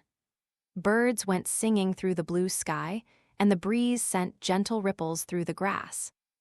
If one were to look in his direction, one would have seen two young women waiting anxiously for him to finish what he was doing. One was the Rhea Druid, the other the apprentice cleric who served the supreme god. "This is how you do it," he said, at last showing the girls the product of his labors. They blinked at it. It was a simple sling, a strip of leather tied to a small stone so that it could be thrown.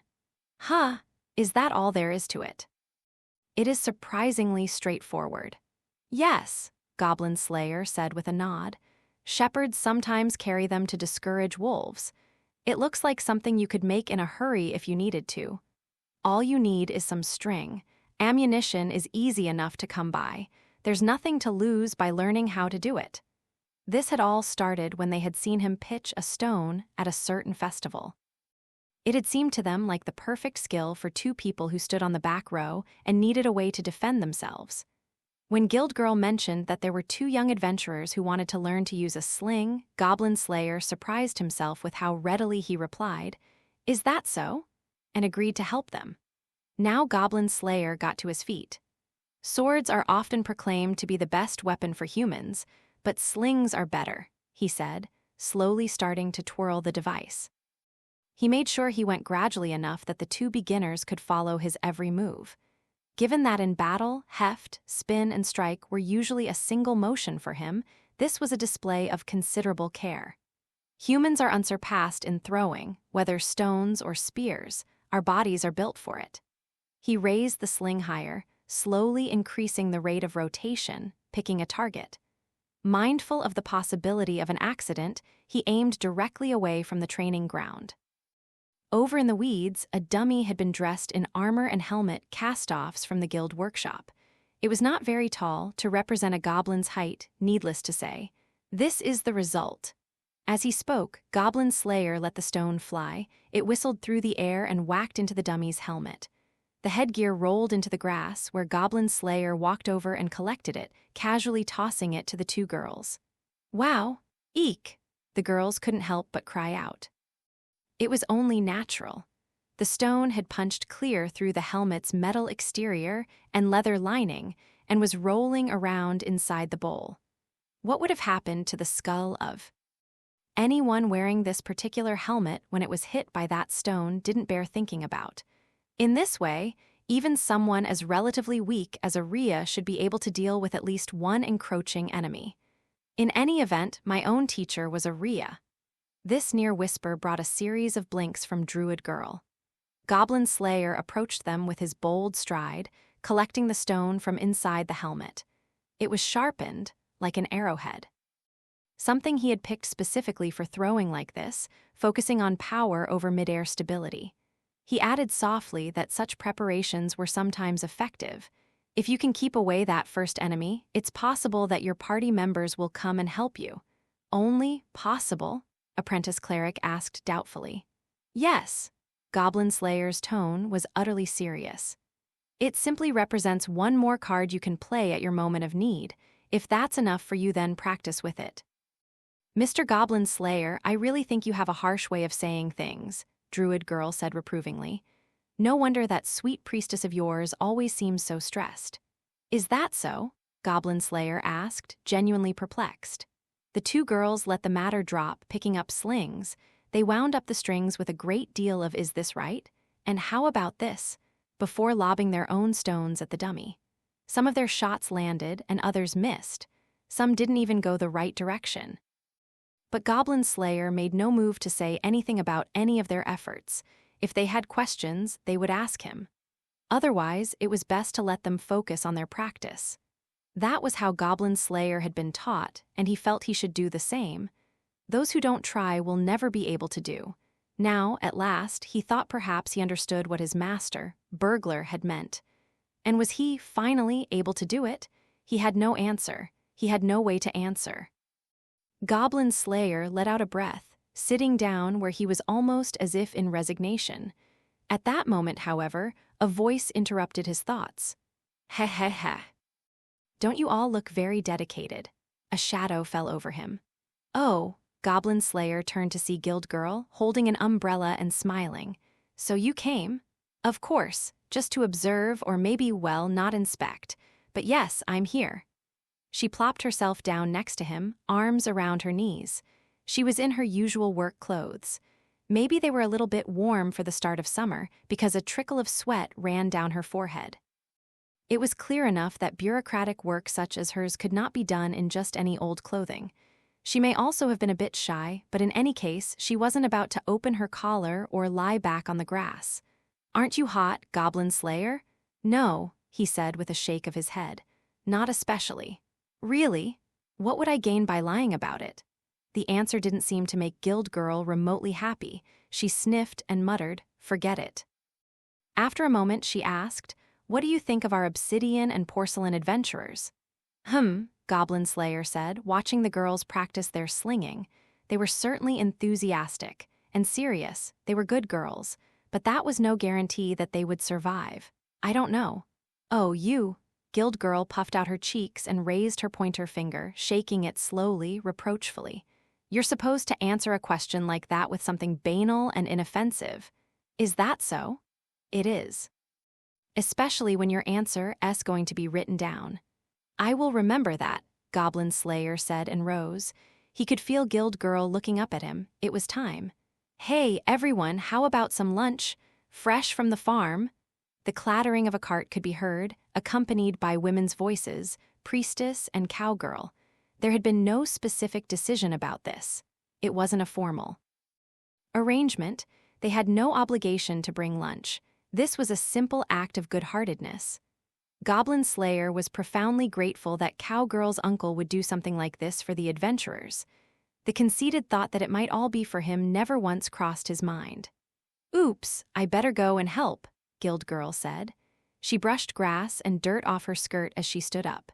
She yawned a little, folding up the sun umbrella and clasping it to her side. Then she pattered off through the grass like a small bird. Oh, that's right, she said, turning back with a smile. The wind played with her braids. Should we classify this under visiting men on duty? Goblin Slayer didn't answer. Instead, he turned to the girls, hard at work on their slinging, and said, Take a break. Both of the young women were red in the face from exertion. They nodded eagerly and headed over to the cart. He watched them go, then turned his back on the growing crowd of adventurers gathered around the food and began walking away. He felt a slight twinge of regret for having been asked to help with training like this and for having accepted. Hey, Goblin Slayer! It was Spearman who stopped him. He hadn't noticed the adventurer come up alongside him. Spearman watched Guild Girl go, her braids bouncing, then he exhaled and looked square at Goblin Slayer's helmet. Where's the big guy at? He asked, meaning heavy warrior. Where did he go? He took the other children to a cave today. Half-elf fighter and the rather quick-witted scout boy had gone with him. No adventure was ever totally without risk, but nothing was likely to happen on an expedition like that. Goblin Slayer was quiet for a moment, then asked softly, What do you think of that boy? Ah, the wizard brat? Spearman smiled ferociously. The boy was just then over at the cart, getting a bottle of lemon water that had been cooled in the well. The fervor with which he drank it down suggested how hard Spearman had run him. He's got guts, can't speak to his magical abilities, though. Is that so? What's gotten into you, though? Spearman said with a sharp sidelong glance at the grimy steel helmet. Mentoring at the training grounds? I thought you were focused on that cleric of yours. That is not necessarily the case, Goblin Slayer said brusquely, and then he began to stride off. He seemed intent on leaving the area as quickly as possible. That left Spearman to look up at the sky, unsure quite what to do. Sigh. The sun was dispiritingly high. It looked like it would be another hot summer. Hey, you free tonight? Spearman asked. HRM, Goblin Slayer grunted. He glanced in Cowgirl's direction. She was looking back at him. She smiled, waving a hand she held at her hip. The two of them seemed to be talking somehow. Then Goblin Slayer nodded. Yes, I think it's all right. Let's go get a drink then. You mean alcohol? Does a man drink anything else? Goblin Slayer had some trouble grasping what Spearman meant, or perhaps what he intended. What possible benefit was there in inviting him for a drink? You're inviting me? You see anyone else around here? Let's grab the big guy, too. 3 men, no holding back. I see. Come on, humor me. Goblin Slayer gazed silently up at the sky. The sun was past its zenith, shining down on the gentle slope. In this place, it was easy enough for him to read the passing time, no matter the season. It was his older sister who had taught him to do this. He could never forget. Very well. Great, Spearman said, smacking Goblin Slayer on the shoulder with his fist. It's settled then. Section the clear blue sky seemed to extend forever. The boy lay panting in the grass. He could feel the little green blades pressing into his sweat-covered back and cheeks. He lay on his back, spreading his arms and legs wide, gulping oxygen into his lungs. It was lack of oxygen that made one short of breath.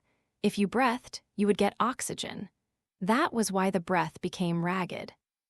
The early summer breeze blew sweetly across his face as one thought circled around and around in his mind. He was most certainly not pathetic. Spells depleted the user's strength, and adventures frequently included a lot of tromping through fields and mountains. Why? Well, horses were expensive. Horses had to have feed, stables. They needed shoes and equipment. If you were only going from town to town, post to post, maybe it wouldn't matter so much. But adventures commonly took people to remote underground labyrinths or supernatural lands untrod by human feet.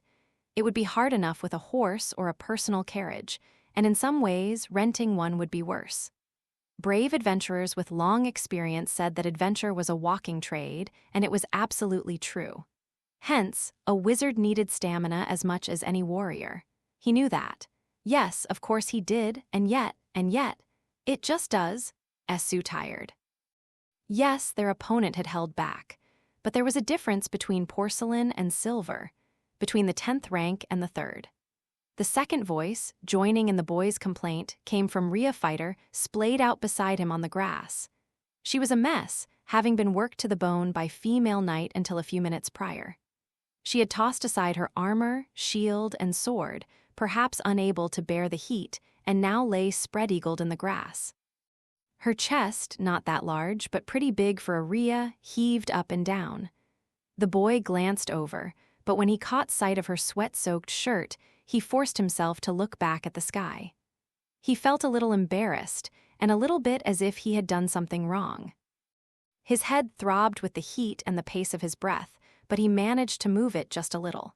When she was done, it would be his turn with female knight. "So, did you get the hang of it?" "I dunno."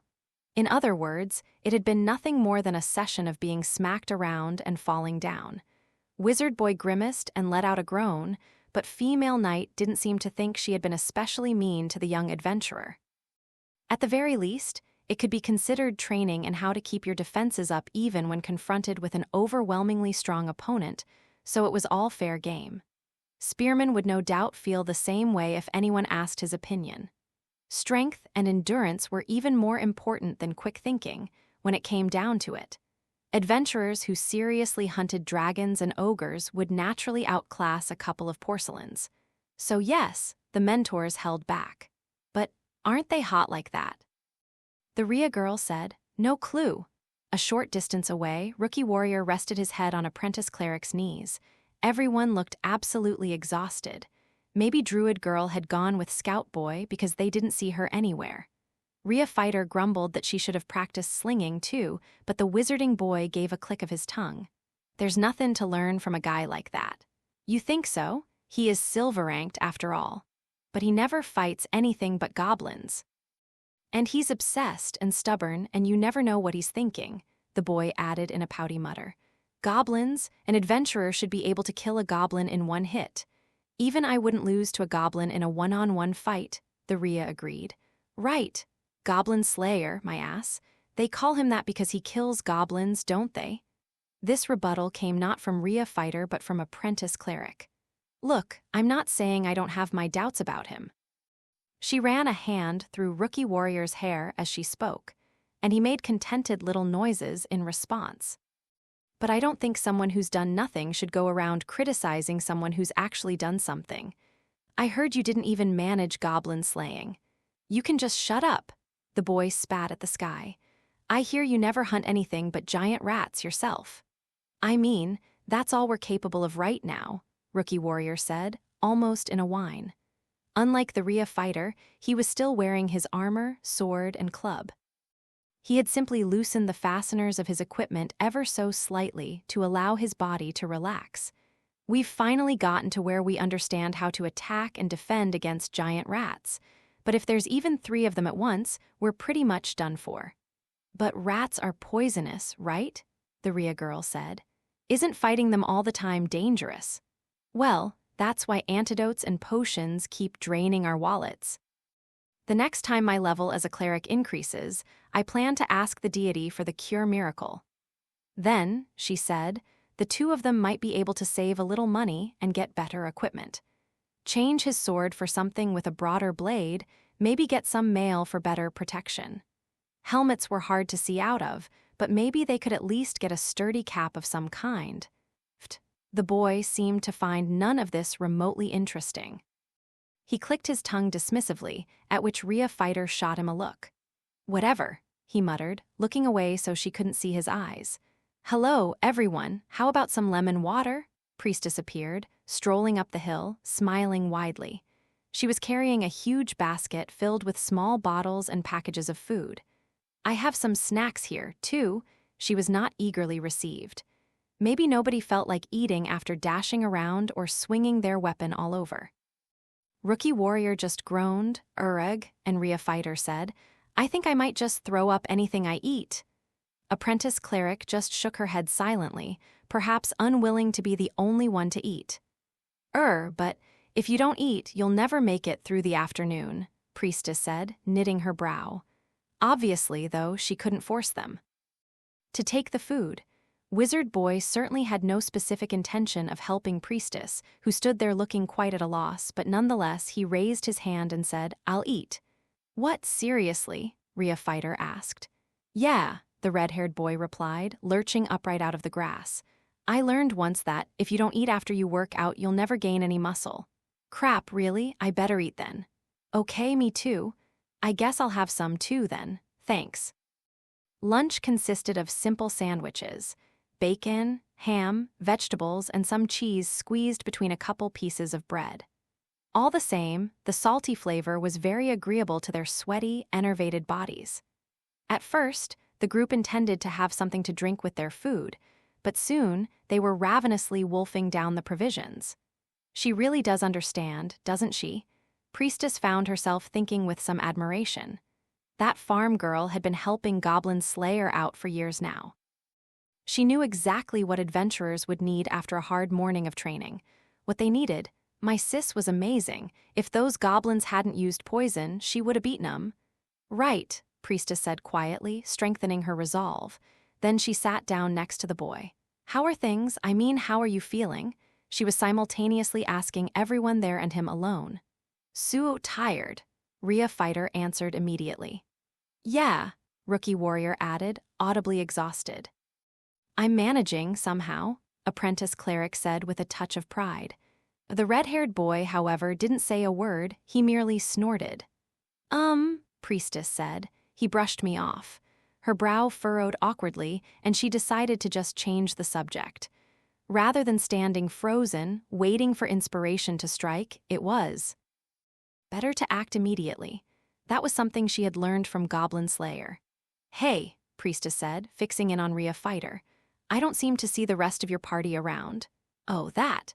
Our leader was the second or third son of some noble house somewhere," Rhea Fighter said, taking a big bite of her sandwich and chewing noisily. "But then his big brother went and got himself killed, so suddenly there was no heir, and the family wanted our leader back. And that was the end of our party." "Ah, well, such things certainly did happen. Second or third children, anyone but an eldest son, really, could find themselves in a socially unpleasant position. If they wanted any role besides standby in case anything happened to the oldest child, they had to go out and get it themselves. They might be able to get their parents to grant them a bit of land, but otherwise, establishing themselves through martial deeds was an option, or, perhaps, marrying into another house. Knights' families were especially severe this way. Knighthood was, in general, a single-generation title. Parents couldn't pass it down to their children. An eldest son might be granted opportunities for service and training, a chance to make his name, but any children who came after him were unlikely to be so lucky. Hence, a good number of adventurers came from families of such standing. There was no distinction between men and women here. Second and third daughters of noble houses were a copper a dozen among adventurers, and the survival rate of these self-proclaimed knights-errant was remarkably high. They had equipment, they had know-how, and sometimes they were even versed in swordsmanship, all of which contributed to their durability. But once in a while, something would happen to the eldest son, and then these adventurers would be called back to the families they had left. For the party leader in question, well, the path to become the family patriarch had opened to him, and he hadn't even been injured in the meantime, so he could count himself lucky. For whether or not one had family connections, quality equipment, Knowledge, experience, or skills, inevitable death still always waited in the wings. I guess it's not like he's going to have it easy, exactly. Nobles have their own problems and all, Rhea Fighter thought to herself. She spoke so knowingly that it was comical, and Priestess couldn't help but giggle. At the same time, she was a little worried. This meant that this young woman was going to embark upon a dangerous path all alone. As she recalled, Rhea's reached adulthood at around 30, so strictly speaking, Rhea Fighter was probably older than Priestess. "Isn't soloing difficult?" Priestess asked. "It's not easy, but hey, I have my dreams," Rhea Fighter answered, puffing out her chest proudly. "I'm gonna be big, so big no one will care that I'm little." "Man, I hear that," Rookie Warrior said, shoving the last piece of his sandwich into his mouth. "When I said I was going to become the strongest guy around, they laughed at me. Said I was too rustic for that." "Yeah, exactly," the Rhea girl said, clapping her hands. "Of course they laughed," Apprentice Cleric said. "If you turn out to be the strongest, think how much worse the other country rubes will look." She smiled with a hint of pride. In some ways, it was seeing him excited like this that made her proudest of all. "Heh heh, bet now you're glad you decided to come with me on my training." "I'm glad I didn't leave you all by yourself. It would have been dangerous." "I'm sorry, who didn't leave who?" "Gah, what, don't want to admit it?" And on they went, arguing. Priestess squinted happily. She felt like she was seeing something rather joyful. The two arguing children reminded her of her own party members. "What good friends you are," she said. "Absolutely not," was something they could hardly say in response. The two of them looked at each other, each muttered something then shut their mouths. The conversation broke off there. A gust of wind caressed cheeks gone red from exertion. "I just don't get it," the boy growled. "But anyway, I gotta focus on killing some goblins and killing them right. That's my priority. That'll show the punks who laughed at my older sister." Priestess wasn't quite sure what to say to this display of vitriol. She had been an adventurer for less than a year. She hardly had enough experience to go offering unsolicited advice. Especially, she felt, when it came to this young man's feelings. That was why she bit her lip as she spoke. "I knew a wizard once." Her throat constricted and her voice trembled. She had to get a hold of herself. "She said that she wanted to fight a dragon one day." A dragon? Dragons, true dragons, were utterly terrifying foes. They weren't like the creatures that sometimes skulked around fields and mountains. They overflowed with power. They had strength and stamina, intelligence and magical power, authority and wealth. That was precisely why dragon slayers were so much praised and held in awe. It might as well be a dream. It's impossible." "Of course it was a dream," Priestess said with a smile, no edge in her voice. "It doesn't have to be anything more than that." Yes, she was sure of it. That time, the moment they visited that first cave, was still there. Just because the party was immediately shattered, doesn't mean the value of what everyone said just disappears. Now Priestess thought she could understand that, at least a little bit. It was a precious thing, not something to mock or ridicule. No matter how unrealistic, no matter how out of reach, no matter how likely to fail, dreams were dreams. It wasn't a matter of whether they could be realized. They were absolutely not something for goblins to trample on. The boy found there was nothing more he could say. Or perhaps he intended to say something, but before he could open his mouth again, "Hello, all my cute little newbies. Looks like you're working hard." A high, clear voice, pleasing to the ear, came rolling over the grassy plain. They looked toward town to discover 3 unusual but familiar figures coming toward them. "In the afternoon, your favorite elf will take you on a tour of some caves." Who's anyone's favorite elf, long ears? From beside the ranger, Dwarf Shaman gave her a pointed elbow to the ribs. "I grant it's our day off, but I happen to know you were asleep until practically noon. You know what they call the time before noon? Morning, at least among elves. I guarantee that's not true." The friendly banter continued as they got closer. Priestess glanced at Rookie Warrior and Apprentice Cleric as if to say, see, neither of them would quite meet her gaze, but never mind them. "Caves? Does that mean goblins?" Priestess asked. "Oh, please, are you trying to sound like Orkbolg?" High Elf Archer waved a hand as if she were shooing away a bug. "I'm talking about a bear's den? Well, former bear's den." Hibernation season is over and he's out and about for the spring, so it should be a good way to get used to spelunking. Priestess nodded in understanding. Unlike sewers or fields, there was a knack to moving and using weapons in caves. If the kids could practice doing those things in a cave with no monsters, it could only benefit them. Let it be said that we have yet to take our lunch, Lizard Priest said, bringing his hands together in a strange gesture. His breath came out the nostrils situated on his huge jaws. And it appears you have prepared meals. With your indulgence, perhaps we may partake. Oh, sure. It's sandwiches, Priestess said. She dug through her basket and produced several wrapped lunches. They have ham and bacon, vegetables, and cheese. Ah, truly a gift from heaven. Nectar, what a fine and wonderful thing this is. We have some that are just cucumber and cheese, if you like. And there's wine, too. All right, ho ho ho, aren't you the thoughtful one? Thank you, don't mind if I do. Priestess set down the basket, and her 3 friends dove for it, each eager to be the first to get their food. She gave a wry smile at the sight. Even as she watched them, the early summer breeze came up again. Priestess clutched her hat so it wouldn't fly away, closing her eyes to appreciate the wind sprites as they brushed her cheeks. Oh, what about Goblin Slayer? Is he going to have lunch? Before she could finish her question, Priestess looked around. She didn't see him anywhere. Then she spotted him in the distance, talking to 2 other adventurers, spearman and heavy warrior. Priestess breathed, almost as if imitating him. She was a little bit lonely, but a little bit glad. Ha. Yes, there was no question. This was a good thing. Section, I'm going then, Goblin Slayer said to Cowgirl. He was in his room performing a quick check of his equipment. I'll be late tonight. I won't need dinner. He put his sword at his hip and affixed his shield to his arm, put on leg protection and hung his item bag from his belt, then finally put on his helmet. He was dressed and ready to go out on an adventure, but Cowgirl was used to all this.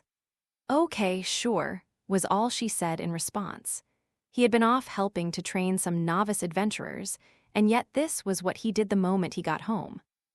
The fact that he came home at all was it his way of trying to be considerate. Uncle said he had some errands to run, so he'll be late, too. I guess I'll just stay here alone, all by myself. Don't forget to bar the door. Keep the fence gate shut and close the shutters on the windows. I know about all that, you're such a worrywart. She chuckled, and Goblin Slayer fell silent. She took the opportunity to brush some dust off his armor. He went did this displease him? And then turned his head from side to side, checking his helmet's mobility. So I know I'm ready, Cowgirl said. But what about you? Do you have your purse? That's the most important thing, you know. He obediently rifled through his item pouch. The little bag of coins was there. I have it. Good then. Cowgirl took him by the shoulder and made him turn around. She adjusted the frayed tassel on his helmet. I can come get you if you get falling down drunk, she said, but just try not to cause too much trouble for your friends, okay? The word friends caused Goblin Slayer to cock his head slightly, but after a moment he responded, okay, and nodded. I don't intend to. Goblin Slayer carried no light as he walked the road from the farm to the town, then through the town to the tavern. Traversing night-dark fields was very much part of his training, and once he reached town, he didn't need a light anyway. The special confusion of a bustling town at twilight greeted him. It was a situation he was not familiar with, and he proceeded silently through it. People pushed and jostled. Not just adventurers, but travelers, as well as the workers building the training facility, were everywhere. Goblin Slayer made his way along, glancing this way and that, until he saw the sign he had been told to look for. HMPH, he grunted as he pushed his way toward it, finally extricating himself from the crowd. At the same time, he reached a hand into his item pouch, making sure he hadn't been the victim of any kind of pickpocketing. All was well. The sign bore the inscription, "The Friendly Axe," and was itself in the shape of a hatchet. Goblin Slayer pushed through the swinging door and was instantly enveloped in an ear-shattering cacophony. The cavernous interior was illuminated by the reddish glow of lamps, and all the many round tables were full. The building itself was smaller than the guild branch office, but then again, that was a multi-purpose structure. From the perspective of the old system, under which places like this had a tavern on the first floor and an inn on the second, the axe was fairly large. It used to be that adventurers' lodgings doubled as places to find work, but now that was part of history. The guild system had been widely adopted, and adventurers, who had previously been little more than a bunch of street toughs, had acquired a certain kind of public status. Even today, there were a few shops that worked with the guild to offer quests, but for the most part, adventurers' inns had fallen into decline. Then again, it was said that the legendary Tavern the Golden Knight never assigned so much as a single quest, but still, "Hey, Goblin Slayer, you made it."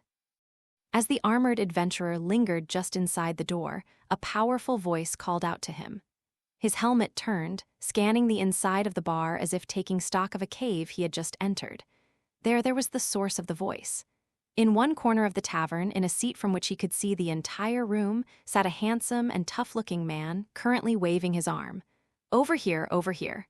You're late, man, we've already got started." "Sorry," Goblin Slayer grunted. The cup one of the men raised was already almost half empty, and some of the snacks were clearly missing. But the biggest hint was that both adventurers' faces were already flushed. Goblin Slayer seated himself somewhat awkwardly at the circular table. The other two men were dressed in civilian clothing. Goblin Slayer alone was wearing his armor. It was impossible not to find it slightly humorous. Unlike the way so many young people envision things, adventurers didn't normally go around town in full gear. Yes, spearman and heavy warrior were both canny enough that even now they each carried a short sword at their hips, but it was probably overkill. The little glances that came their way were probably from travelers who were unaccustomed to adventurers. These three men were of some renown: the frontier's baddest, spearman; the frontier's kindest, Goblin Slayer; and the leader of the frontier's coolest party, heavy warrior. The reason they couldn't be called famous faces was because of one of them in particular. "Why did we not go to the guild tavern?" Goblin Slayer asked. "Because I don't want rumors spreading that I was having a rowdy party with some guy who won't even take off his armor." Spearman shot at him. "He's just saying that," Heavy Warrior said immediately. "He's embarrassed to be seen drinking with you." "Is that so? Especially by Miss Receptionist, if you know what I mean." "Ah, shut your trap," Spearman growled. Then he jerked his thumb at the menu on the wall. "Anyway, hurry up and order something." "Yes," Goblin Slayer said, studying the menu. There were at least a dozen kinds of alcohol alone, from ale to fire wine to grape wine. Goblin Slayer muttered. "Listen up," Spearman said with an exasperated sigh. "Times like these, you don't think about it, just go with an ale." "An ale, then?" "Good, hey miss, 3 ales. Taking charge, huh?" Heavy Warrior couldn't suppress a smile and a quiet chuckle. "What?" Spearman demanded with a glare, but the warrior calmly replied, "Nothing." The server placed 3 brimming mugs of ale on the table with a practiced hand. "Here you go, 3 ales, enjoy." The waitress was a centaur, still young. One would have to be careful not, in a drunken lapse, to call her a padfoot. Centaurs were quite a proud people and had no such soft thing as pads on their feet. It was probably the same with minotaurs, some of whom became preyers. Not that minotaurs as a group usually worried about such details, but to get back to our story. The waitress set the cups down, her generous bosom bouncing, then walked away on all 4 of her feet, her tail swishing. It was impressive how readily she could weave through the crowded tavern with such a large build. Watching her muscular behind closely, Heavy Warrior breathed, "I know boobs are good, but a butt is good." "Huh, so that explains why you're so into that knight friend of yours. She rides a horse. She has nothing to do with this." Heavy Warrior paused a moment, then said, "Guess we couldn't have a chat like this at the guild tavern, huh?" There, you never knew when a woman might be watching or listening. Heavy Warrior sighed and picked up his ale, sending a ripple through it. "How about a toast, then?" "To what?" Goblin Slayer asked quietly. He had also picked up his mug. Hell, too much trouble to think of something. Let's just go with the usual." Spearman nodded, following the others' lead in raising his drink. "To our town, to the gods' dice, to adventurers." "Cheers!" they exclaimed and then drained their mugs. Section someone, none of them could have said which one, suggested going outside to walk off the drinks a bit. The streets were packed with people who had enjoyed some wine and were now out on the town. The three adventurers worked their way through the crowds, eventually winding up on the banks of a river. The river burbled beside them and the stars shone above. The two moons shone down on them. The evening breeze was pleasant on their alcohol-warmed bodies. It would have been impossible to be in a bad mood on a night like this. It was only natural to hum a song or two. Let the earth turn sour, and the wind grow ill, and the world fall dark for all time, there won't be a moment when this shimmering jewel, with 4 bright lights, doesn't shine, for I'll walk the path that seekers will. As I've sworn with these friends of mine, to the ends of the earth and the home of the wind, though all's a dream, I'll go. Those 4 bright lights in that gem never end or gutter or burn down low, and as for us, we'll never forget our friends as we walk the road. It was a half-forgotten song of military valor from long, long ago. A bard with his lute could make it sound beautiful and brave, but 3 drunken adventurers were lucky even to qualify as out of tune. The hell! Spearman seemed to have had his fill of singing after a couple of verses, because he broke off in the same register as the tune. His glare settled on Goblin Slayer. Something was bothering him. "What are you gonna do?" "What do you mean?" "You know what I mean." "Ah, he's gone," Heavy Warrior thought, looking up at the stars. Should they have brought along that witch? Bah, she would probably just be staring off into the distance. Maybe smiling ambiguously. No, you couldn't count on her at a moment like this. "I mean the receptionist, dumbass. Plus you've got that elf and your farm girl and that priestess. You're crawling with ladies." Goblin Slayer didn't speak for a moment. Finally, he said quietly, "I don't think anything will be possible until all the goblins are gone." He paused another moment. Then he fell silent.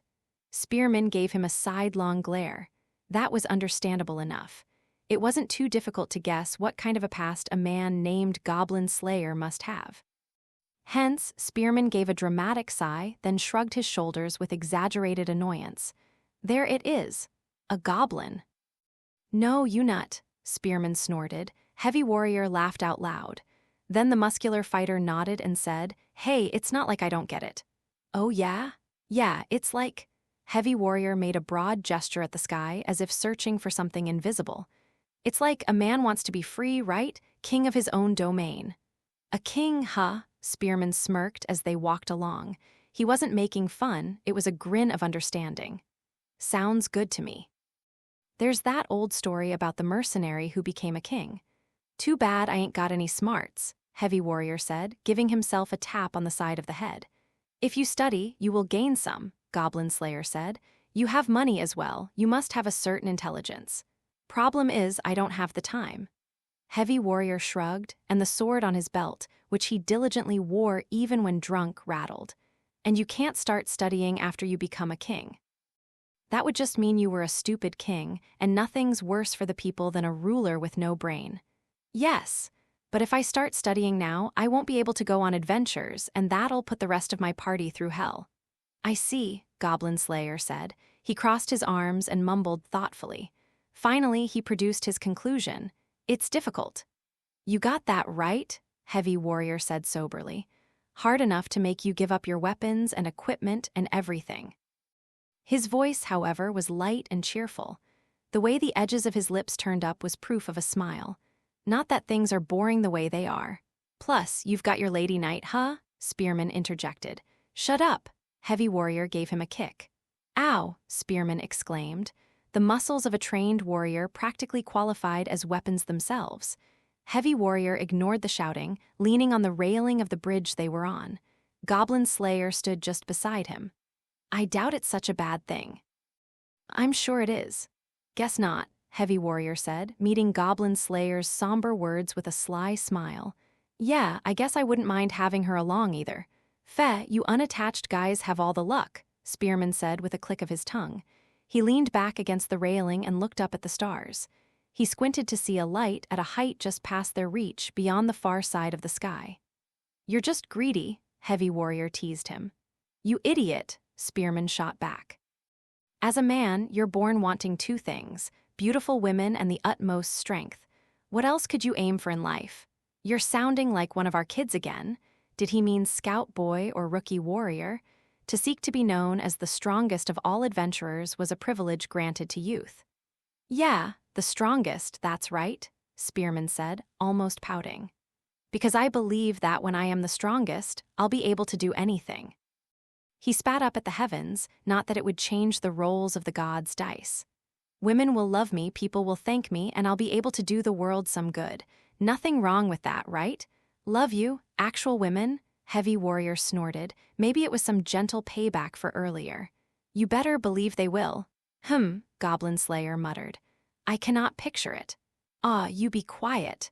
Spearman glanced at Goblin Slayer while keeping his face skyward. As usual, the adventurer was wearing his metal mask, his grimy steel helmet.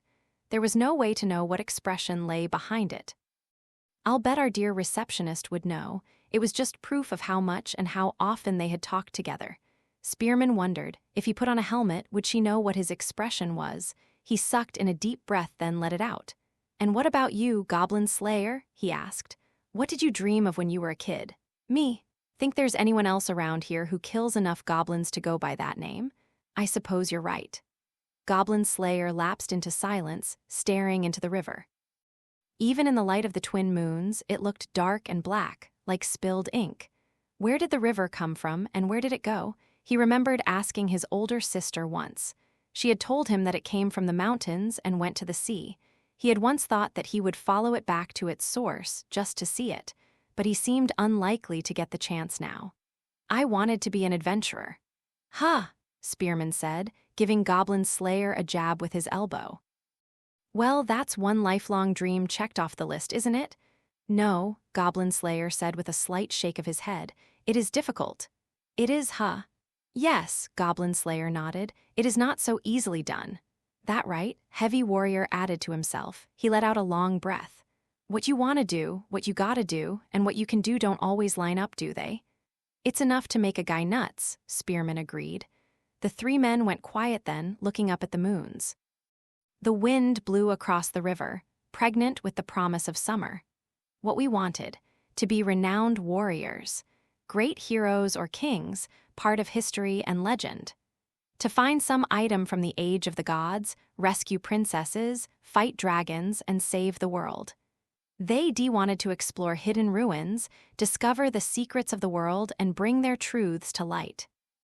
They had wanted to be surrounded by gorgeous women, loved and admired, and just as smart as anyone they might meet. They longed to wield weapons they had well and truly mastered, performing feats of strength that would be spoken of for generations to come. Someone who people would point to, no matter what the task, and say, he can do it. Most likely, they realized at this point that such stories were not to be theirs. They were silver, the third rank, the highest rank of adventurer to be out in the field. And that meant something to them. They never dismissed that achievement or felt it was so much trouble to be silver that they would have been better off staying at bronze or even steel rank. And yet, truly, he was Goblin Slayer. He was not the red-haired boy. That was reason enough. At the very least, I want to let her do what she wants to do. The men all nodded. Come again, Dwarf Shaman was in the guild tavern stuffing hot mashed potato into his face. It was a bit too early for lunch. The meal in question might be considered a late breakfast. You want me? Yes. Across from him was a man in grimy leather armor and a cheap-looking steel helmet, Goblin Slayer. There was no sign that he had eaten or was eating anything. Goblin Slayer put a hand to his helmet as if he had a headache and drank some water through the slats of his visor. Will you do it? Sure, I don't mind, but... Dwarf Shaman ate another spoonful of mashed potato. Dwarves were known as gourmands who would try anything, and as such were greatly welcomed in any dining establishment. The food just had to taste halfway decent and be in plentiful supply. If the flavor happened to be especially exquisite, that was a bonus. High Elf Archer, if asked her opinion, might have characterized this as a lack of restraint, but Dwarf Shaman would probably have replied that elves simply had no imagination. Regardless, the spellcaster was quite happy to eat a mountain of mashed potatoes with only a bit of salt for flavor. Potato? MMF, MRF, yes, I was in a potato mood today, he replied, coughing indelicately as he took another mouthful. Not going to have any yourself? I have goblin slaying to do. That's so. Dwarf Shaman took Goblin Slayer's cup, filled it to the brim with wine, and pushed it back at him. Well, drink up. You can spare a few minutes with me, can't you? The Goblin Slayer gulped down the contents of the cup. Dwarf Shaman watched him with a smile. I get the impression that me and our brash friend practice slightly different kinds of magic, Dwarf Shaman said. I don't know the specifics, but I suspected as much, Goblin Slayer replied. And I think you might be better off asking someone other than me for this. That will not do, Goblin Slayer slowly shook his head. You are the most capable spell slinger I know. Dwarf Shaman's hand froze as he reached for another helping of potatoes. He swirled his spoon, which had previously been making ceaseless trips into his mouth, in the pile of food rather tactlessly. After a while, he sighed. Well, no sayin' no teeth at, is there? He said. He shot Goblin Slayer a resentful glance. I'll bet you could say the same thing to that witch lady. I certainly could not, Goblin Slayer said softly. Even Dwarf Shaman could guess what he meant by that. Sorry. That was a poor thing to say, even in jest. If it's too much, feel free to refuse. A foolish thought. I only ever turn down work from people who don't like dwarves. Then Dwarf Shaman set to eating ravenously again. He didn't even bother to clean off his beard, but veritably poured mashed potato into his mouth, like wine into a barrel. When he had at last made a dent in the quantity of food, he tossed aside his spoon. But Beard Cutter, I want you to tell me one thing. What? Whatever brought this idea on? Goblin Slayer went silent. It wasn't such an unusual story. He was a warrior. He had little aptitude for magic. When he needed someone talented in such arts, why not turn to a shaman? But that was not what the dwarf was asking. Even Goblin Slayer understood that much as he looked over Dwarf Shaman's beard to meet his eyes. I am Goblin Slayer. He took a swallow of wine as if to wet his lips. And he is an adventurer. Fair enough. Dwarf Shaman gave a snort and leaned his small frame against the back of the chair. It creaked under the weight of his heavy girth. When our long-eared friend gets wind of this, I don't think you're likely to hear the end of it any time soon. Is that so? I should think. I see. Dwarf Shaman pushed his empty plate toward Goblin Slayer and waved his hand. There was now a collection of 5 or 6 empty plates, and the waitress, this one Padfoot, appeared and ferried them away to be washed. Anyway, I accept, but I might need you to wait for a little while. I don't mind. I told him to come this afternoon. Goblin Slayer poured some water as he spoke. He swirled it around, watching the tiny waves run along the edges of the cup. Do you think he'll be there? Heh. We could bet on it if you like. Dwarf Shaman smirked and rubbed his hands together. It was a dramatic gesture, like a magician preparing to show off his next trick. Now then, I think I need a few more drinks before I go, and then a nice, easy walk. He pounded himself happily on the belly. I've eaten just enough, after all. Not too hungry, not too full. Goblin Slayer didn't say anything but set his empty cup on the table. Section. The boy was standing in the training grounds. They were still under construction, so a good portion of the area looked like little more than a grassy field. He was the very picture of being forced to do something involuntarily. His cheeks were puffed out, he looked pouty, and he had his chin in his hands as he looked up at the man who had called him. What, not off killing goblins? No. The man in the grimy leather armor and steel helmet shook his head. I intend to go once I've collected you. I don't recall anyone asking you to look after me. Is that so? Yeah, sorry. The nonchalant attitude got under the boy's skin and angered him. What a guy to be in a party with. If it had been he who wound up in that group. Well, he couldn't have categorically refused, but it would have been awfully unpleasant. How could that priestess do it? Or that elf, or that lizardman? Or, there y'are, excellent, that's a sign of promise. Or the dwarf who was now trundling across the grass. He was grinning, though the boy couldn't imagine what was so funny, and taking swigs from a jar of wine that he kept at his belt. Yes, he was silver-ranked. No doubt he was a very capable magic user. But still, that didn't mean the boy wanted to have to learn at his feet. It didn't, and yet. The boy came back to himself at the sound of his own gnashing teeth. "Good, may I trust you to handle this then?" Goblin Slayer asked Dwarf Shaman. "I'm sure you may, and don't you go getting yourself worked over just because you don't have a spell caster along." "Of course not. And treat me to some wine sometime." "Very well." As the boy watched, the two men conducted their conversation in short bursts, almost as if they could read each other's thoughts. He fixed them with a glare, indignant at being unable to join the talk. Goblin Slayer turned toward him. "Listen to what you are told, don't cause trouble, and get serious." He practically sounded like an older sibling giving instructions to their kid brother. The boy just snorted. Goblin Slayer seemed to take this for acceptance because he turned around. Then he set off at his usual bold, nonchalant stride. "Hey, wait. Eyes on me, boy, I'm the one you ought to be worried about." The boy couldn't shake the sense that he was being left behind, but Dwarf Shaman grasped his shoulder. His small but rough hand was strong enough that his grip almost hurt. "Have a seat, boyo. It makes a difference whether you try to learn sitting or standing. You don't use your head the same way." "Fine," he responded, adding to himself petulantly, "I just have to sit, huh?" and setting himself down in the grass. From a distance away came enthusiastic voices and the clanging of weaponry. Added to that were laborers carrying materials and working their tools. The sky was blue, the sunlight warm enough to make one sweat. The boy let out a bit of a sigh. Dwarf Shaman noticed it. He slowly sat in the lotus position and grinned. "Right then, I'm no expert, but how many spells can you use and how often?" That was the one question the boy least wanted to answer. "Fireball. And just once." He spoke quietly, sticking out his lip. "But you know that already, right? You blamed idiot." A fist came down on the boy. "Gah, I'm tellin' you, you're dead wrong." The boy groaned, holding his throbbing head where he had received the blow. Weren't spellcasters supposed to be physically weak? No, wait, this one was a dwarf. Damn it, the boy grunted. Differences in race couldn't be taken lightly. Erg, that frickin' hurt, you coulda split my head open."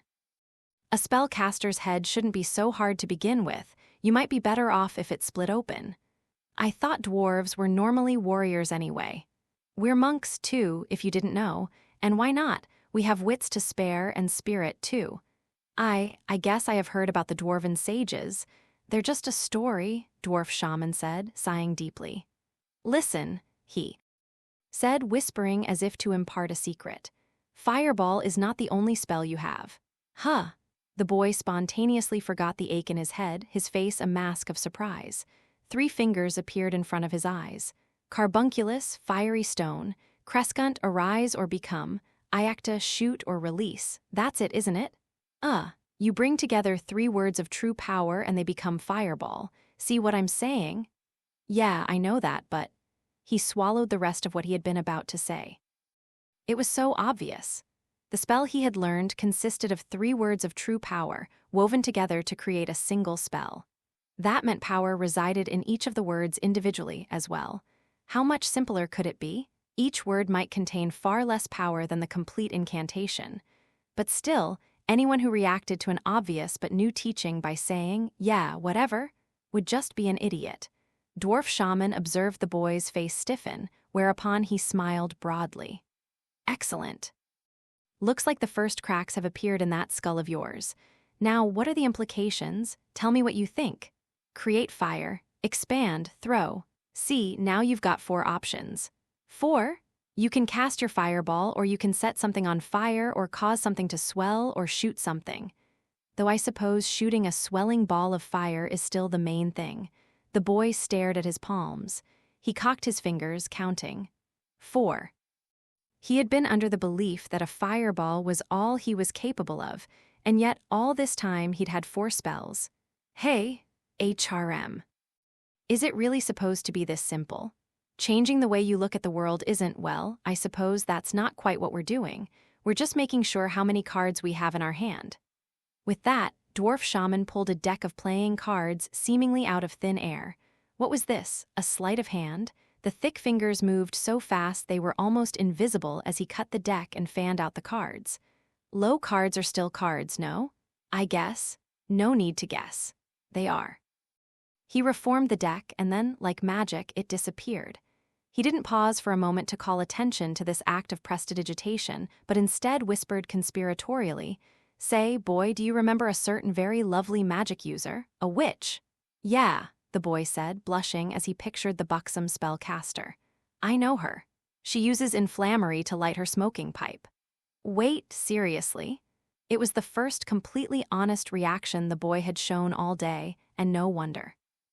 If anyone had done something like that at the academy, the professors would have had their head.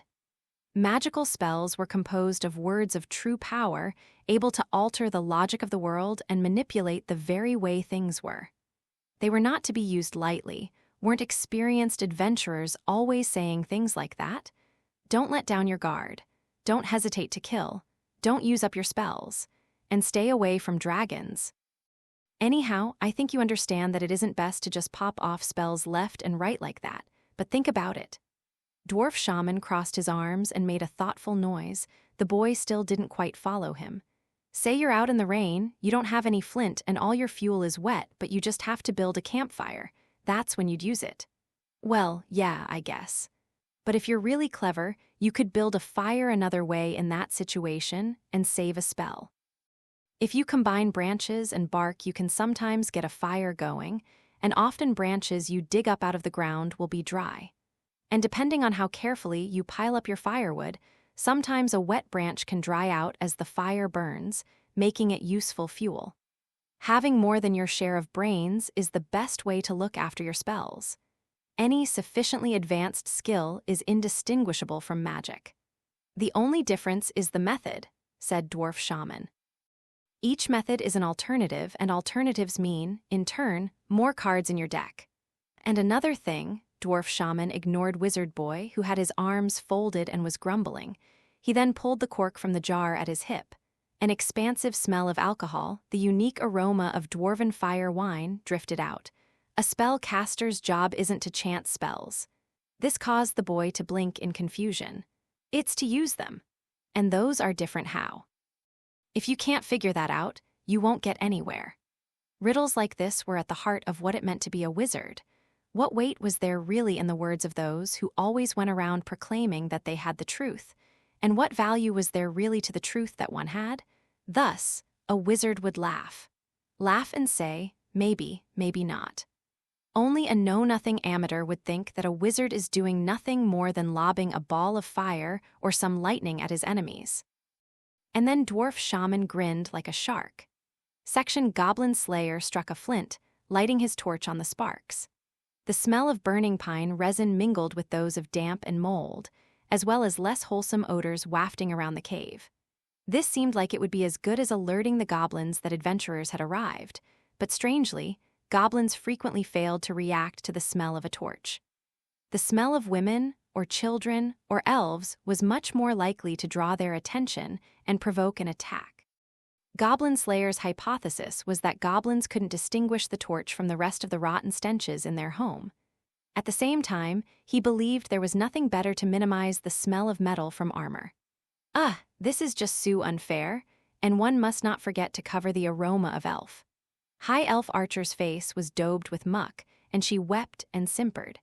She looked vastly less than pleased as she rubbed mud all over her ranger's garments. Her long ears drooped pitifully, trembling. "Why am I the only one who has to get covered in this stuff? Because you will agitate the goblins." The answer was curt. High Elf Archer hugged herself and shivered. Since she had joined up with this obsessed adventurer, she had seen more than a few victims of agitated goblins. She even recalled once when she herself had nearly been killed by them, a position she didn't want to imagine being in again. If she wanted to avoid that fate, she had to take the appropriate measures.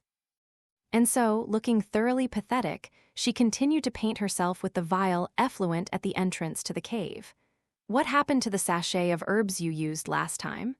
"I ran out." High Elf Archer's expression was vague, and she looked away evasively. "Of money." Apparently, even high elves, with bloodlines that reached back to the age of the gods, were subject to such ordinary problems. Maybe that was part of the reason she had joined a party where she was going to do nothing but goblin slaying, a job she detested. It didn't particularly cross her mind to be grateful to Goblin Slayer. Just as with your arrows, he said softly, it's important to manage all your resources. I told you I hate money. Is that so? You use it, then it's gone. Yes, that's true. But then it never grows back. Right.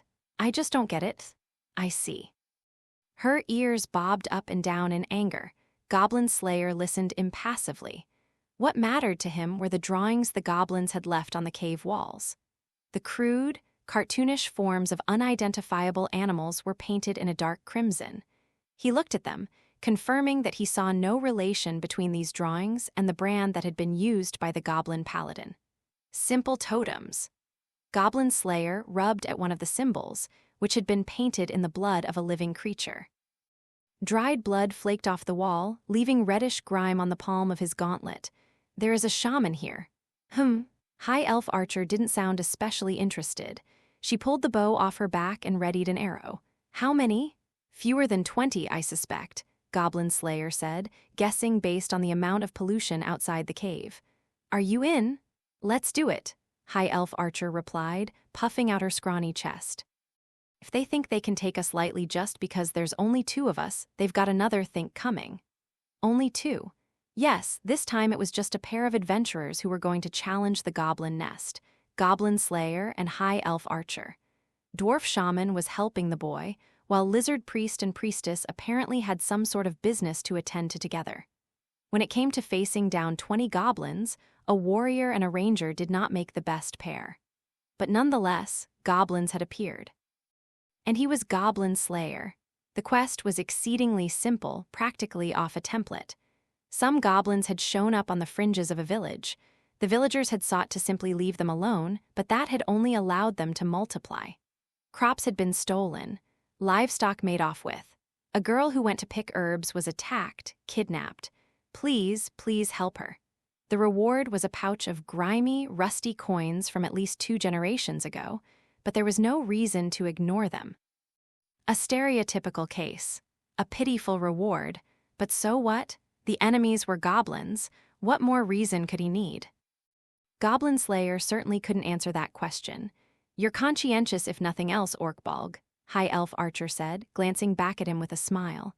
I notice how when there's a chance of rescuing someone, you never use poison gas or water or fire. Although when it was too late or after they had helped the person, he was merciless. High Elf Archer gave a little chuckle. Here, take this, a little something for your belly. She tossed him something, some of the elves' secret food, small fried treats. High Elf Archer herself was already nibbling on some of the stuff like a squirrel or some other small animal. Goblin Slayer's helmet turned toward her. With you around? What? With you around, it is always lively. Is that a compliment? She glared at Goblin Slayer suspiciously, scuttling up to him like a little bird. She looked deep past the visor, her ears drooping in time with her eyebrows for a moment. That's not your way of saying I need to shut up, is it? I meant only what I said. Well, she spun on her heel, leaving the non-committal word hanging in the air. Her hair fluttered along behind her like a tail. She darted deeper into the cave, free as the wind, but still. Ha. Her ears bobbed happily, something that could clearly be seen even from behind her. Of course, the two were not in as easy a mood as their banter suggested. Anyone who wasn't a complete beginner would know that they were on enemy ground in a place like this. Goblin Slayer shoved the baked treat through his visor, drawing his sword even as he chewed. High Elf Archer's superlative senses caused her ears to flick each time she heard a noise. The light-hearted chatter, even if it was High Elf Archer doing all the chattering, was a way of preserving their sanity. The proof came a moment later, when High Elf Archer suddenly stopped. In her tracks. They're quick.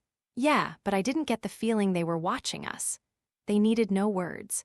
Goblin Slayer already had his weapon at the ready, and High Elf Archer was as taut as a drawn bow. If you kidnap a young girl, it's only to be expected that adventurers will come.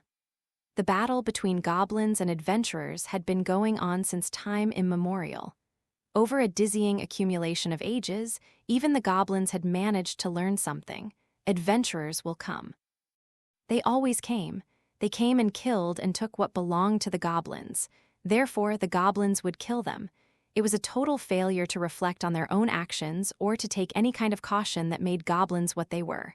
Which direction? Right. High Elf Archer closed her eyes, her ears fluttering.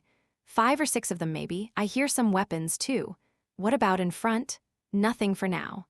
In other words, there would be no attempt to catch them in a pincer movement. Goblin Slayer snorted, then took his sword in a reverse grip, holding it by the blade and taking up a stance. They always think ambush is a skill that belongs to them alone. The next second, Goblin Slayer took his sword and slammed it into the earthen wall as if he were chopping firewood. Groorb? The earth, shallow now from being dug out, collapsed inward, raining into the side tunnel. The goblin at the head of the digging party opened his eyes wide, completely flummoxed. They were supposed to surround the stupid adventurers, beat them, humiliate the woman, make her bear there. Goblin Slayer landed another blow to the creature's head, putting an end to his plans and his life. 1. We'll hit them from this direction. Let's go. It's awfully tight, hard to shoot in.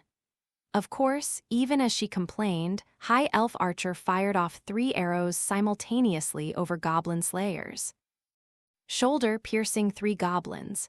Groor? Goobbr? One took the arrow to the throat. The monsters to either side were caught in the eye, one left, one right. They collapsed, and Goblin Slayer struck their corpses. 4. A sword covered in brains up to the hilt wasn't going to be much use. He kicked over a goblin that now had a blade sprouting from his forehead, taking up the spade the monster had been using as a weapon. 5. The 5th goblin attacked him. He blocked the blow from the monster's pickaxe and, in the same motion, took the torch, which he held on the same side as his shield, and brought it down into the goblin's face. Grorbro? There was a crackling sound and the hideous stench of cooking flesh. Goblin Slayer watched the monster with the fried face cry out. The counterattack's failure would soon be discovered, he assumed. A scream would make scant difference now. Goblin Slayer was utterly without mercy. He thrust the spade into the goblin's neck. Groorb? The final goblin howled even though nothing had happened to him yet. He threw away the hatchet he had been holding and tossed his arms over his head. Slobbering and sniveling, he prostrated himself before the adventurers. A creature we missed at the mausoleum? Goblin Slayer cast aside the broken torch and picked up the crimson-stained hatchet. He put it into his belt, pulled out a new torch, and lit it from the old one. Now then, Gor? Goblin Slayer gave the creature a kick. It shrieked and tumbled on its behind, but it quickly resumed its pathetic groveling, scraping its head against the ground. He was begging for his life. Did he have a modicum of intelligence? Was he calculating what would be in his best interests? Did he have a notion of surrender? Given that he had been at the back of the group, maybe he had a certain status even among goblins. Then again, he was physically the smallest. A child, perhaps. Orkbolg? Yes. High Elf Archer's voice was shaking. Goblin Slayer nodded silently. That young goblin was trying to draw a poisoned dagger from his belt. Around his neck was a necklace. A necklace he had gotten by stealing. The objects on the necklace had been pierced by an awl, sewn together. They had been chopped off by a hatchet. 10 freshly cut fingers of a young woman. To this goblin who cowered and simpered, all the while hiding a dagger at his back, Goblin Slayer had one simple thing to say. We kill them all. Section, come to think of it. This may be the first time it's been just the 2 of us. Ah, indeed, I think you are right about that, Lizard Priest said, his tail swinging gently. It was afternoon at the training grounds. Although the facilities were nearly half finished, the place was still open to the elements. Novice adventurers, as well as laborers, lounged here and there on the grass, eating their lunches. It wasn't guaranteed that food would be provided, and even if it was, physical activity made a body hungry. Even the gods and spirits cannot cure an empty stomach, Lizard Priest mused. You're forgetting about the create water and create food miracles, Priestess said. Not that I have them yet. Ho ho, Lizard Priest laughed appreciatively. If I changed religions, the available blessings would change as well, I see. That's true. Although I don't think I can do any more praying today, why had the 2 of them come to the practice grounds? The answer was training, combined with performing some healing. It wasn't just inexperienced adventurers who were at risk while practicing. If anything, the people working on the construction of the facility were probably in greater danger. Bumps and scrapes, of course, could be treated with simple first aid, but broken bones could affect so much more than just the construction. Calling on the gods for a minor heal miracle could make all the difference. At length, the two clerics settled on the outskirts of the field to have their food. Priestess sat with her knees drawn together and undid the parcel that held her lunch. It was bread and cheese, along with watered-down wine and several pieces of dried fruit. "My," said Lizard Priest, peeking at her provisions from where he sat cross-legged. "Will that be enough for you?" "Yes," Priestess answered. It wasn't so much about a balanced diet, she just tended not to eat that much. She looked away from him, her cheeks turning a little bit red. "I seem to have put on a few pounds since becoming an adventurer." Lizard Priest opened his great jaws and cackled. "Ha ha ha ha ha ha, never fear, surely that is from building muscle." "I think it might be because there are so many good things to eat in this town. I should think, child, that a little meat on your bones would be for the best. You're rather too thin." The chief priestess told me the same thing. At a certain age, perhaps even cleric girls worried about these things. It probably didn't help that there were so many attractive women around her, like cowgirl, guild girl, and witch. Priestess let out a small sigh, then quickly offered a prayer of thanks to the Earth Mother for her food. Lizard Priest, for his part, made one of his strange palms-together gestures and opened a pouch made from an animal skin. "Oh," Priestess said. Her eyes widened a bit, and then she smiled gently. "A sandwich, huh? Ha ha ha ha ha." Lizard Priest made an expression that was perhaps a full-faced grin, then rolled his eyes and held up the sandwich triumphantly. It consisted of thick bread slathered in butter, surrounding slices of seared beef. What really drew the eye, however, was the cheese, so much of it that it threatened to be more than the bread could contain. It practically buried the beef. The cheese was obviously the star here. It was the exact opposite of a normal sandwich, in which the beef would be the main component and the cheese just an addition. One's favorite ingredients arranged just as one pleases. This is true freedom. He sounded as happy as a clam, and Priestess couldn't resist a smile. "I can't say I don't understand. If food is indeed culture, one would need a truly enlightened civilization to produce this." As he spoke, Lizard Priest gobbled the sandwich down. Half of it was gone in one bite. 2 chomps later, it had vanished. "Ah, nectar, delicious. Heh, you really do like cheese, don't you?"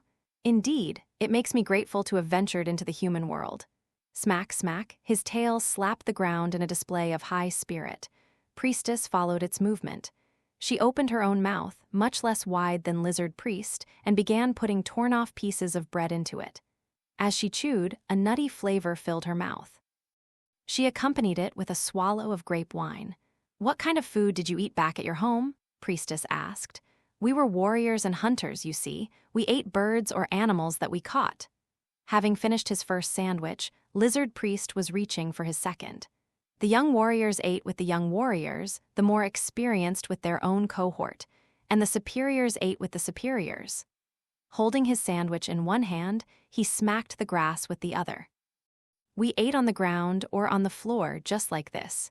You didn't all eat together. If a king or a general were to come among the common soldiers, how could they relax?" "I see." Banquets, now those were different. When we would achieve a victory in battle, fires would be lit in the public square, and everyone would sit down together. In her mind's eye, Priestess found she could picture a scene from a land she had never been to. A great crowd of lizard men gathered at the foot of a huge tree in the rain forest, raising their cups and drinking their wine, celebrating together. In the midst of it all, a great beast roasted on a spit, brave warriors cutting off hunks of meat and raising their voices. For some reason, one of them in particular was joyfully taking mouthfuls of cheese, but that was probably just an imaginative detail on her part. If nothing else, though, it seems very festive. "I should say so," Lizard Priest said confidently. "At times, we would also go in search of corn or potatoes. Ooh, potatoes go well with cheese, you know. Oh ho." Lizard Priest leaned forward suddenly, his eyes gleaming and his jaws open. It was no wonder Priestess drew back a little with a frightened yelp. I should like to hear more on that topic. Well, back at the temple, I used to cook them together.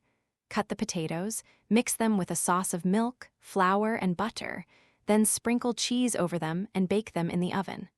The result was a rich meal for winter festival days or any kind of celebration. Everyone gathered in the great hall, offered up our prayers, and then ate together. That is most excellent, both the recipe and the meal, he meant. To share a meal with one's fellows, Lizard Priest proclaimed, is to deepen one's ties to them. Yes, Priestess nodded, smiling. Then she thought of something and cocked her head at him. Oh, if you want, we can cook it together when we have a chance. I should like that, Lizard Priest replied. That was when a bright, cheerful voice reached their ears. Hey, looks like you've got something good to eat there. Priestess looked in the direction of the voice. The first thing she saw was a pair of bare feet. Small but muscular, they led up to legs covered in short pants and then a light shirt. She was hot and sweating, fanning at her collar to get the air moving. It was Rhea Fighter. A sandwich? Lucky you. Can I have a bite? With a grunt, Lizard Priest flung the rest of the food into his mouth, waving his tail in an intimidating manner as he chewed. Among the teachings I received, there was no such thing as the sharing of food. She didn't actually look that disappointed, though, and soon Lizard Priest rolled his eyes in his head. Well, not like I didn't bring my own lunch, she said. Can I join you? She laughed openly and held up a parcel in her hand. It was wrapped neatly in a red handkerchief and was startlingly large. Priestess, who had been chewing on some dried sweet beans, swallowed her mouthful and made an affirmative noise, nodding. Oh, yes. I don't mind, nor am I bothered. Don't mind if I do, then. The Rhea girl flung herself down in the grass next to them, busily unwrapping her lunch. It was a pile of fluffy pancakes, cooked to a golden brown color not unlike that of a fox pelt. Each one was as big as a person's face, and there were 1, 2, 3, 4, 5 of them. Considering a Rhea's physical size, this was equivalent to enough food to feed a dwarf. She took out a bottle and popped the cork, pouring thick, rich honey over the pancakes, then she dug in. Priestess found herself blinking. You've got quite an appetite, haven't you? We eat 5 or 6 times a day. Can't always get all your meals during an adventure, though. The girl licked clean a honey-sticky finger. So I have to make sure I eat enough at once that I don't starve between meals. Ha ha ha, Priestess laughed noncommittally. She had the distinct sense that the Rhea would have eaten just as much even if she were getting all her meals. By the way, Priestess said, you're solo right now, aren't you? Sure am, so I was thinking maybe I'll hunt some rats next or something. Cleaning the giant rats out of the sewers was a basic task for beginning adventurers. That didn't mean it was an especially popular job. People felt it wasn't adventure-y enough. No one became an adventurer just to fight overgrown rodents. They wanted to do battle with terrifying monsters, delve dungeons, and get loot from treasure chests. That's what adventuring was all about. But it wasn't easy to do any of that solo. Plus, this place is crawling with fledgling warriors. No party for me, she laughed. As great as it was to join forces with some people you got along with and go adventuring, by the same token, it could be painful when you were left on your own. If it weren't for Goblin Slayer, what would have happened to her? That was what was in Priestess's mind. It was such a strange thing. If those 3 people hadn't called out to her on that day, where would she be now? If she hadn't gone on an adventure with them, she wouldn't be here at this moment. It was all because of that adventure and all the fighting that had come after, day upon day piling up. The tiny decisions she had made, 1 second at a time, had produced this exact instant. The thought caused the words to come out of her mouth almost of their own accord. If you like, why don't you try adventuring with us? Adventuring? The Rhea looked at them, a bit baffled. What about your armored buddy, Goblin Slayer or whoever? Don't think I've seen him around today. Oh, as it so happens, Lizard Priest said, leaning forward and picking up the thread from the momentarily inarticulate priestess. In order to advance in rank, she must demonstrate her abilities and as such is seeking temporary adventuring partners. As he spoke, he chewed and swallowed another sandwich noisily. Most likely, we'd only be together for one quest, Priestess said. Apologetically. Rhea Fighter crossed her arms and looked into the distance. Beginning adventurers were sometimes called the mob, and in that group, human and dwarf warriors were plentiful. A great many of them were solid and strong, either because they had trained hard or because they were born that way. I'm just warning you, I'm really nothing special, Rhea Fighter said with a faint smile. Yes, she had trained, but she lifted one of her arms to demonstrate that it was still smaller than that of a human or dwarf. I mean, I'm a Rhea, I don't have really good equipment, and I'm just a warrior. Then leather armor, a sword and shield, decent equipment but definitely on the small side. In light of her skills and strength and equipment, there were probably lots of warriors better than her. Are you sure about me? Ah, but, Lizard Priest said, nodding somberly, you have luck. Luck.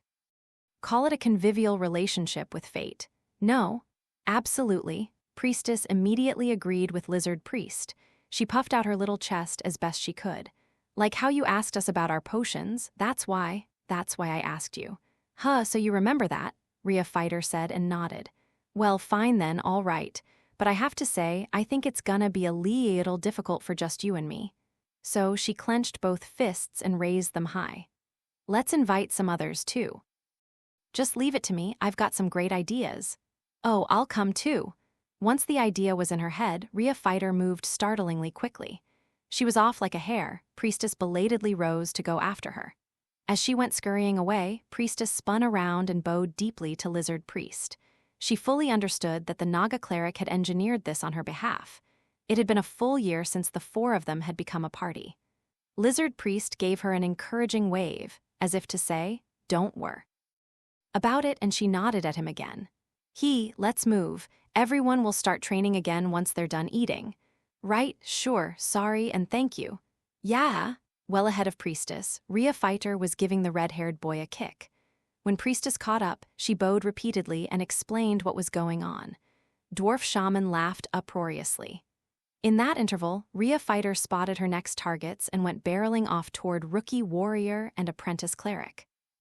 The latter was objecting that they were right in the middle of lunch, when Priestess came up with Wizard Boy in tow, once again bowing and apologizing. Ah, luck is a virtue, and virtue is luck, Lizard Priest said happily as he ate and observed the goings-on. They had been together for a whole year, after all. He was well acquainted with the girl's personality, with her goodness of heart. Well then, his mind worked as he finished off his final sandwich. What about the virtue of Milord Goblin Slayer, the strange fanatic at the heart of our party? Section chirp, chirp, chirp, chirp, chirp, chirp. Cowgirl was roused from the depths of sleep by the canary's tweeting. HRN, She rubbed her eyes and blinked several times. She gave a big stretch and realized she was sitting in a chair in the dining area. She must have stretched out on the table and then fallen asleep at some point. The sun was already well and truly set, leaving the interior of the room dim. The only light was the faint shimmer of the twin moons. On the tabletop was a cup of black tea, which had gone completely cold. She must have fallen asleep waiting for him. At least I don't have pillow marks, she said, massaging her stiff cheeks. As she did so, a blanket fell from her shoulders. Her uncle must have put it there. Although it was early spring, the nights were still cold. Cowgirl picked it up and folded it. I'll have to thank him. As she did this, the canary continued to chirp noisily, flapping around its cage. Cowgirl quickly lit a candle, placing it in a candle holder and making her way over to the cage. What's up? Are you chilly? Or maybe hungry? The tone she adopted, as if she were speaking to a small child, was probably only natural. She leaned forward, peering into the cage. The canary cocked its head and peered back. She could just make out the silhouette of herself in her night clothes wavering in the window's reflection. Maybe I ought to go sleep in bed. The thought made good sense, yet she just didn't feel like it. Maybe I should start going with him. She went over to the window, put her chin in her hand, and sighed. No, impossible. A fantasy that faltered at every point. True, she was rather muscular. As much as she hated to admit it, her body was better built than most girls her age. But even so, that didn't mean she would be able to use a weapon or face down monsters. Most of all, though, was that if she were to start going places as well, perhaps he just wouldn't come home anymore. Whoa, don't get a big head now. Cowgirl couldn't resist a chuckle. That was when it happened. With a rattle and a clatter, the door opened. The night air came drifting in along with a strange smell. An odor of iron, mud and sweat and dust along with blood. Even without looking, Cowgirl knew immediately it was his smell. "Welcome home. I'm back." The response to her gentle voice was quiet, dispassionate, and blunt. He closed the door behind himself as he came in, trying as hard as he could to be quiet, but the noise was still just a little bit loud. Cowgirl turned, smiling softly, and his helmet shook doubtfully. "You've been awake all this time."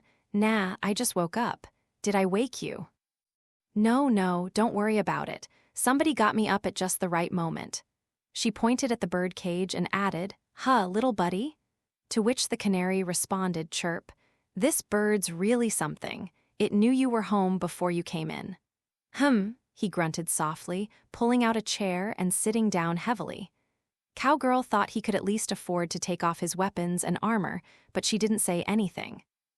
She pulled herself away from the window, grabbing an apron that hung in the kitchen and tossing it on over her nightwear. "Dinner?" she asked, glancing over her shoulder at him as she tied the apron's string behind her. "Let me see," he replied, and then, "Yes, please." Finally, he added quietly, "Anything is fine. I've got stew ready to go." After a moment's pause, "Is that so?" he replied with a predictable nod. It took time to relight the oven fire and warm up the stew. "Oh, you may want to wipe down your armor a bit." "Is that so?" "Yeah, there's a hand towel over there you can use." "Ah." He obediently began to wipe the grime from his helmet and armor, although his movements were rather rough. Of course, these were not stains that were going to come off with a little rubbing, but it was enough to satisfy Cowgirl. When she set the stew down in front of him, he began shoving it through his visor like a starving man. It was already spring, and there was no longer a need for such warm foods, yet she still made stew. Yes, very unsophisticated. It's all the time these days, isn't it? She sat across from him, supporting her head by putting her hands against both cheeks. "What is?" "That you go out." Cowgirl grabbed a napkin and leaned over the table, mopping a stray bit of stew off his helmet. "It's all those goblins, or, well, I guess you've got that training area now, too." "Yes, are you busy?" "No," Goblin Slayer replied after a moment's thought. The helmet tilted as if he wasn't quite sure. "I wonder." Cowgirl sat back in her seat, chin in her hand, and observed him. Obviously, she couldn't see the color of his eyes, which were hidden behind his visor. "I knew it," Cowgirl said, giggling a little in the back of her throat. "You don't want them building something there, do you?" Bullseye. His spoon stopped halfway to his mouth. "It is not." "Exactly that I don't want them to." HRRRM. He tried to act as if he was thinking. His body language hadn't changed a bit from when they were younger. He had always struggled to hide when he was upset. "It's a lonely feeling, isn't it? And you're worried about that girl, aren't you? You're worried, but you can't think of a good way to help her out. And in the meantime, goblins will be up to their tricks. You get anxious when you're not doing anything." He tossed down the spoon in his hand, still silent. Then he sighed deeply and finally spoke. "You know me well. I ought to. We've been together for years." Finally, she couldn't restrain the laughter, and she winked at him. From inside the helmet, his gaze was fixed on her. It made Cowgirl sit up straight in her chair. "Do you not think anything of it?" The question was brief, but she was probably the only one who could understand what he was thinking when he asked it. In fact, she wasn't completely sure that even she understood. Her uncle, however, was not a resident of that little village. The only two remaining were him and her.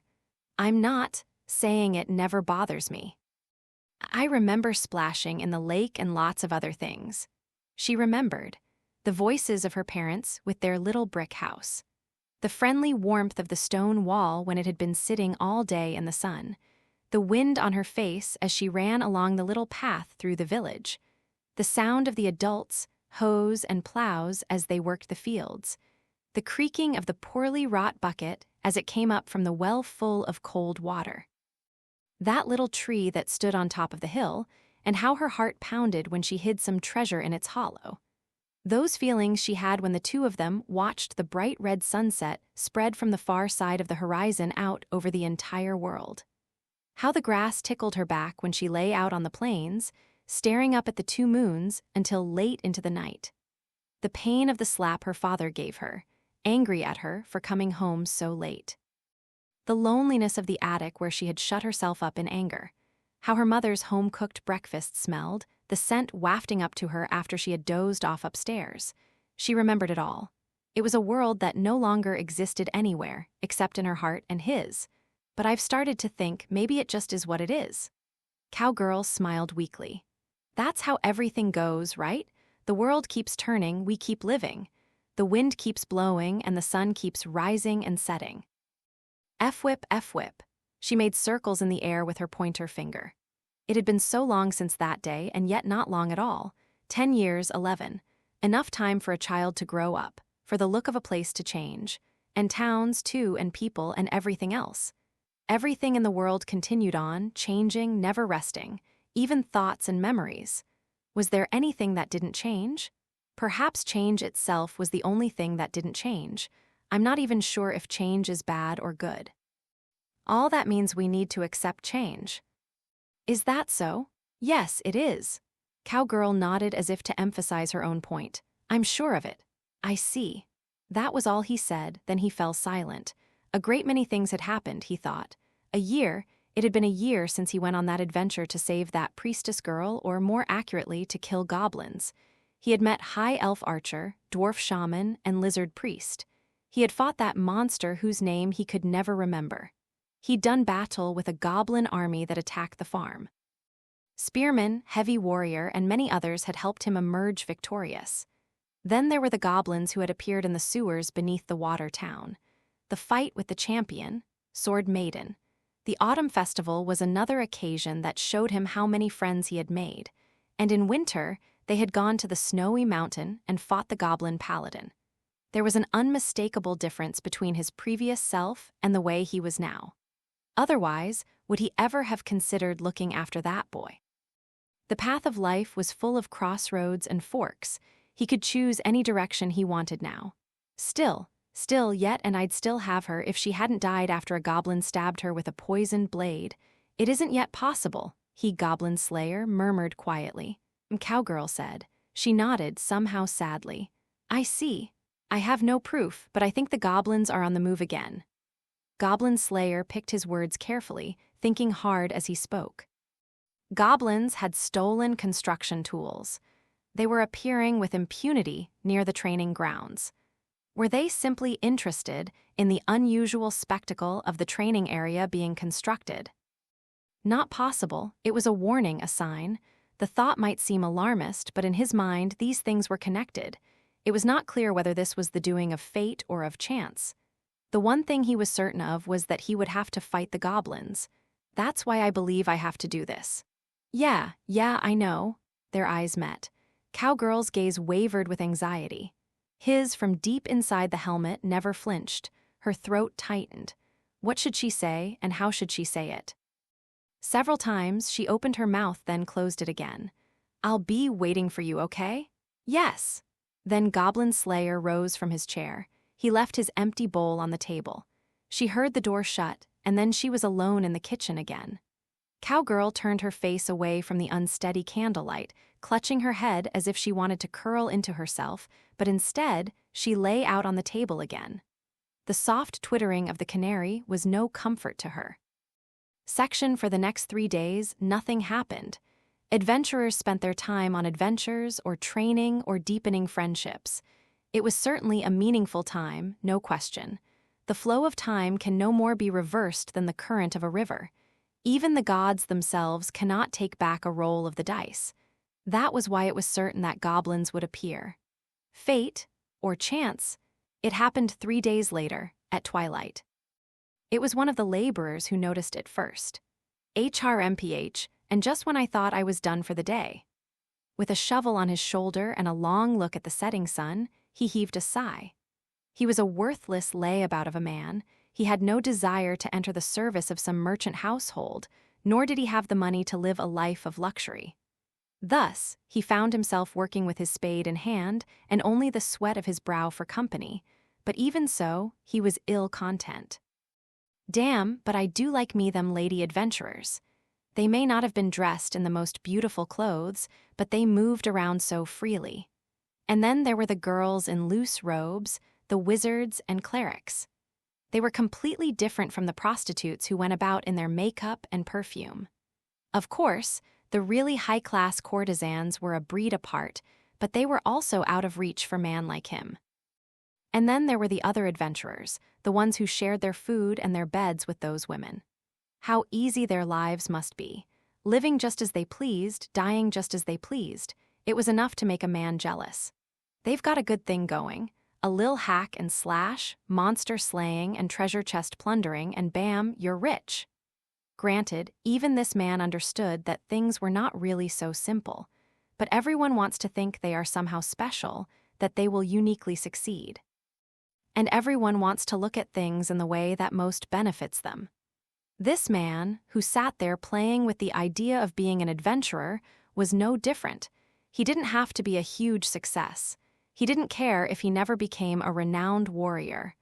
All he needed was a bit of decent equipment, the chance to save a village or two, and maybe earn the thanks of the local girls. Or perhaps he could buy some noble girl who had fallen into slavery and look after her. That might be good. He could find a beautiful wizard woman to be his party member and slowly gain more and more companions. All gorgeous women, of course. He would find secret caves no one else knew about, not that he knew about them at the moment either, and that was where he would make his fortune. And finally, he would set up house with his favorite woman, coming home from his travails and asking her out on an adventure. Heh. The man didn't particularly care that his vision of modest success lacked something in the way of realism. He was just enjoying an indulgent fantasy. No one would point and laugh at him for it. As a way of passing the time, it didn't hurt anyone. Work, drink wine, eat food, enjoy women and friends, complain about the unfairness of it all, and occasionally dream a little. Live, that was enough. And again, he was the first to notice it.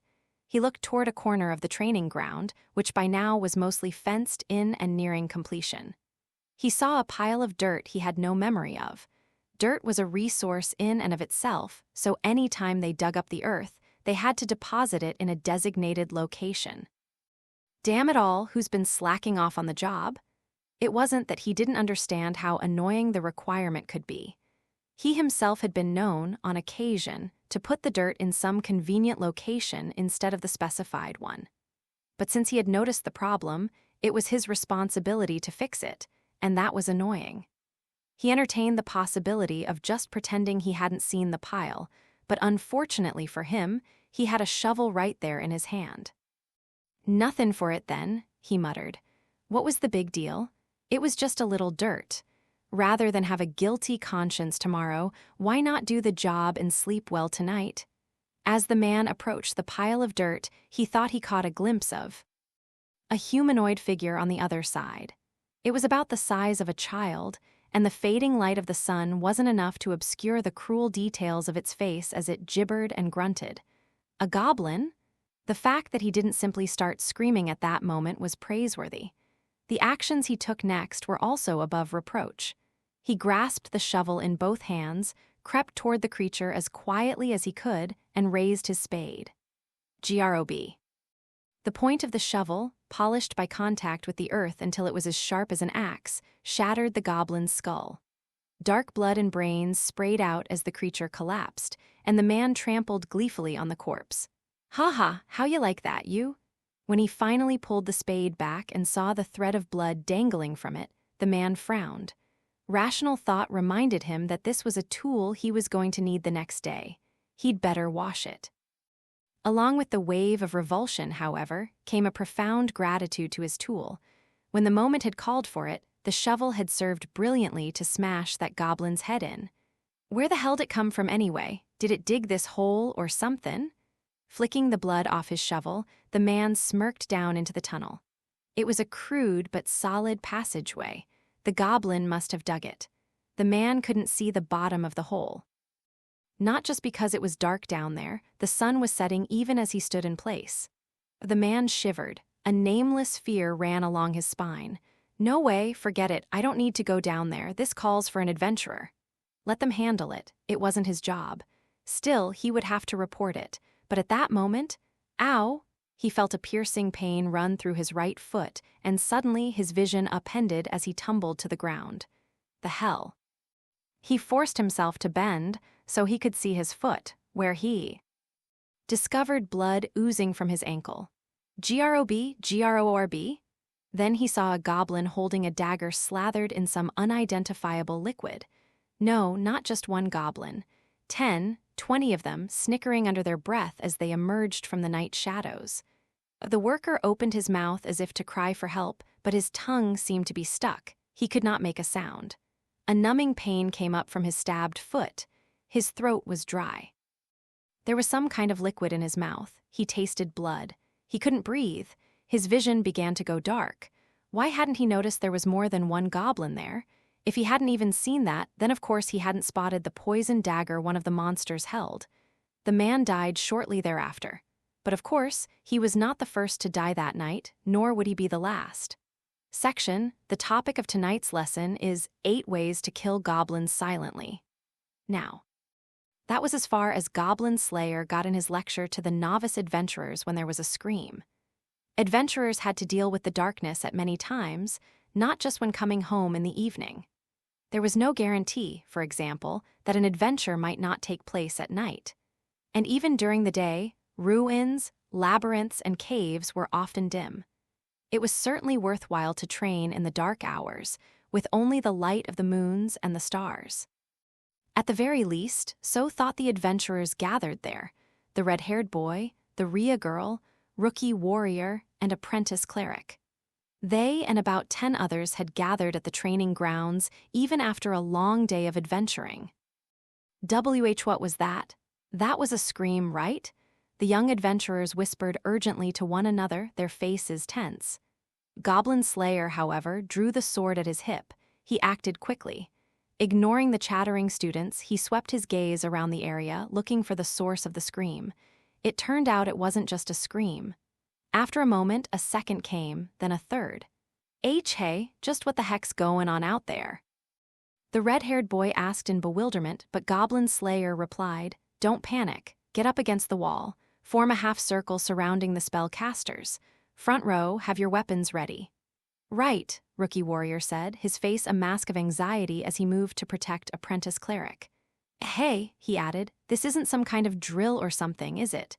"Even if it were," Goblin Slayer said shortly, "we would have nothing to gain by treating it lightly." "Ooh, I hate this. I don't even know if I'm scared or not." Then, with a bout of dry laughter, Rhea Fighter picked up her diminutive sword and shield and assumed a fighting stance. Her face was stiff. Even in the night darkness, it was obvious how pale she was. Fear, nervousness, clearly a combination of the two. Her pointy ears, not as long as an elf's, trembled slightly. "Tusk!" This click of the tongue came from the red-haired boy. He raised his staff and turned to face the other novices, who had yet to fully grasp the situation at hand. "Hey, didn't you hear him? Don't just stand around. Form up." "All right. Yeah, got it." Maybe the fact that the words were coming from one of their peers helped them. Even those who had been frozen, unable to think or absorb the situation, finally lurched into movement. Each picked up their weapon and helped form the half-circle against the wall, although it wasn't very pretty. "You there, get that shield up. Protect the people beside and behind you," Apprentice Cleric shouted, whipping into action a group unaccustomed to such maneuvers. It was surprising when she thought about it. Although she and Rookie Warrior had only really fought giant rats, they were experienced adventurers in their own way. Rhea Fighter and the red-haired boy were the same. They had taken a definite step forward from being pure beginners. After that would come the next step and the next. Goblin Slayer observed them but groaned so quietly no one could hear him. Should he leave the newbies to go check out the situation, or should he stay here and protect them? Partly, he was unsure, and partly, he found he didn't want to leave them alone. A foolish thought. It mystified even him.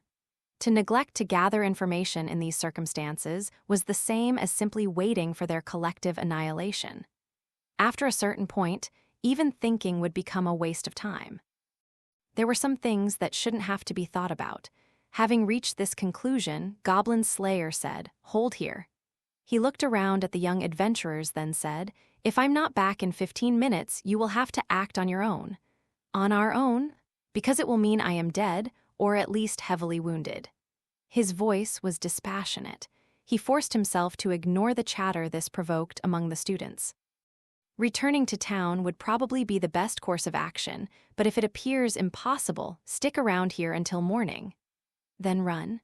As fast as you can, without looking back. Several more screams sounded. War cries, bellows of rage, the sound of weapons colliding and swords crossing. Suddenly, the noise seemed to come from everywhere at once, crashing in on him from every direction. He found that on this spring night, still crisp with the breath of ice sprites, he could not tell what was going on. The shadow of the half-built building was eerily large. Goblin Slayer let out a breath. No. One, dashing as fast as he could, he nonchalantly raised his right hand and flung his sword. It flew into the shadows of the materials piled by the building, evoking a strangled death rattle. Goblin Slayer followed it quickly into the gloom, where he braced his foot against the goblin his blade had run through and pulled his weapon back out. A bloody shovel tumbled from the hand of the dead goblin, clattering as it fell to the ground. Goblins, I knew it. How pregnant with meaning were those brief words. Goblins hidden in the night, 2 more of them. Although he couldn't see clearly, their burning eyes were obvious. Then there was a thick, sticky feeling on the bottom of his foot and the rising odor of iron. It was a novice adventurer, collapsed on the ground. He couldn't tell what class or how old or what race. The adventurer had no face. Something sharp had torn mercilessly through the adventurer's head from the crown all the way down through the face, but the slight swell of the chest and the build of the still-twitching limbs suggested a woman. Gororob, Grororb. The goblins jumped at him, yammering. Without a word, Goblin Slayer struck at them with his sword. There was a sound of metal on metal. The goblins were carrying pickaxes. Stolen tools, no doubt. Without hesitation, Goblin Slayer moved in, pressed back the pickaxe with one hand. But Grob, there was another. He had a pickaxe, too, and he was bringing it swiftly down. HRG, the steel pick of the axe bit through his upraised shield. Such weapons were always strong against armor, but this was perfect. Goblin Slayer bent his left arm forcefully, pulling the pickaxe from the goblin's hands. At the same time, he brought his leg up toward the goblin on his right, slamming a kick as hard as he could between the creature's legs. Grororobb? 2. There was a disgusting feeling of something being crushed beneath his foot, but he didn't care about the muffled scream. He stomped on the writhing goblin's head, his sword humming at the same moment. Just to his left, the now pickaxe-less goblin was trying to run. He flung the blade into its back. Gororb? And that makes... The creature might not die instantly, but with its spine severed, it wouldn't be able to move. Goblin Slayer placed the heel of his boot against the back of the struggling goblin's skull and pushed down mercilessly. The feeling was like stepping on a ripe fruit. He wiped off the blood and brains and continued forward. He pulled the blade out of the twitching monster, slicing as he went, sending it to its final rest. 3. He forcefully pulled out the pickaxe that was still buried in his shield. There was fresh earth on the pick. The goblins must have dug a tunnel from somewhere in order to attack the training grounds. Were they so eager to assault this place? To kill the people here? Goblins. Goblins. Goblins. He didn't like it. He didn't like any of it. Heaven and earth spun. There were 4 corpses. 3 goblins, 1 adventurer. Just like that night 10 years ago, he could no longer run from it. Hadn't he known that already? He was Goblin Slayer. Is there anybody there? That was when somebody shouted a question and came into the shadows an adventurer. Well, it made sense. What else would an adventurer do when faced with someone standing with a weapon in the darkness, the smell of blood drifting all around? It took the adventurer, who carried a sounding staff, a moment to make out exactly what she was seeing, but when she did, Goblin Slayer, sir. Are you all right? Yes. Priestess gripped her staff firmly with both hands and nodded happily. I was on healing duty again today. I used up my miracles, so I was resting in my room, but her gaze took in the fallen goblins and then the corpse of the adventurer. Her lovely eyebrows knit her face into a frown. Priestess knelt, unconcerned about the blood that stained her white vestments, and reached out to the body, which continued to twitch reflexively. Was it goblins? Yes. Goblin Slayer didn't look at her but only shook the blood from his sword. Do you have any miracles left? Thanks to that rest, I can ask for 3 just like usual. Are our other? Goblin Slayer almost stumbled over the word. Friends coming? Probably. Good. Goblin Slayer finally turned toward Priestess. She looked up at him, her blue eyes visible in the pale moonlight. It occurred to Goblin Slayer how clear her eyes were, like glass beads. Can you join me? Yes, I will. Priestess bit her lip, her voice trembling. She didn't rub at her eyes because she wasn't crying. Let's go. Yes, Goblin Slayer nodded. We're going to kill all the goblins. Section not long after, the 2 of them arrived at the building that would serve as the Training Grounds Administrative Center when it was complete. Although it was to be the central building, it was not yet finished and felt very much abandoned. There were many gaps in the walls and roof, and the forms of many adventurers who had gathered with equipment in hand could be seen. Thankfully, it seemed more than a few adventurers had made it through the crucible to arrive here. Hey, look, if it is Goblin Slayer, everything okay. The first person to greet them was the adventurer who stood guard by the doorway spearman. Given how he always seemed ready to jump directly into action, it was actually somewhat surprising to see him standing there. Yes, Goblin Slayer said with a nod. He correctly parsed the intent of the question. The ones I was looking after are all safe. Yeah, most of the kids went back home anyway, it being so late and all. Before it gets dark, yes, there was one other person. A voluptuous witch appeared at Spearman's side, sidling up like a shadow. A pale sphere of light floated in the air near her. A will-o'-the-wisp? No, this was no spirit. Perhaps the light spell. No one wanted to risk using fire, even magical fire, in this area. The wind this spring night was strong. If the fire were to catch on anything here, it would be a catastrophe. You're both safe, Priestess, perhaps relieved to see a couple of familiar faces, let out a soft breath. She finally put a stop to the shaking of her knees, gripping her sounding staff with both hands and managing to look suitably resolute. We're here too. The clear voice was like an encouraging pat on the back, and it brought a smile to blossom on Priestess's face. You're all here. Ah, and so are you. Though this be ever a place of practice battles, I didn't expect it to become the grounds for a real one. Those little bastards made me miss dinner. Up came Lizard Priest, who looked the same as always, along with Dwarf Shaman, who was leisurely rubbing his belly. Priestess was running toward them before she knew what she was doing, when High Elf Archer held her back. You really okay? You're not hurt. Those goblins didn't do anything to you, did they? It's fine, I'm okay. Thank goodness you're all safe. Thank goodness it didn't turn out like that time. Surrounded by her friends, Priestess found that her eyes were brimming. No one said anything about it. Who in the world could bear to lose their friends twice, or even 3 times? Goblin Slayer watched his comrades for several seconds, then slowly turned his steel helmet. The key was to always be thinking about what one should and could do. This building was yet incomplete and fragile. They would not be able to barricade themselves in it for very long. That being the case, they needed firepower. They were not a bunch of novices cowering in a corner. At that moment, hey! Made it here in one piece, huh, Goblin Slayer? His eyes met those of a well-built warrior. Heavy Warrior appeared to have been through a battle already. The faint reek of blood hung about him. Presumably, of course, it was goblins that he had killed. What else could it have been? Goblin Slayer glanced around the building to see whether he recognized anyone else. You're alone today? She may be a knight, but she's still a woman. There are times when she's indisposed. The brats are keeping her company at the inn. Heavy Warrior's expression contained indescribable depths. He shrugged, causing his armor to rattle. A party leader has to think about his people's health. It had been a stroke of luck, really. Feeling indisposed had kept his party at home and thus out of this trouble. But listen, Heavy Warrior said, grinning like a hungry shark. When the three most whatevers on the frontier are all in one place, things are bound to be interesting. There was, of course, no room for error in this situation. The death rattles of adventurers who had failed to make it to the impromptu base could be heard all around.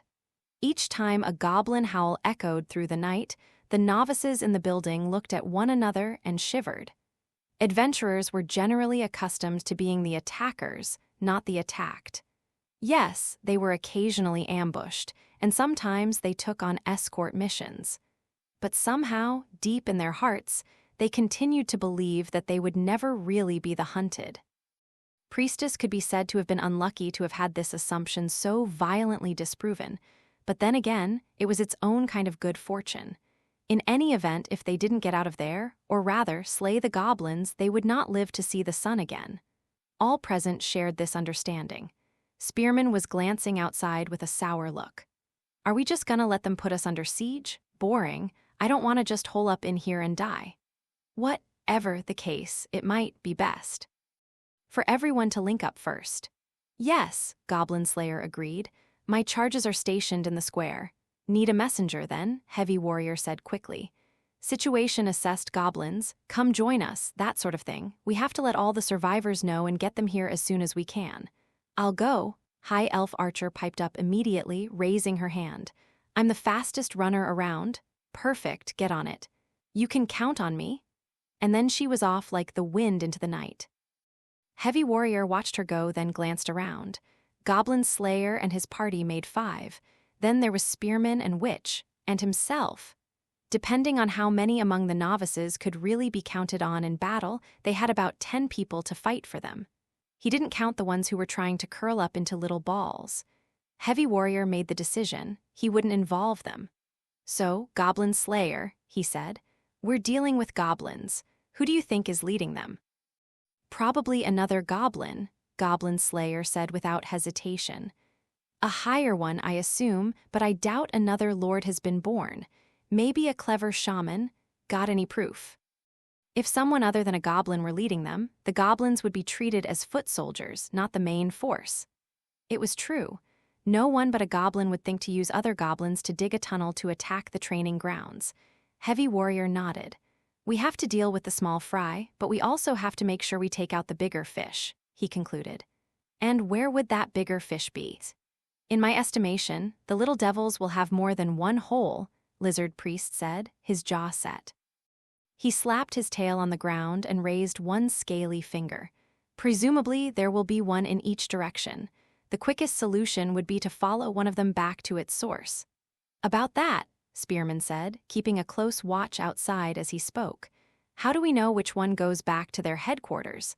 I've the same question. More to the point, most likely they're all connected inside. In matters subterranean, no one could match a dwarf. Dwarf Shaman took a swig from the wine jug at his hip, then let loose a very alcoholic-smelling burp. Chances are they only dug one tunnel, then split it off just before the attack. That'd be easiest, after all. Sounds good, then. We go down the nearest hole. You good with that, Goblin Slayer? I have no objection. Then the problem is those children. Witch gestured meaningfully at the novices. There are others, aren't there? What do we do about the little ones? Leave 'em, bring 'em, or have 'em run away, Heavy Warrior mused. Spearman, however, gave him a grin and a poke on the shoulder. I've got to think a broadsword won't do much good in a tunnel. Screw off. The reminder of Heavy Warrior's past failure struck a nerve. But hell, I always liked being above ground better than below it. I'll take the kids, you handle the dirt. Right, said Spearman. No problem, Goblin Slayer added. The veterans had calculated all this in the blink of an eye. Although she was no longer exactly a beginner, Priestess found she couldn't have gotten a word in edgewise. Unlike High Elf Archer, who might have chosen to refrain, Priestess couldn't have spoken up if she wanted to. Anyway, the elf seemed to see insouciant interjections as her role. It was a variety of opinions and perspectives that led to a sound conclusion. Objections and dialogue were not the same as denying what someone else was saying. But right now, perspective, something rooted in genuine experience, was what Priestess overwhelmingly lacked. But what was it? This inarticulate anxiety, although she couldn't put it into words, it may have been some sort of hint from the gods. She thought of the alarm that had welled up in her when her party entered the cave on that first adventure. The mounting panic building in her little chest, the feeling that she had to do something. Things would end badly if she just let them go on. She had to do something. But what? Oh! The sound escaped her mouth the moment the possibility occurred to her. The collective gaze of the other adventurers pierced her, prompting her to blush a little bit. What is it? Goblin Slayer was the first to speak. Goblins?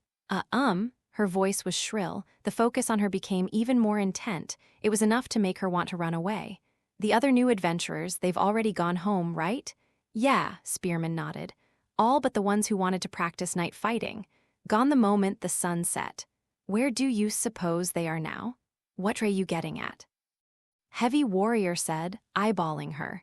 He certainly wasn't intentionally trying to frighten her, but circumstances were what they were.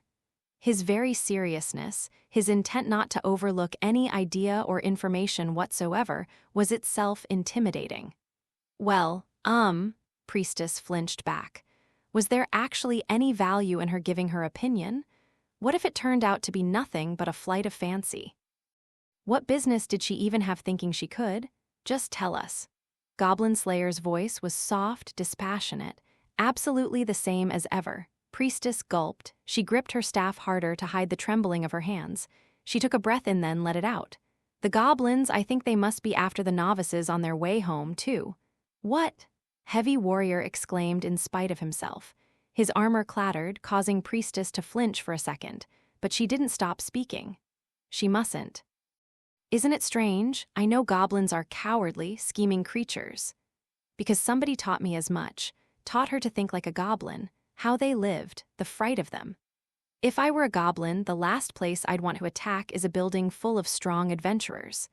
And also, how they could use a large army as a diversion. That was something he had said back when they fought the Goblin Lord. How long ago had that been? She was still learning. She had experience yet to gain. But she did have some experience. She herself just hadn't realized it. I believe she's right, Goblin Slayer growled quietly. I overlooked that. And I have an idea. Once Priestess had started speaking, the rest was easy. Not that it made it simple to express her ideas clearly and succinctly, but speech itself came readily to her and she didn't hesitate. And so I'm going now. With everyone around focused completely on her, Priestess outlined her plan. Our adventurer friends include, 2 warriors, a cleric, a wizard, she counted on her fingers. Rookie warrior, Rhea fighter, apprentice cleric, and wizard boy. I think just having me, another cleric, there could turn the tide. So, I'm going to help them. I want to go. These earnest words caused the silver-ranked adventurers to look at one. Another, time is short, is it not? Witch glanced outside and gave a single seductive laugh but spoke encouragingly. I've got no idea what this girl is or isn't capable of, so I'll abstain, Spearman added quickly. Makes sense, Heavy Warrior said. Then he squinted at Priestess, looking her over, up and down her willowy frame. There's always a chance that divide and conquer is the whole idea. Think you can handle this? As for me, I have faith in her, Lizard Priest said with a thoughtful nod and a roll of his eyes. He winked at Priestess. We must strike at the heart of the enemy, but we must by no means abandon our young adventurers to do so. I think this is a fine ploy. Perfect for a promotion test, I'd say, Dwarf Shaman chuckled, stroking his long white beard. Do you agree, Beard Cutter? Gotta push him out of the nest someday, eh? Goblin Slayer, sir. Priestess looked at the man in the grimy armor beseechingly. Now that she thought about it, she realized that this would be almost the first time she had gone on an adventure without him since the very first adventure she had been on. Could she do it? She herself. Priestess would by no means be alone, but she would have to rely on her own strength. Could she fight the goblins? Everyone kindly told her they believed she could do it. Even High Elf Archer, who wasn't there, surely would have agreed. It made her very happy. What more could she wish for than that? And yet, if this person says I shouldn't or can't, then she would just have to quietly accept it.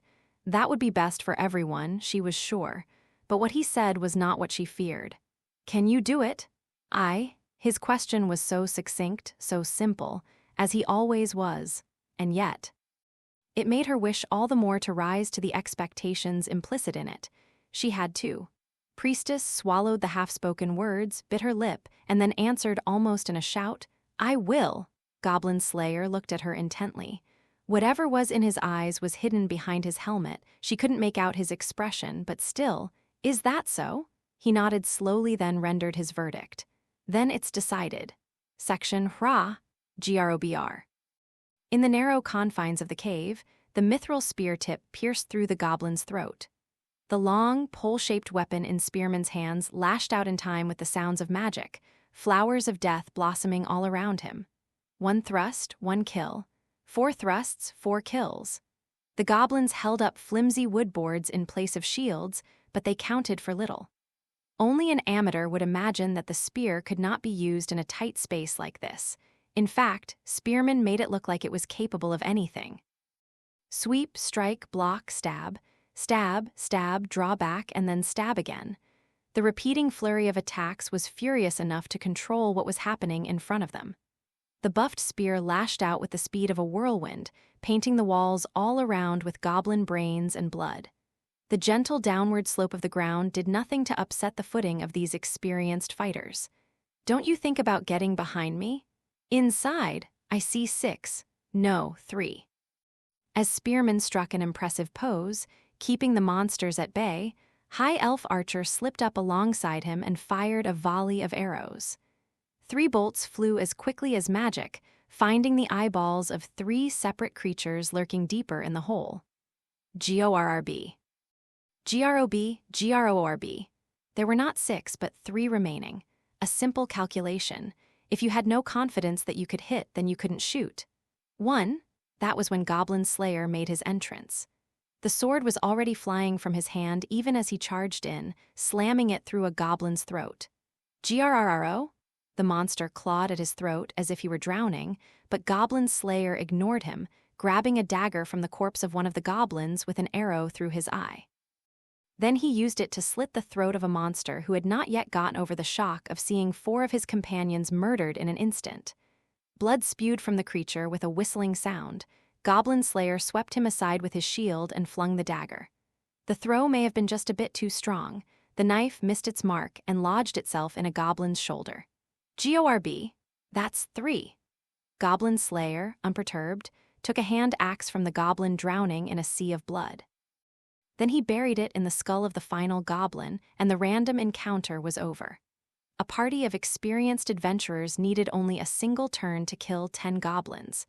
Spearman put up his weapon, he wasn't even breathing hard, and looked to Goblin Slayer in exasperation. "Hey, you," he said. "You have got to stop throwing away all your weapons. It's a waste. They are consumables. Have a look around. You know they sell those magical throwing knives that come back to you after you throw them, right? Goblins could use them as well," Goblin Slayer said. "What if they were stolen?" "We don't have time for this," High Elf Archer exclaimed. "Will you pipe down and help me collect my arrows?" Spearman was busy looking annoyed, and Goblin Slayer was searching the corpses for weapons. The 3 of them seemed carefree enough, but they made not a single. Unnecessary movement. They scanned the area ceaselessly, checked their weapons, readied what they would need next. Goblin Slayer groaned softly. The goblins had not treated their equipment politely. Everything they had was in dismal repair. There were no good weapons here. "Goodness gracious," Lizard Priest said with a somber nod when he saw the scene. "What a pleasant feeling of security one gets from having 2 front-row fighters," says the lizard who's always up front. "Indeed," Witch mumbled calmly. 1 warrior for each of us know. They had left the novices at the training ground in Heavy Warrior's care and headed underground via one of the holes. Unlike the parties, normal 5 and 2 split, this time they formed a single group of 6 people. That meant a different formation from usual, too. Goblin Slayer and Spearman stood on the front row, with High Elf Archer behind them and the spell casters in the back. Which was more important, High Elf Archer's arrows or Lizard Priest's spells? The answer was obvious. "I got them," Goblin Slayer said, handing over the arrows. High Elf Archer looked at them and gave a click of her tongue. Oh, for the heads are missing. She tossed them angrily back in her quiver of bud-tipped bolts. There was nothing to be done about it. What about you, Orkbolg? Find any good weapons? Beggars cannot be choosers. Why'd you let the girl go without me anyway? Are you upset? Not really, the high elf said, looking away. But aren't you worried about her? If my worrying would help things go well for her, then I would. Yeesh, but no sooner had high elf Archer breathed a sigh than her ears pricked up, twitching. They're coming. Direction and number? Goblin Slayer asked immediately, drawing a small leather pouch from his item bag as he did so. It was his purse. The coins inside jangled. It carried an embroidered floral design and seemed to be quite old. He cinched the mouth of the purse tightly. It made a sharp noise as he did so. I dunno, the sounds are echoing everywhere. Well, we ain't got time to discuss it in committee, Spearman said, shaking his weapon to get the grease off. No matter what, we can't let them get up top. Not many choices left. Want me to do it? As experienced adventurers, they were quick to respond to the situation. Even as Dwarf Shaman spoke, he was reaching into his bag of catalysts, readying his spell. Witch calmly brought her staff up and began focusing herself to intone her magic. Lizard Priest brought his hands together. Gracious, goblin slaying does involve the worst of both the troublesome and the unexpected, does it not? He said. You're quite right, Witch said with a languid chuckle, and then her luscious lips were whispering words of true power. Sagitta, Sinus, Offero. Gift a curve to arrows. A wizard's spells were words that rewrote the very logic of the world. As an invisible flow protected the party, High Elf Archer and Spearman were shouting. They're coming, both walls. Fall back. Showers of stones and dirt came from both sides of the adventurers. At almost the exact same instant, they all jumped back. GRORB, GROOROBB, GROOBRR? Was this what the word horde truly meant? The average adventurer might expect not to see 10 or 20 goblins in his or her life. But more goblins than that, far more, were now pouring in upon them. The goblins howled like animals, and it was easy to guess what their shouting meant. Kill them. Steal from them. Get revenge. Revenge for our brothers. Die, adventurers, die. The men they would slaughter immediately. The women they would rob of every last vestige of dignity before putting them both to the sword. They would take the one woman's staff, bind her legs, and make her bare. Goblin young for them until she was too dead to be of any more use. Elf meat, they knew, was soft and kept a long time. They could chop off her arms and legs bit by bit and feast on them. The women would weep, they would beg for forgiveness, but the goblins would ignore them. Kill them just as they would kill us. Drink deep, sing loud, let the spirits lead you. Sing loud, step quick, and when to sleep they see you, may a jar of fire wine be in your dreams to greet you. No doubt several of the little devils ended their lives never waking up from that dream. Caught up in the mist of wine Dwarf Shaman spat from his mouth, they found themselves under the influence of the stupor spell. Stumbling over their now unconscious vanguard, the goblins began to topple like dominoes. Several were trampled to death as the goblins in the back tried to force their way to the front. There was agonized screaming and shouting. It was pandemonium. Fools! Without hesitation, Goblin Slayer spun his purse, attacking the nearest monster. The speed and the centrifugal force of the coins in the little leather pouch was more than enough to split the skull of a goblin. And thus the money all the villagers had saved so diligently to pay for an adventurer to end their goblin troubles was used to actually murder a goblin. Poetic justice at its finest. GRB? GRORB. One monster found its eyeball popped like a bubble, found itself pierced to the brain, which was then further crushed in from the temple. Stopping one or two goblins was easy enough. Goblin Slayer kicked the first one aside, grabbing the sword at the creature's hip in the same movement. HRGH? Another goblin had seized this moment of inattention to jump at him with a poisoned dagger.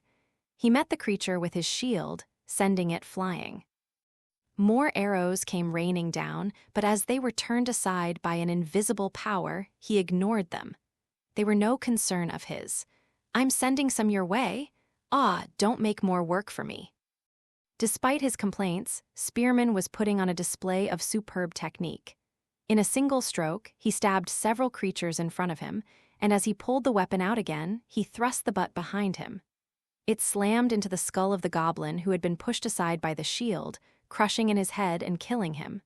"We ain't lettin' even one goblin past us. That has always been my intention." The two warriors stood back to back, goblins breaking upon them like a dark tide. When it came to grandiosity and strength, Spearman obviously had Goblin Slayer outclassed. He threshed goblins like wheat with every swipe of his spear. Goblin Slayer, naturally, restricted himself to making sure Spearman wasn't taken from behind. He finished off any one Spearman missed, dealt with those in front of him, and passed off to Spearman those he couldn't personally finish. They hardly thought about defense, leaving deflect missile to ward off incoming stones. They simply focused single-mindedly on their weapons. But of course, even for Goblin Slayer, things would never be so simple. "Shaman!" High Elf Archer's shout cut through the melee. At the rear of the goblin formation stood one monster with a staff, uttering a spell. Light swelled from his upraised staff, then flew outward. It was the most basic of all offensive spells, Magic Arrow. It might not be very powerful, but if it hit, in some cases, it could still be enough to turn the tide of battle. What was more, because it was magical, deflect missile would provide no protection against it. Surprisingly clever for a goblin. But Spearman shouted eagerly, "Take it! Magna Remora Restinguitor, an end to magic!" Witch smiled indulgently and recited a spell almost in sing-song. It was counterspell, and it would resist the words of true power the goblin shaman had spoken.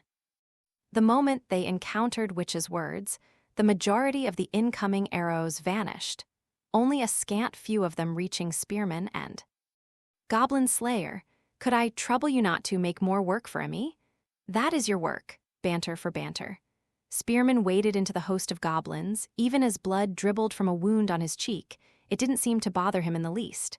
"They want arrows, I'll give 'em arrows," High Elf Archer growled, letting her spider silk string bow do the rest of the talking. One of the bolts went flying through the dust and the thick air, lodging itself, just as she had intended, in the shaman's neck. "There. Any injuries?" The question came from Lizard Priest, who was evidently growing bored in the back. He slapped his tail impatiently against the ground. Without Priestess there, he was the party's one cleric, the only one capable of healing miracles. He seemed rather displeased at having to remain so far to the rear, carefully conserving his spells. "No problems," Goblin Slayer answered briefly, checking himself over. There were places where his poor leather armor and mail had been pierced through. Blood oozed here and there, and he felt pain. In other words, I am still alive. He continued to work his sword against the goblins in front of him as he groped through his item pouch, relying on the knots to guide him. He pulled out a potion and gulped it down, then lobbed the empty vial with his left hand. "Grorb? Die." The goblin had stumbled back under the unexpected blow. Goblin Slayer cut his throat mercilessly. Blood frothed at the creature's neck. Goblin Slayer kicked him away and pulled out his sword, shaking off the gore. "You have spells left?" he asked, steadying his breath. "Yes, thankfully," Witch replied with a smile. "Us too," Dwarf Shaman said. "Shall I produce a dragon-tooth warrior?" "No," Goblin Slayer said to his friend's question, shaking his head thoughtfully. He grunted softly, looking up at the ceiling of the tunnel the goblins had dug. "Orkbalg," High Elf Archer said in a resigned tone, "you're thinking of something unpleasant again, aren't you?" "Yes," Goblin Slayer said with a nod. "Unpleasant for the goblins." Section the adventurers in the half-built office building began to relax as the sounds of battle grew more distant. "Think they went that way? Seems like it. Maybe we'll be rescued after all. Mom, Dad, maybe we'll survive." As they looked at one another and whispered, every word was one of fear or complaint. "This isn't gonna help." Heavy Warrior sighed to himself as he stood in the doorway, looking out. He was losing heart, and he hated it. It wasn't that he didn't sympathize with the novices. Anyone, when they failed, when they encountered something difficult or painful, could find themselves cowed, might stamp their feet in frustration. Above all, these kids didn't want to be killed by goblins. No one did. But what was an adventurer who never went on an adventure? Fumble though they might, a true adventurer never gave up until the moment they died. Even if the next roll of the gods' dice might be critical, just then, F-wump. There was a sound of heavy footsteps which caused the ground to rumble gently. The beginners trembled, swallowing nervously. They shut their mouths and stopped talking. A dark shadow. It lumbered past, clutching a massive club in its hand. Heavy Warrior didn't have to plumb the depths of his monster knowledge to know what it was. Big, ugly visitor we've got. A hobgoblin. A higher form of goblin that appeared intermittently. They lacked intelligence and were not particularly elegant fighters, but they did have endless strength. In many nests, they served as the chief or sometimes as hired muscle. Hey kids, wanna see something neat? Heavy Warrior spat into his palm, smeared it on the hilt of his broadsword, then gripped the weapon tightly. I don't know what the other guys taught you, but I've got just one lesson for you. Then he casually flung himself out the door. HOORB. 1 step, 2, 3. He advanced straight toward the gigantic goblin. It was only a goblin. But a goblin nonetheless. It was no comparison to the goblin champion he had fought before. Still, a direct hit from those muscles wasn't likely to be a lot of fun. It might even be fatal, depending. No matter what overgrown lump you're facing, if you've got enough info on him, who would believe that such a massive weapon could be swung in a circle? He stepped in. He let the momentum of his body carry him. If you were strong enough, it wasn't impossible. His body began to bend. The two-handed steel sword had cost vastly more than any of his other equipment. The price put it on a different level. And Heavy Warrior, then, boys and girls, you can kill anything, even a god, went in swinging. Section goblins only ever have mischief in mind. Fairy tales tell us that much, but the chance to see it firsthand is rare. GROORB? GORROOR? How had this happened? His mind worked quickly as his leather armor, still new enough to be stiff, crunched, and cracked. He was supposed to have a sword in his hand, but he must have dropped it somewhere while he was running. Every time he took a step, the scabbard slapped against his leg, reminding him that his head was as empty as the sheath. The night darkness seemed to be entirely filled with the cackling of goblins. The shadows of the trees in the light of the twin moons loomed eerily, and a horde of eyes burned like stars in the blackness. It was something most had seen only in nightmares. Perhaps the beginners who would not even have a chance to finish their training, had never even dreamed of it. Not one of them. Most of them, when they imagined themselves in a crisis, also imagined coolly extricating themselves from it.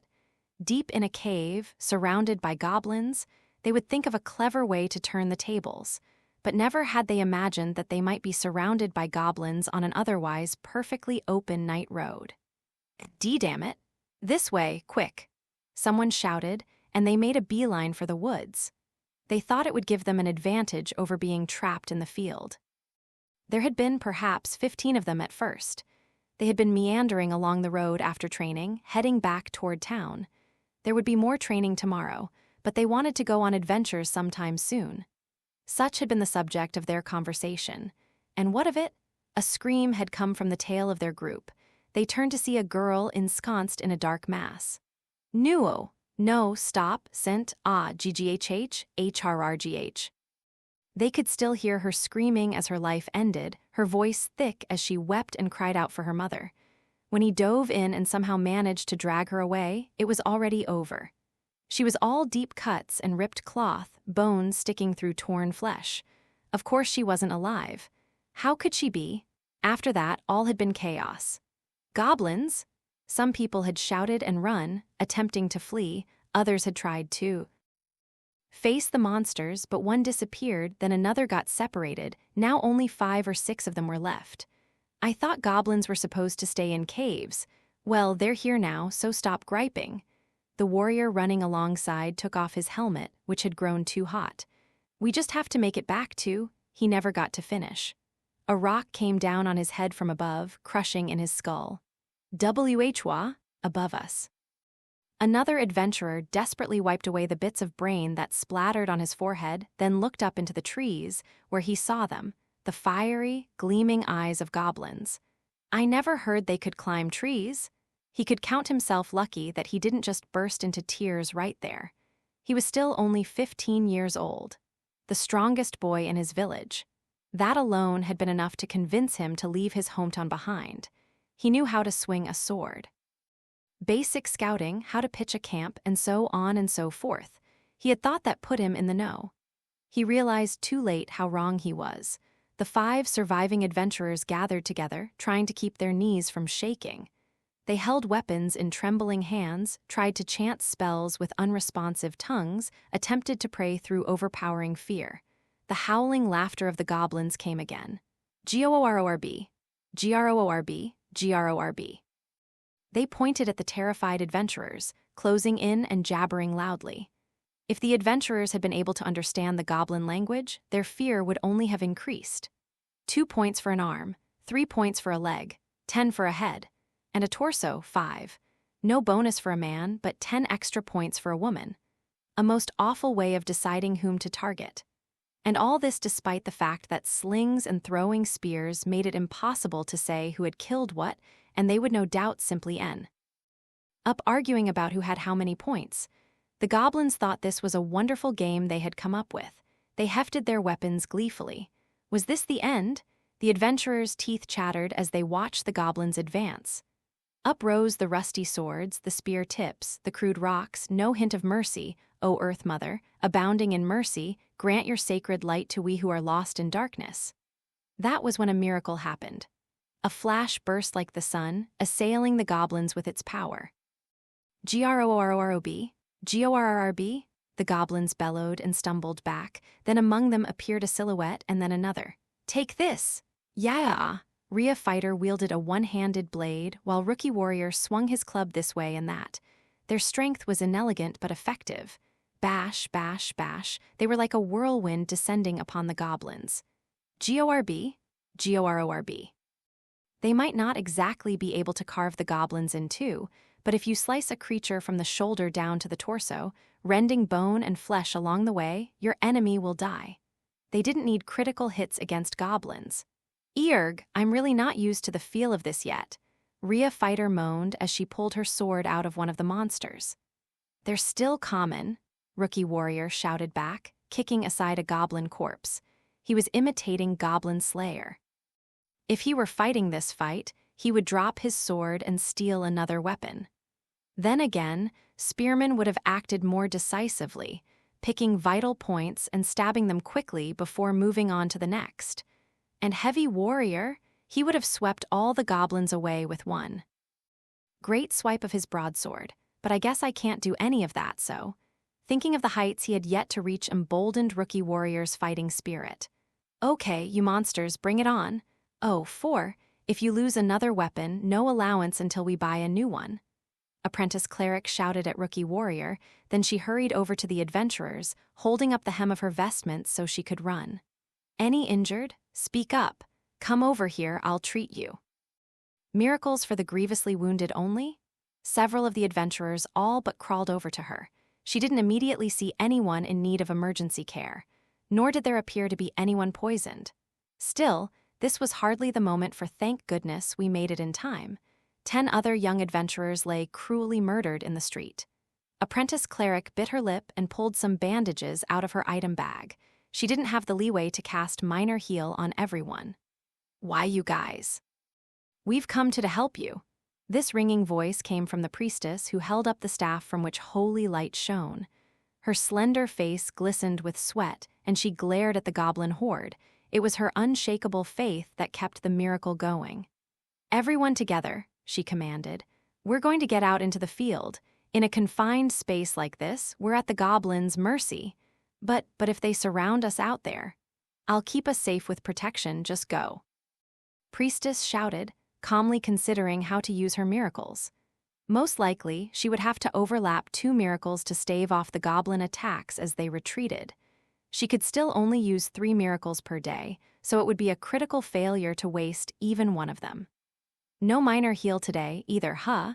She felt a pang at the thought, but this was the best way for her to fight. If she stayed firm in that belief, the all-merciful Earth Mother would continue to grant her light. Among the adventurers who had come to the rescue was a single boy with red hair, not saying a word. The clamor of battle, the shouts of their two front-row fighters, the screams of goblins, the admonitions of the two clerics, the responses of the adventurers. The boy took all this in, his mouth firmly shut, gripping his staff so hard his fingers turned white. Why? Because in this 5-person party, he had the most firepower of anyone. I can't use my spell carelessly. He wouldn't make the same mistake he had last time. There were so many goblins. Including him, there were only 3 adventurers who could properly fight, yet the enemy was more than a dozen. Could he take them all out with a single fireball? No, impossible. The enemy was too spread out to catch several of them in a single blast. But using up his spell to take out just one goblin didn't make sense. He didn't have any time to mull it over, though. There were goblins everywhere, and standing still made you an easy target. Just like that acolyte they had captured. What would happen to the girls here? What had happened to his sister? Suddenly, Wizard Boy felt his vision grow hot as fire, yet he himself was utterly calm. That weirdo of an adventurer, Goblin Slayer, much as Wizard Boy hated to admit it, he was always calm. If he let his anger dictate how he used his spell, this time he really would be a lesser man than that adventurer. No, not that Goblin Slayer would say anything, but he would never be able to forgive himself. So what do I do then? There was more to a wizard than flinging balls of fire and calling down bolts of thunder. So what was there to do? At that moment, there was a flash like lightning in his brain. Everyone, cover your ears. Wah, we're a little busy fighting here. Hurry. Aw, man. Rookie Warrior and Rhea Fighter weren't happy about the sudden instructions, but they didn't argue. There was no time to waste.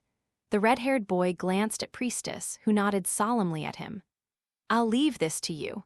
It was just as Goblin Slayer had done for her during the battle after the festival, and again on the snowy mountain. The use of spells, like so many things, required both the orders and the trust of the party leader. And the boy she had trusted, the red-haired wizard boy, nodded and raised his staff. You too, do what he says and plug your ears, Apprentice Cleric shouted at the adventurers in her care. Rookie Warrior and Rhea Fighter quickly dealt with the goblins in front of them, then hurried to make some distance. I'll only get one chance. From the boy's mouth boomed words of true power, his spell unleashed upon the world. Crescunt, Crescunt, Crescunt. It was only 3 words. An invisible power welled up, floating through the air, spilling out in front of the boy. What followed was a single sound. H-R-R-R-R-R-R-A-H-H-H-H-H. The air shook. Section it was like killing every bird with a single stone, cutting the Gordian knot. Such was the single blow from Heavy Warrior's broadsword, along with the shout he gave. In a tremendous blow, it cleaved through every inch of the hobgoblin, its club, flesh, and blood alike. Black blood sprayed everywhere. The creature split clean down the middle. Before collapsing to the ground, the astonished beginners could only stare as Heavy Warrior shook off his sword and stashed it once more on his back. Oh ho! The entire area was filled with a howl that threatened their eardrums. Somebody's scream? Where was it coming from? He looked up at the sky, not that he was going to find the answers there. Sounds like someone's having a little fun, Heavy Warrior said with a shark-like grin. Section at that moment, bits of earth rained down from the ceiling, and the clinging moisture of them brought Goblin Slayer to a decision. Upward. He lodged the hand spear in a goblin's throat, then kicked the frothing corpse away, letting his weapon go with it. Instead, he grabbed the hatchet from the creature's belt. Goblin Slayer knew that he was nowhere near spearman when it came to the use of spears. Open a hole above us. As the shout came to the back row, Dwarf Shaman was already digging through his bag of catalysts. Another one? Well, common right up. A hole? What do you want with a hole? Spearman shouted as he worked his weapon to hold back the encroaching tide of enraged goblins. His body was covered in small cuts, evidence that he was not invincible. Even with several experienced adventurers on the front row, numbers would eventually win out. Small pains or small fatigues, piled atop one another, still amounted to death when the moment came. I have a plan. Goblin Slayer said shortly and slammed the sharpened edge of his shield into a goblin's forehead. Seeing that the creature still refused to breathe his last, Goblin Slayer took the freshly stolen hatchet and pretended he was chopping wood. There was a satisfying splorch, and brains went flying all over the walls of the cave. But first, I want to frighten them deeper into the cavern. Casting fear and tunnel at the same time is going to be a little much even for me. M'lord Goblin Slayer, they need simply be sent deeper in, yes. Dwarf Shaman was standing on his bag of catalysts in order to reach the ceiling, on which he was inscribing a sigil. Lizard Priest had moved up to cover him. Now he bared his fangs fearsomely. The moment had come for him to let his spiritual prowess, which he had conserved until this exact point, show forth. Lizard Priest brought his palms together in a strange gesture and took in a breath, filling his lungs with air. He looked like a dragon preparing to use a breath weapon. Bow long, honored ancestor, Cretaceous ruler, I borrow now the terror of thee. The moment he finished chanting, Dragon's roar burst through the tunnel. The noise that Lizard Priest breathed out of his jaws shook the very air. The goblins, hearing a great and terrible dragon right there in the tunnel, felt their courage shrink. Goblins are never that brave to begin with. They are at their most violent only when in a superior position or when taking revenge, and when afraid, they have no concept of an orderly retreat. GORRBB, GBROOB, GROB, GGROB. Squawking and dropping their weapons this way and that, they began to dash away. Witch cast light to pursue their fleeing forms. Lizard Priest snorted at the pathetic spectacle. They will soon be back, he warned. Even a dragon's power cannot last forever. I don't care, Goblin Slayer replied, but all the same he kept his low, guarded stance and stared into the distance. High Elf Archer, beginning to look tired, patted him on the shoulder. Orkbalg, are you planning to use another scroll? I had only the one. That doesn't make me feel better at all. Goblin Slayer nodded as he watched Dwarf Shaman continue to work a pattern into the dirt. There is a lake above us. Section the boy's shout, amplified by magic, echoed through the air and off the trees of the forest. It was just a very loud voice, hardly remarkable for something supposedly produced by words that could alter the very logic of the world. His professors at the academy would never have let him hear the end of it, but he wasn't at the academy now. It may have lacked the physical threat of Fireball, but his great voice was overpowering. Most important of all, the area of effect was far larger than Fireball's. Goblins who were immediately nearby fell unconscious, while others froze in surprise, and still others forgot everything else and started running.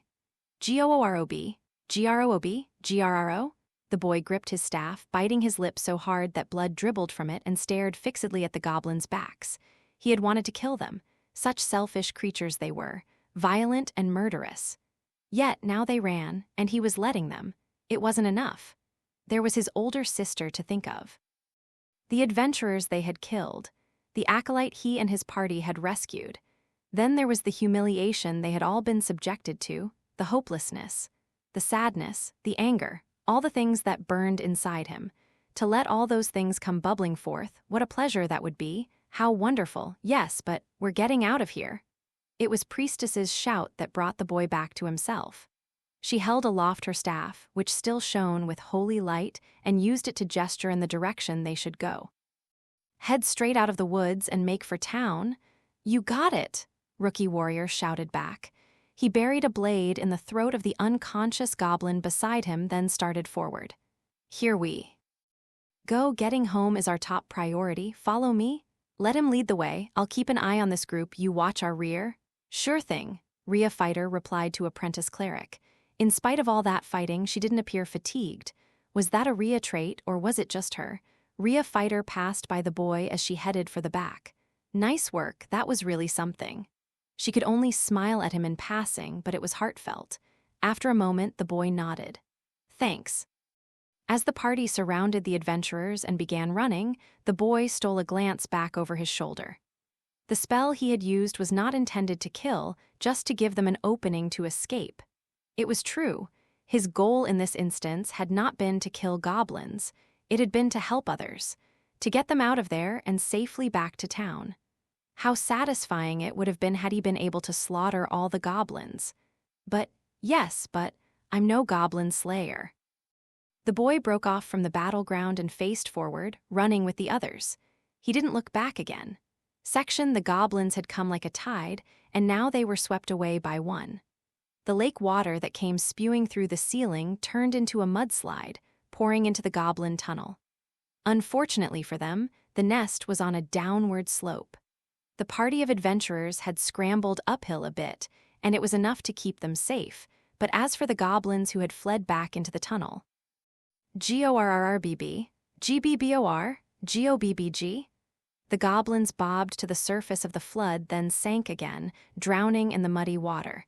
It was an awful spectacle. I guess this feels good as far as it goes, Spearman said, smacking a drowning goblin in the head with the butt of his spear and watching it sink once more. But we can't pursue them like this. What if they just attack again when the water goes down? When tunnel runs out, cast some kind of ice spell. Goblin Slayer issued his next instruction to Witch, whose expression was ambiguous. The ice will expand when it freezes, destroying this passageway. They won't be able to use it anymore. Good. I understand.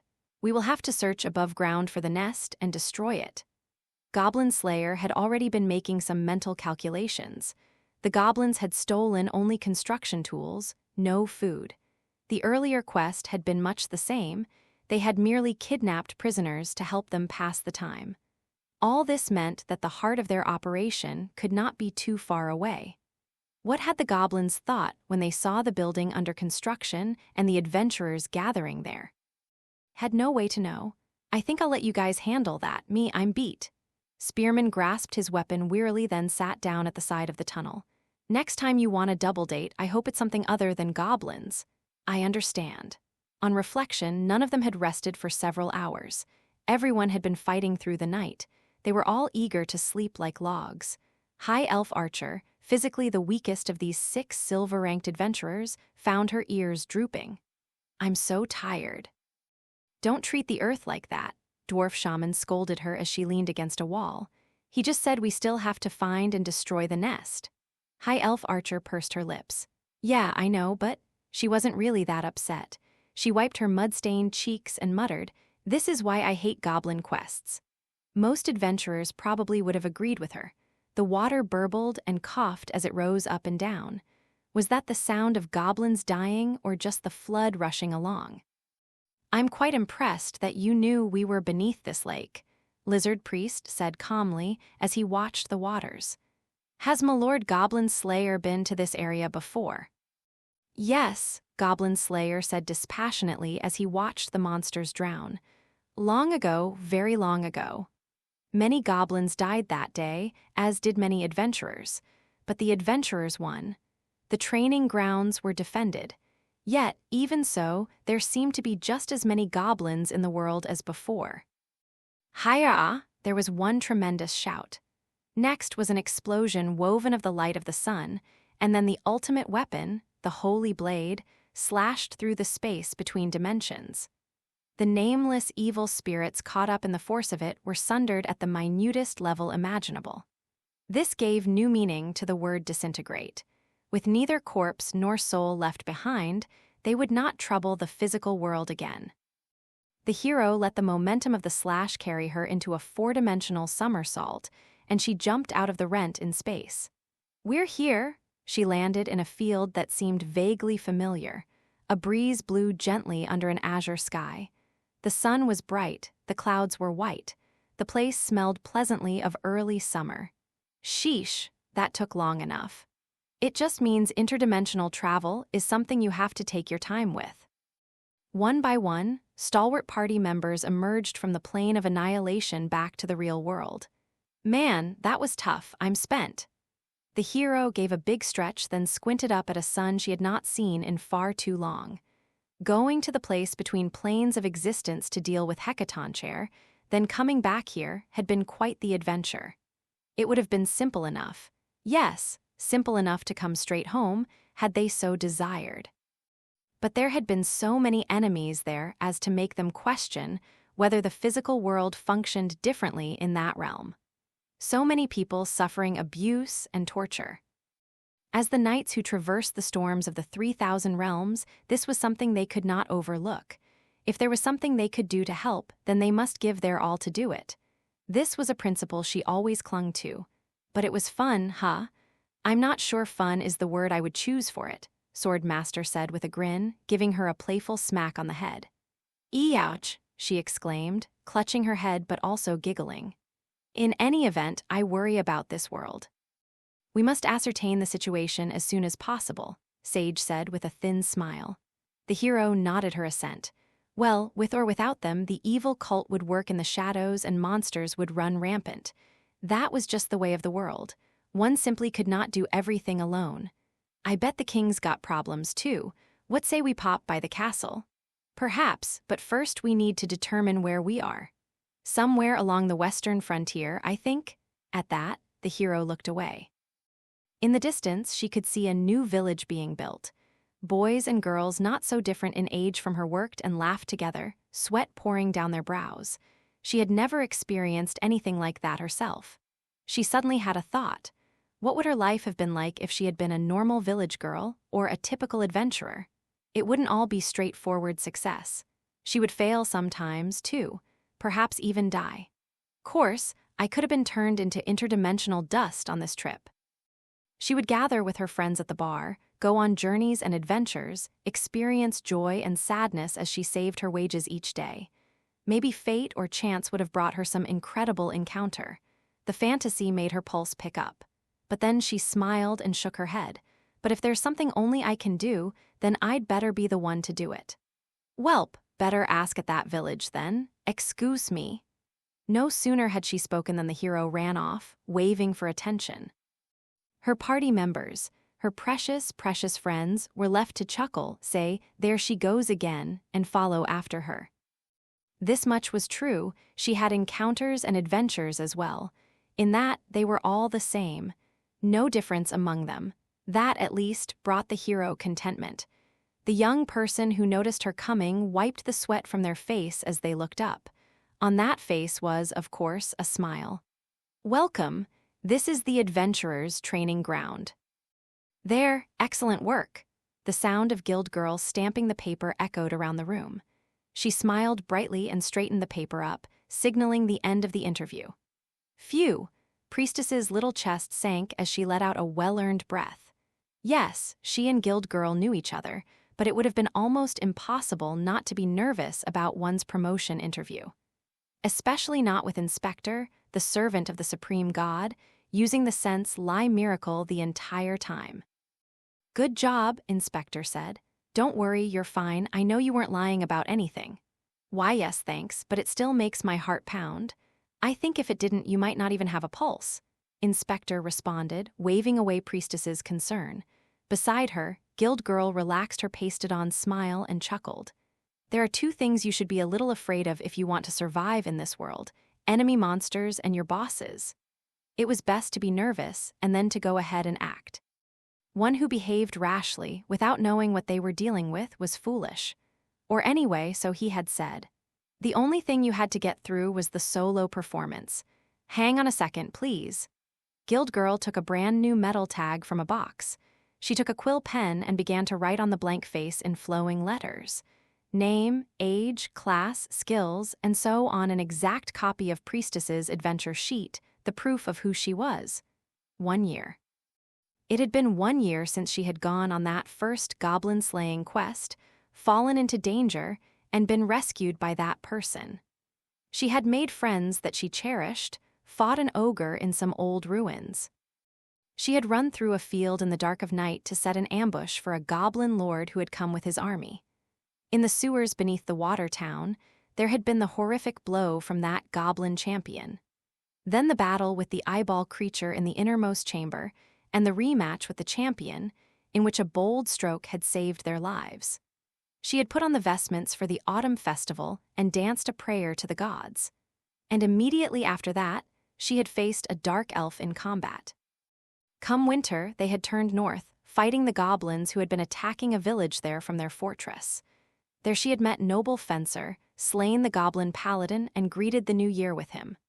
And then, Priestess closed her eyes, the details of each memory, each event, each experience flashing through her mind. All of it had happened after her promotion from porcelain, the sign of a newly minted adventurer, to obsidian. And yet, right. Even now, being promoted for a second time, it still didn't quite feel real to her. Had she really reached the 8th rank? Was she really strong enough for that? She wouldn't say it had all been a mistake, but she feared that her true colors might come out sooner rather than later. "You'll be fine," Guild Girl said, as if she could read Priestess's thoughts. Priestess realized she had been unconsciously clenching her fist. Guild Girl was still focusing on the tag, writing quickly with an experienced hand. "The evaluation suits your demonstrated abilities, not that it's any guarantee of how things will go in the future." The quill fluttered furiously as Guild Girl wrote, and then she breathed on the tag. Finally, she carefully put her tools away and picked up the tag politely with both hands. "You have skills and people speak well of you. Even if it's all one big fluke, that would at least mean you're lucky, huh?" Then she held out the level tag, a small piece of steel, the 8th rank. It was attached to a fine chain that could be hung about the neck. Priestess took it reverently. "I guess you're right." The tag seemed too light for confidence. Priestess held back her golden hair with one hand as she put on the necklace. Then she tucked it gently under her vestments and placed a hand to her chest. "I don't know yet, but I'm going to do everything I can to find out." "Yes, that's the spirit." Priestess nodded at Guild Girl's encouragement. She didn't know yet whether she really had the ability, but she did have people who believed in her. And that would be enough for now, she was sure of it. Section just one step beyond the guild door revealed sunlight streaming through the blue sky that was almost blinding. The richness of the rays showed that spring was ending and summer was starting in earnest.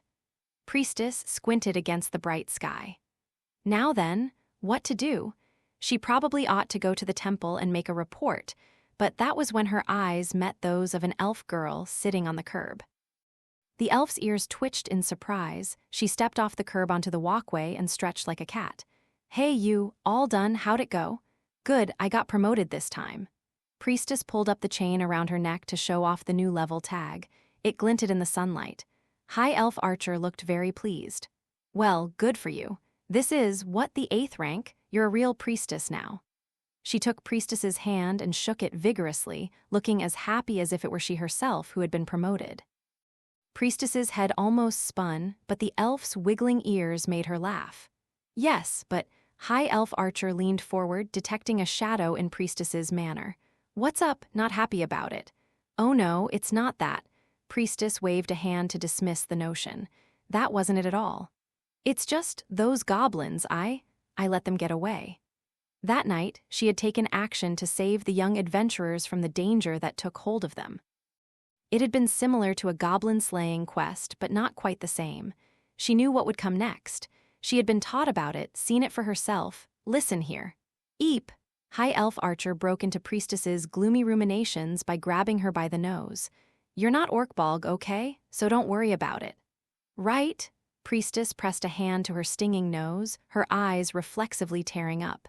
She focused on High Elf Archer.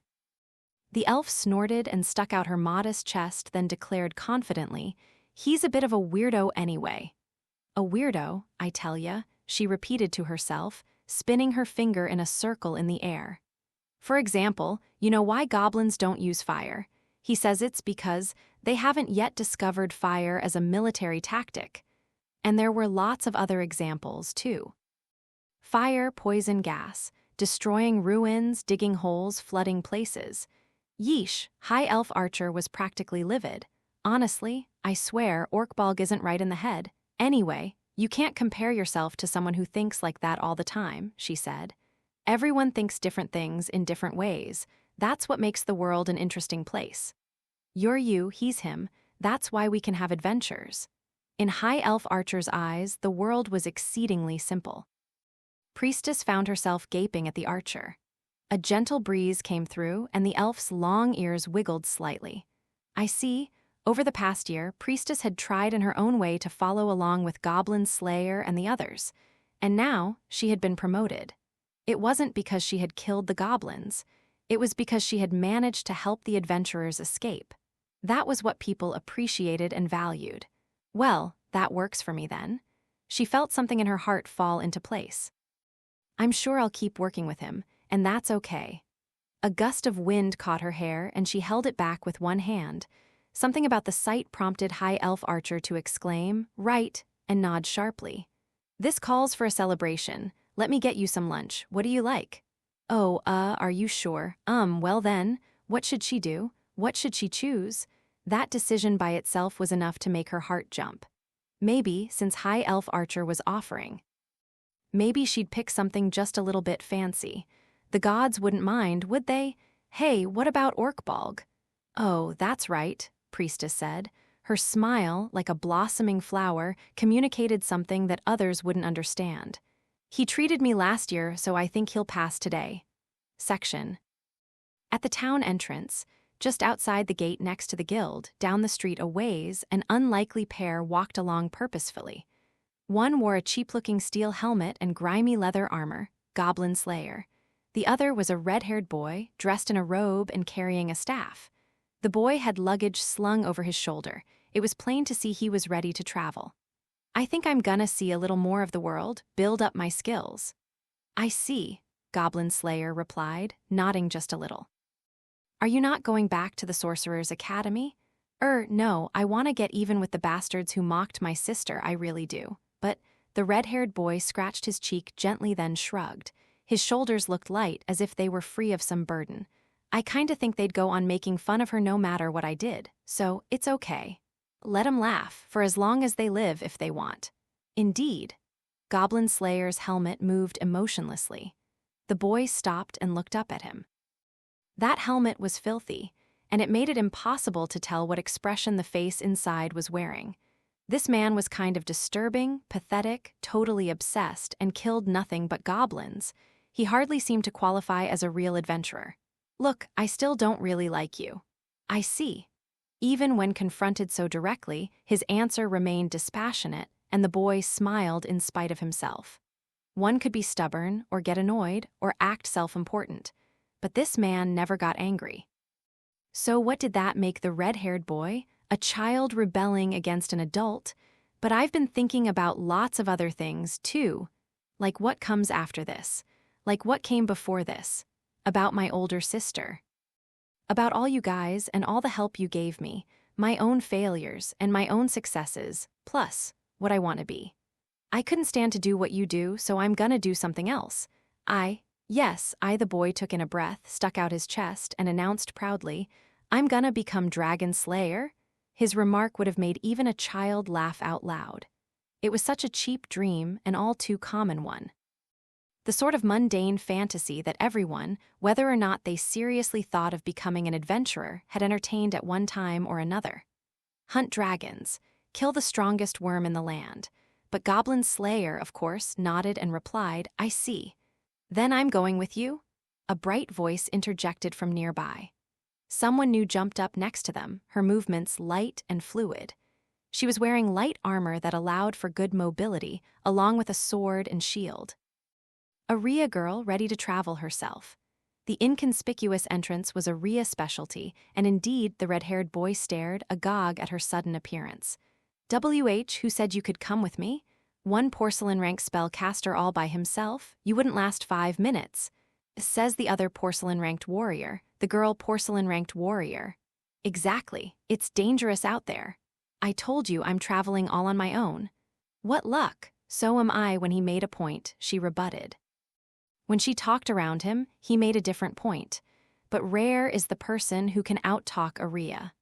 "Arg, man, this is why I hate Rheas." The boy pulled at his hair in frustration. That was when something happened that caused them both to stop in their tracks. He and she both looked at the third member of their group as if they couldn't believe what was going on. It was ever so faint and ever so slight, but they were sure they'd heard it. The softest, muffled sound of laughter. It creaked a bit, like an old door that hadn't been opened in years. But Goblin Slayer was laughing. He was actually laughing out loud. "If you meet a Rhea who goes by Burglar, mention my name. If that old curmudgeon even remembers the boy he once looked after, he may give you a little bit of help." That caused the boy to scratch his cheek again. I'll tell him, if I remember." He laughed. His expression was like a sharp sword kept carefully in its sheath. Sigh. "Okay, fine. A companion for the road and compassion for the world, as they say." The boy nodded at the Rhea girl. "Well, let's go then together." "Okay," the girl nodded, beaming. Her face was bright, a flower turning toward the sun. "See you next time, Goblin Slayer?" "Yes." The boy and the girl, no, the adventurers, waved as they walked happily away. As they went down the road, luggage on their backs, they elbowed each other and laughed and chatted. It wasn't, Goblin Slayer suspected, exactly because they were friends. It had to do with what was beginning. Friendship or trust or perhaps something else, for better or for worse. Goblin Slayer didn't know whether his words would be of help to them. He had no certainty. After all, he knew that cantankerous old Rhea all too well. But there was no such thing as too much help on a journey. Such was the way of things. Goblin Slayer squinted slightly beneath his helmet, then turned slowly on his heel before striding off at his usual bold pace. This would not change what he did next. Tomorrow, presumably, he would kill goblins, and the day after that, and the day after that. Every day, his rest, his training, his purchases of equipment were all in the service of killing goblins. Why? Because he was Goblin Slayer. All done, he had stopped in the road, near the fork that led to the farm. There was his old friend, lounging among the dappled shadows of a grove of young trees. "Yes," he answered, and she bounced up from the root she was resting on to line up beside him. "Let's go home together."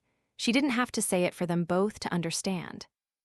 She set off eagerly, and he followed at a more measured pace, careful neither to overtake her nor to fall behind. "It seems they are going on a journey together." "Oh, yeah?" "Yes. I heard the lake dried up." "Yes," he said. Then he thought for a moment before eventually adding, "I'm sorry." That was as far as their discussion of the incident went. She didn't say anything, nor did he. Nothing about the fact that the training grounds had been built on the bones of their village, nor that the area was becoming quite lively. Not a word about how he had annihilated the goblins who had attacked. Those training grounds, not about how the ground was soft now after he had emptied an entire lake into a tunnel beneath it, nor how it would now be difficult to build around that lake. They didn't mention any of it, not a word. The sky was blue, the trees' leaves bursting into a vibrant green. The wind rustled through the grass, and the sun was hot enough to make them sweat. That road ran back to town, but they took the fork that would lead them to the farm. It was too short a distance to communicate all that they thought, yet too long for their hearts not to hear each other. "Hey," she said suddenly, pattering up in front of Goblin Slayer. Her hands were joined behind her, and she spun around. "You seem kind of happy." "HRM," he grunted deep in his throat. He hadn't considered it. "I do. I can tell, you better believe it." "I see." She chuckled triumphantly and puffed out her generous chest. "I understand you. I always do." She sounded rather proud.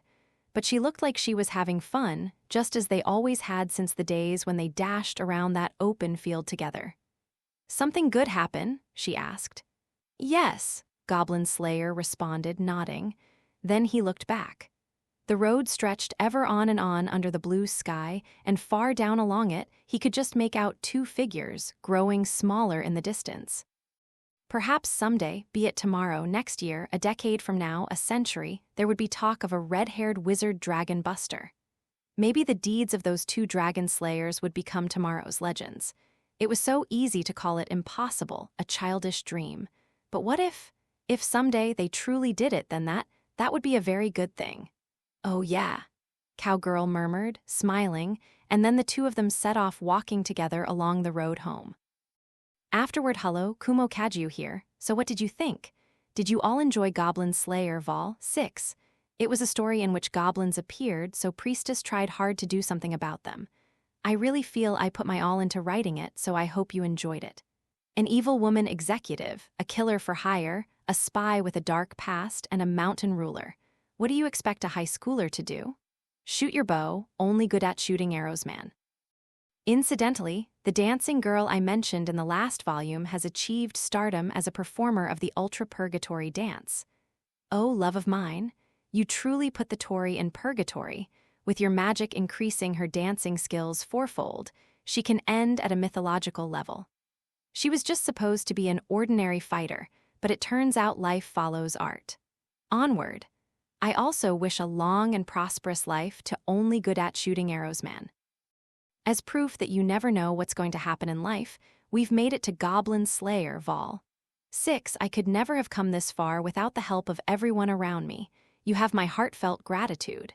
Noboru Kanatuki-sensei, thank you for always providing such superb illustrations and character designs. Ria Fighter looks exactly the way I imagined her.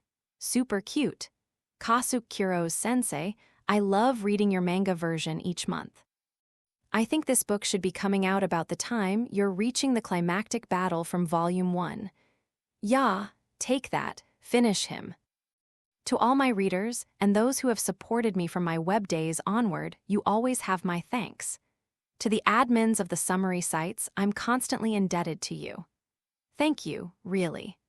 To all my gaming buddies and the other creatives in my life, thanks for always making time for me. To everyone on the editing team, my publishers and PR people, the distributors and the translators, thank you so much.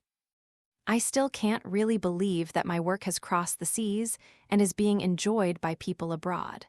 Seriously, I'm pretty sure that any minute now, I'll wake up and find myself in bed. The plan for next time: goblins appear in the elves' homeland and must be exterminated.